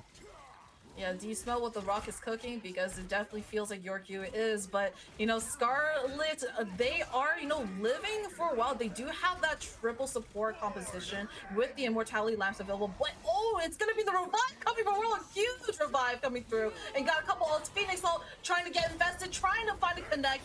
Doesn't quite find anything, but again, a lot of ults being burned. You do still have a Adam ult there available for Scarlet, and it was the Loki actually who copied. Oh my god, I'm just not, my eyes are deceiving me for sure. You know, and Scarlet, they're just staying alive, they're keeping strong, and I think it's all has to do with this Loki pick. Loki's doing so much, make sure they live with the lamps as well, despite, you know, earlier with York U, you know, investing that Venom ult. Cloak and Dagger all is gonna fall through for York, but it's if SFU Scarlet answer in kind with the invisible ultimate and the Eye of Agamotto, might be able to find a pick, but no, they do not. Both teams remaining very stable and the same. I am Groots from both teams being invested, but it's SFU Scarlet coming out on top, and the Moon Knight gonna get taken out, albeit instantly, and now York with no DPS left remaining just have to scramble back to spawn if possible. It's literally, it's just feels like we're watching Spawn Trap like a little bit, you know, and they're just struggling to really come out. They haven't made any progress at this point, and even when they push them back, Scarlet is being like, they're just playing back in the building and just staying safe, you know, with triple support, just healing each other, making sure everyone survives. It's gonna be the Khonshu coming down, but not quite connecting too much, because again, they're in the cover of the building. Full box, definitely 100%, absolutely full box. Yes, you do pop the Venom ultimate, but there's a Loki ult. It doesn't matter. They just copy the Adam and res the whole team no matter what. And if you're York, you must be so frustrated at this situation. What can you really do? If you are York, they just keep reviving over and over and over again. Yes, the Moon Knight is going to get a pick on the Invis, but she's back. She's back already. And hey, Hey, Loki also doesn't matter. Real Adam does have the revive as it's clobbering time is going to come through for SFU Scarlet, just stunning up this YorkU team as well, both Invises are going to pop the ult, but it's SFU Scarlet that I believe will come out on top. It's like it's just a battle. Got the Wolverine coming out to try to burst them down. Does get the Groot down, and now it's gonna leave the rest of the team now exposed, and it's gonna be YorkU trying to. But it's again the rest coming from the Adam to bring the rest of the team back, and another kill again. Adam with the damage, but no back and forth. YorkU, they are able to touch point. We're in overtime right now, but there's not a lot of progress being made. Scarlet are still very close onto the objective. They're struggling now. They're going back and forth, and it's going to be YorkU actually on top. The caster curse from Yuji is now tried and truly available. Hey, why am I being named down here? Why am I being named down here? Listen, it's all for good fun. But you can't lie, bro. You thought okay, no, that is my bad. You know, but you know, like, happen. Hey, slowly but surely the sustain does fall, and now SFU Scarlet gonna swap over to more of a traditional team comp. Yes, you do lose that first point, but you have definitely shaken the mental of YorkU, and I stand corrected. This first point has not been lost, as the ults from SFU Scarlet are going to be invested, and if these kills start coming through like those, this should be all she wrote for this point and for this round. SFU Scarlet playing an insane sustained comp on their defense, and now you're looking at YorkU. Can they do the same, or is SFU Scarlet just gonna run away with this one? I mean, can we just bring back the attention of how pivotal this is how you're supposed to play a triple support composition. This is exactly, and the amount of time that we saw revives happening, whether that's from Loki or from Adam Warlock in general, and just kept their team alive for so long. There was not a lot of, travel time for, going back from spawn to back to the actual fight, where YorkU were just basically stun locked at that point. They weren't really given a lot of opportunities to really fight outside of their spawn too much, and every time they do, and they do get like the upper hand, they invest a bunch of ults. Scarlet just back to business just like normal. It's just so rough for them, and now they weren't even able to capture the first checkpoint, and that's they were. Feels bad. Feels very, very bad. Feels terrible, man. Like, Jesus, I like. There's a reason why this team is dominant, and I feel like again we are seeing that right now. And YorkU now has to respond in turn. They have the Adam Warlock available as well with the Loki, so maybe we're gonna see that Amazon Prime full box, play out again. But whether they're gonna, have that repeat success that Scarlet has is really up in the air. Yeah, it seems YorkU want to opt for at least a little bit more damage on their triple tank, triple support combination, but it's SFU Scarlet that I believe that this comp can do wonders. If this Storm is able to get as much value as I believe it can, then it's not looking too good, but it's not looking good for SFU Scarlet, as off of spawn through the doors, the Groot is going to go down, but no matter, SFU, they're still just waiting, biding their time for that Moon Knight ultimate, which we all know pops all but instantly. 110%, and again, a lot of control being taken by Scarlet right now, or by YorkU. But again, they're just struggling to find some footing. But now it's gonna be the pop out with Scarlet now on the Groot. They do have a little bit of space, but they are just getting kind of burst down, shut down. Triple support composition kind of hard. Oh, and that is gonna be the first person down. And on YorkU's side, as Scarlet, they come out on top in this current fight. Again, being pushed back as much as possible by Scarlet, because YorkU, the two different parts, they had to kill each other, and now they're just pushing up, finding even more space. Groot trying to hold them back, but with the ultimate available, it's just it feels a little too late. How YorkU is just being staggered right now and just can't find any footing on that side. Man, it must be so suffocating to play up against SFU. We see a double teleport play being invested by both teams. Is this Strange from SFU is going to be able to try? Oh my goodness, put in an infinite loop. YorkU, can they really touch in this situation? The Strange is going to be able to get out with the jump, but with the Storm ultimate invested, YorkU, one by one, they might fall. The Loki forced to copy the Invis ult, and that's your second Atom ultimate out of the game. I am Groot for SFU as they pop 3-4 ults on top of their foreheads. Yes, the Atom is going to be able to res them all, but with this damage from X1, it's too good. They have to pop both the Invis and the Atom Warlock ult just to try and stem the bleeding a little bit. Bullseye might even invest the Groot ult in this situation. Loki copies the Invis just to buy some time with the barrier. Eye of Agamotto in the barrier. Try and kill him, try and kill through the sustain, but it does not go their way. But what does go their way is the fight. York somehow ending up on top in that long extended battle. Full box, full box. Full box. Box like a fish. Oh my god. They are making sure they go down for the count. York-U back online trying their best, but it's gonna be Scarlet coming back with a full team. But no, it's the shutdown there. And now the ults available. They're slowly making their way, inching closer to that checkpoint. Scarlet, York-U need to touch her. They need to play something, a hero play, anything to find something here. But no, just too late for that to happen. As again, Scarlet, they come out on top. My word, the way SFU just split York-U's attention in those final moments to be able to push the cart forward, make them C9 a little bit, just a tad, throwing just too much focus on that strange full box in that corner, and the rest of your backline, they're gonna be left alone, stranded. Busy Bee once again is going to be coming out as the MVP, this time not on White Fox, but Susan J. Storm, the Invisible Woman, going 25-2-32. I mean, I feel like York-U really tried their best to take a page out of Scarlet's playbook, but they just weren't able to really recreate that kind of success. But again, we gotta talk about the way that SFU played that. They had not only triple support, but they played a Groot into the triple support. And with the help of Groot, when they played that position within the building, on that choke, Groot was always there to provide, walls to that the supports could hide behind in order to, get more heals off and then get that Atom ult procced out too. And then at the same time, whenever, whenever someone died, you had either Loki popping Atom ult or you had Atom popping Atom ult. So it was just back and forth revive. It's just unkillable. You know how like for T1 or for League of Legends, you have Faker as the unkillable Demon King. Well, yep. Scarlet was the unkillable Demon Team there, as they were not able to even allow, the other team to come out of their spawn. It was just incredibly done.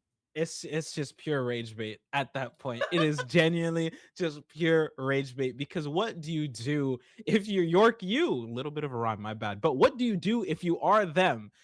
They die. Oh, they're dead. We got one pick, guys. Let's keep going.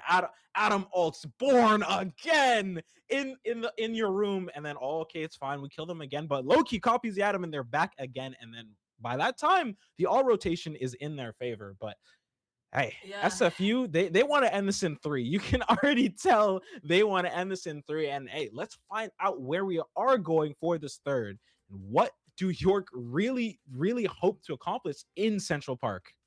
I mean, SFU, York, they're the ones who they chose the map as well as Central Park onto Convergence. I feel like they have to pull something out. They have to pull some like a jack of all trades, or just like a surprise out of their back pocket, something, because right now Scarlet is dominating. Right? It's again, this is a fight between East Coast and West Coast, and I guess all the West Coast supporters, they're definitely shouting out and shouting proud. That's for sure. As SFU Scarlet, they're one step away from securing the ever so coveted #1 position in the tournament for Marvel Rivals, the grand prize.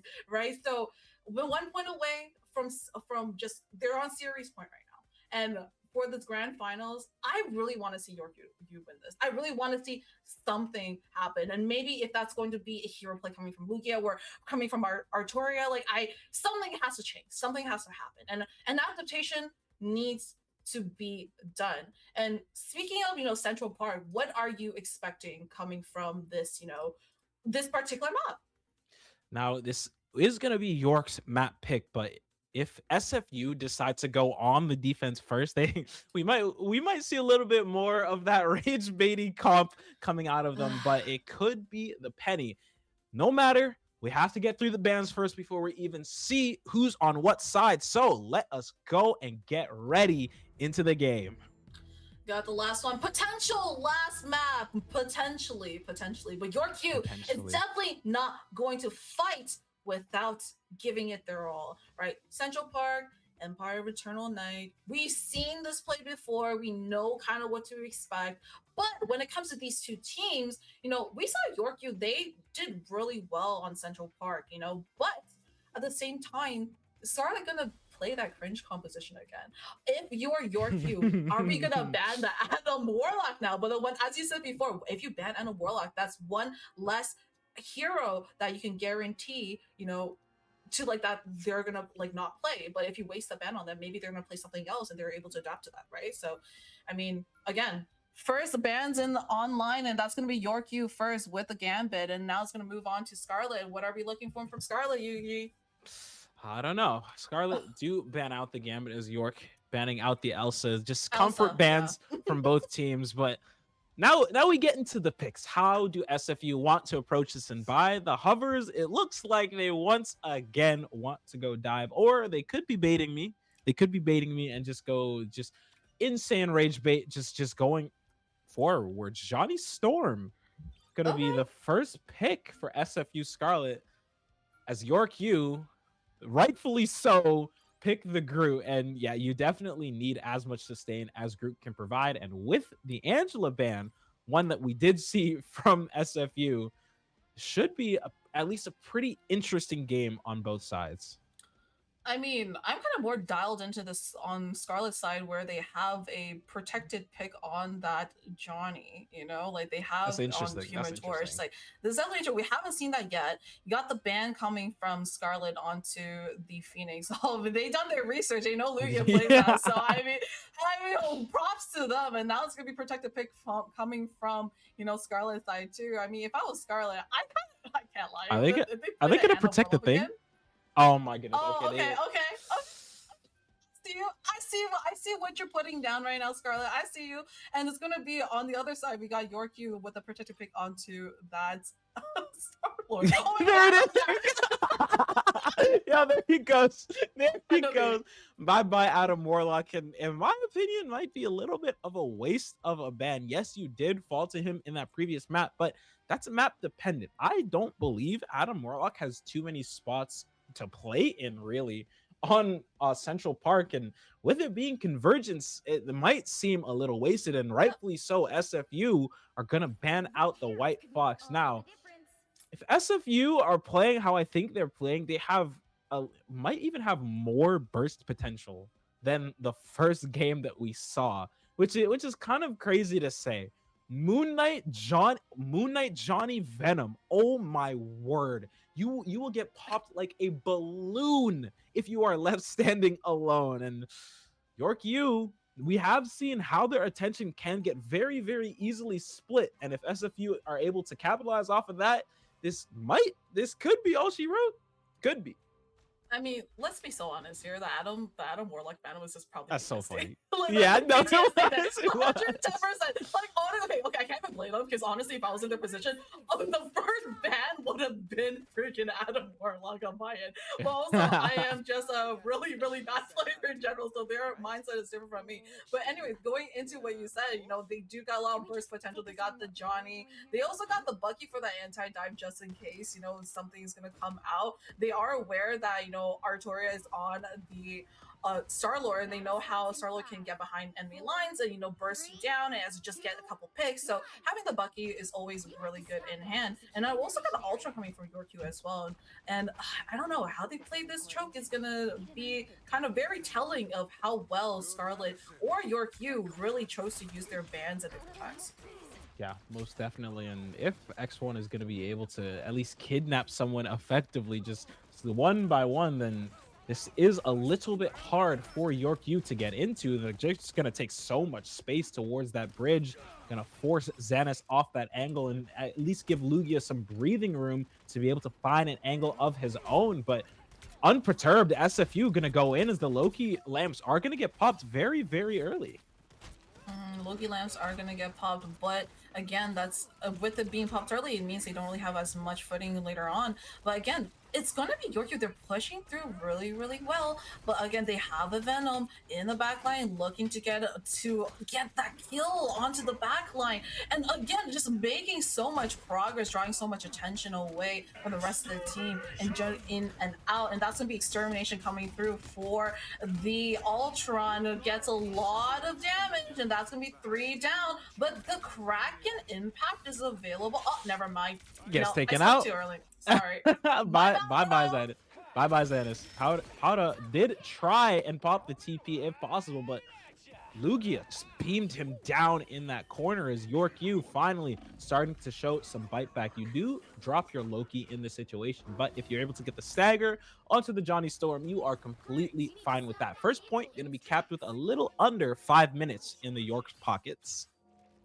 100%. You know, the group pick has always been really, really good when it comes to this map. You know, group there's a lot of just kind of straight hallways that you can kind of just wall off, but it's so Yorkie just getting a lot of control and just pushing forward, taking a lot of space there, while on the other hand, Scarlet are kind of going back, but they are unaware that there's a Venom in their pocket. But the Venom's gonna get caught and punished for that by YorkU. And again, Scarlet are now having 2 players staggered away. They have to regroup and find another approach for this attack.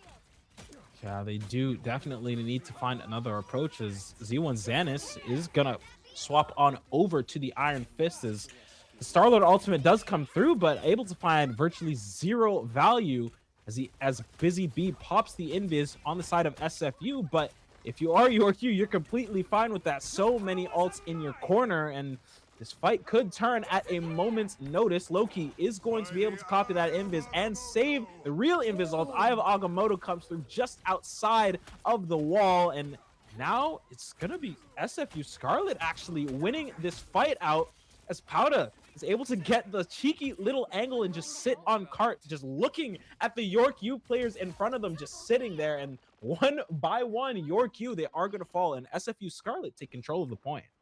The switch by Scarlet masterful onto, you know, cheaper town hall potential, you know, going for the ult to go for the backline. But then again, look at Scarlet. They do have a couple ults in their pockets, so they are looking to take advantage of that and hold that positioning. But what a pull coming through by YorkU, as now they're left on the side with the group pushing them off and now punishing this Venom out of position and pushing forward again with the group. Disappear coming through. They're gonna kind of stay alive, hold their positioning. But again, Cheaper Town Hall gets Cheaper Town Hall. looking for a second, gets the second. And can we find numero 3? No, but it's gonna be Lucio on that Star-Lord cleaning it up. Clean up on aisle 5 now, as one by one, Scarlet, they're losing control. They're losing a little bit of control, but YorkU with the faster spawns, as the spawn door is right outside, should be able to return at a moment's notice. DPS trade going to fall between these two teams as Powder is forced to sit on this point. But hey, you're going to get full boxed by that group.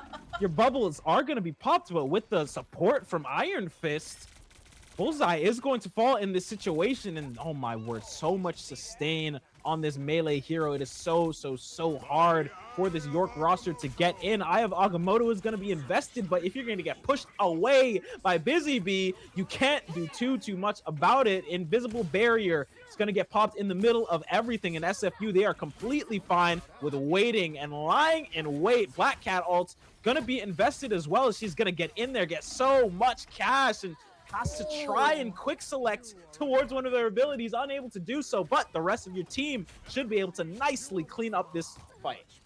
What a clutch Immortal Field there, but, you know, just wasn't quite able to keep it up, as, you know, Scarlet was able to take that advantage, and now they're in a better position. They're playing a little bit more cheeky. They have this cheeky position, and look at them. They know the Venom is now pulling their attention away, trying to get away, as the rest of the YorkU team are now have to regress. Got the ult pop down from Ultron, trying to get some more space, and now that's going to be Scarlet who's now getting punished for being out of position. But oh my god, the movement, the schmoving that's coming forward, and that's going going to be a shutdown happening on the Yorkview side as Scarlet are not able to find a position once again.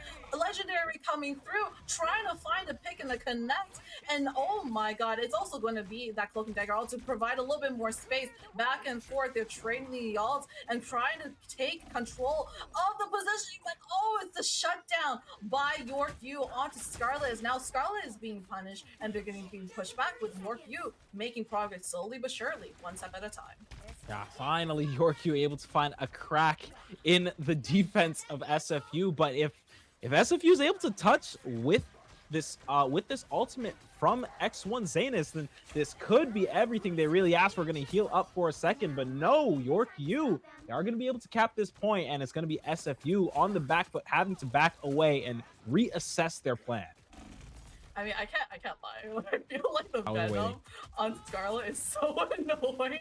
Yeah. Because he's able to pull away their attention. You got cheaper Town Hall as well from X1 as well. You know, just pushing them back, you know, making sure they're paying attention. And then Black Cat as well, just doing so much damage. And now they're pushing. Yorkview is really just trying to push forward, but they're just kind of they're just doing so well and maintaining that control. Yeah, and now we're getting to very, very important choke on this bridge. This point is going to become now very, very highly contested, and if Yorkview are able to use their ultimates correctly in this situation, this might go their way. Cheaper Town Hall invested, and with the Eye of Agamotto and double invisible barriers, it really comes down to it who has the higher damage output, and it seems to be Yorkview, as so many ults are going to be invested. The Starler ult isn't able to find any real amounts of damages. It's going to be SFU coming out on top. This is, oh my word, you are getting bullied if you are the Yorkview Venom, and flying up at you as X1 as SFU clean up one by one and pretty nicely, but it seems this fight is going to turn towards the Yorkview side's favor, as the swap to Wolverine might prove to be effective. I mean, you need that Wolverine, I feel, to burst down this Venom for the position. Oh, the Black Cat just gets caught off guard. And again, Yorkview now has found the upper hand with the Invisible Woman ult being popped right now to hold their positioning as we go into overtime. They must stay on the objective. But now Scarlet being so staggered, they're really trying to contest this point as much as possible. You do have a couple ults coming up, but is that really going to be enough? Cheaper Town Hall, X1 once again going back and forth, deleting the team.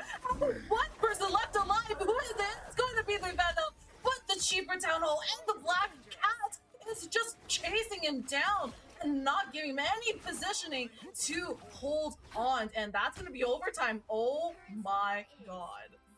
SFU, you know, they might be a little bit upset with the result, getting York getting a little bit more than they might have wanted, but still keeping them away from that full cap is more than enough. And you already saw what SFU can do and how many different characters that they can play so effectively. And what do you do if you're York? How do you play? Because even in that last moment at the point, their attention was divided again, and Zanus and Amarilli were able to go to two different areas and just focus down whoever they really wanted, because York, they had to pick one. They had to pick one, and unfortunately, they chose incorrectly. I mean, I feel like if I'm Yorkview, I'm playing super anti-dive. Because you had the Black Cat, you had freaking, you had Iron Fist, Cheaper Town Hall. I'm sorry, I gotta say it again. You had Iron Fist, you had Black Cat at one point. You also had the Venom, who's being super annoying. By the way, really well done by Scarlet's team. Like, their Venom, drawing the attention away, but also, you know, keep doing a lot of damage and then backing up to a point where he's able to get healed again.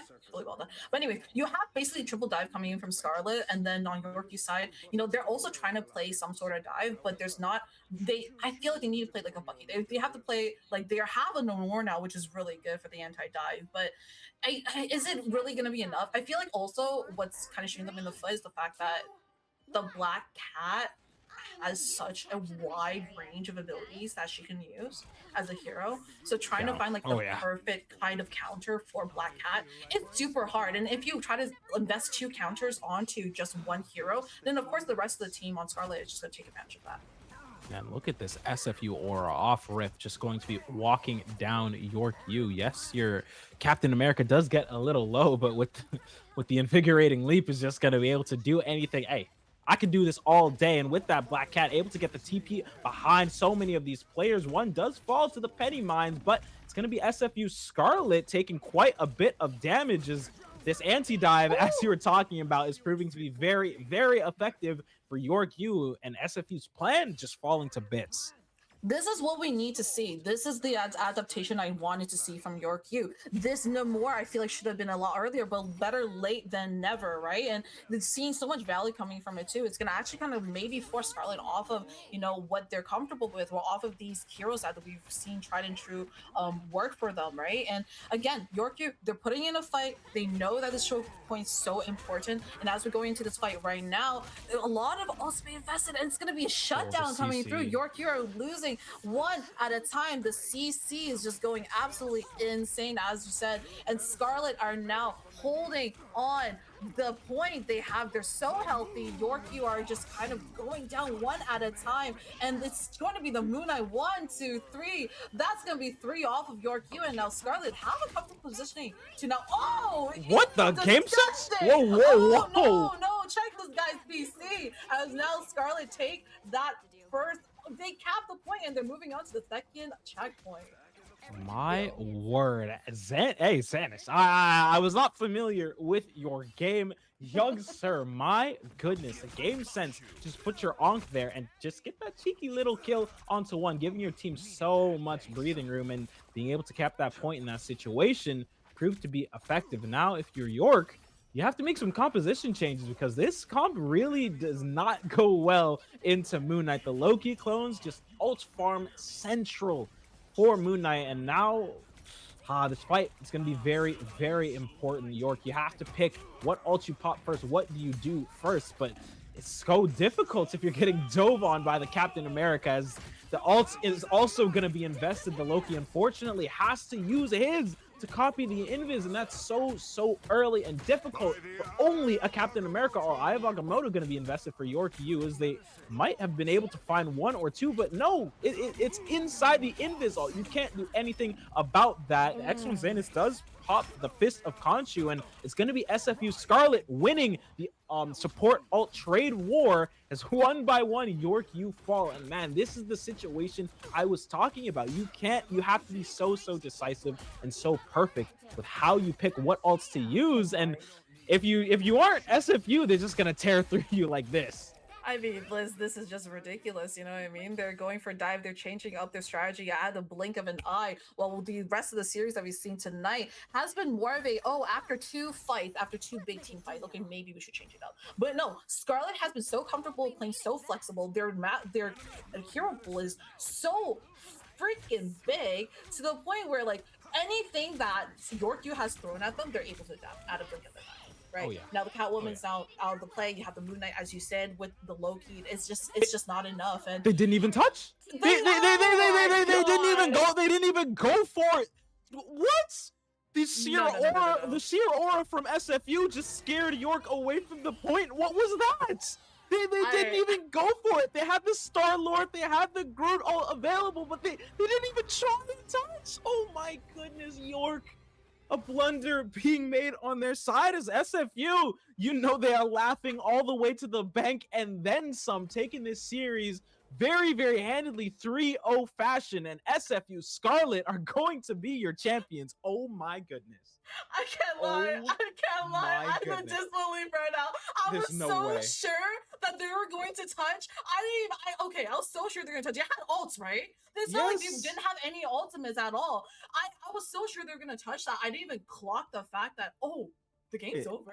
I know. I wasn't even looking. I wasn't even looking at the cart getting pushed forward, but I guess SFU, they were like kind of confused themselves if they were allowed so much breathing room. Oh my, yeah, that's aura. End of the day, that's aura. That is definitely aura. SFU, congratulations. They're able to take it in an insanely dominant fashion. I mean, they. Wow. I feel like in general, I was expecting. Okay, to be fair, you want a good series on the grand finals, right? And I feel like they did put up like a good fight. There was really close moments there, back and forth. But SFU Scarlet really just they're continuing their absolute dominant run in the Marvel Rivals tournament for CIE. They're 3-0 in the grand finals. They were in the semifinals. They were in the quarterfinals. Back has they shown that they are the strongest team in this tournament, and 100% they won it. And looking at the map scores as well, it's just My goodness. not a single opportunity, not a single point was won by Yorkview. I mean, like, it's just the planning. Like, you really have to commend this SFU roster because, like, their planning and coordination is insanity. The way that they just play around each other, no matter if they're playing insane sustain or if they're playing just giga dive, they are doing it together. No matter what they do, they are doing it together, and that proved to be the effective play style in this grand final.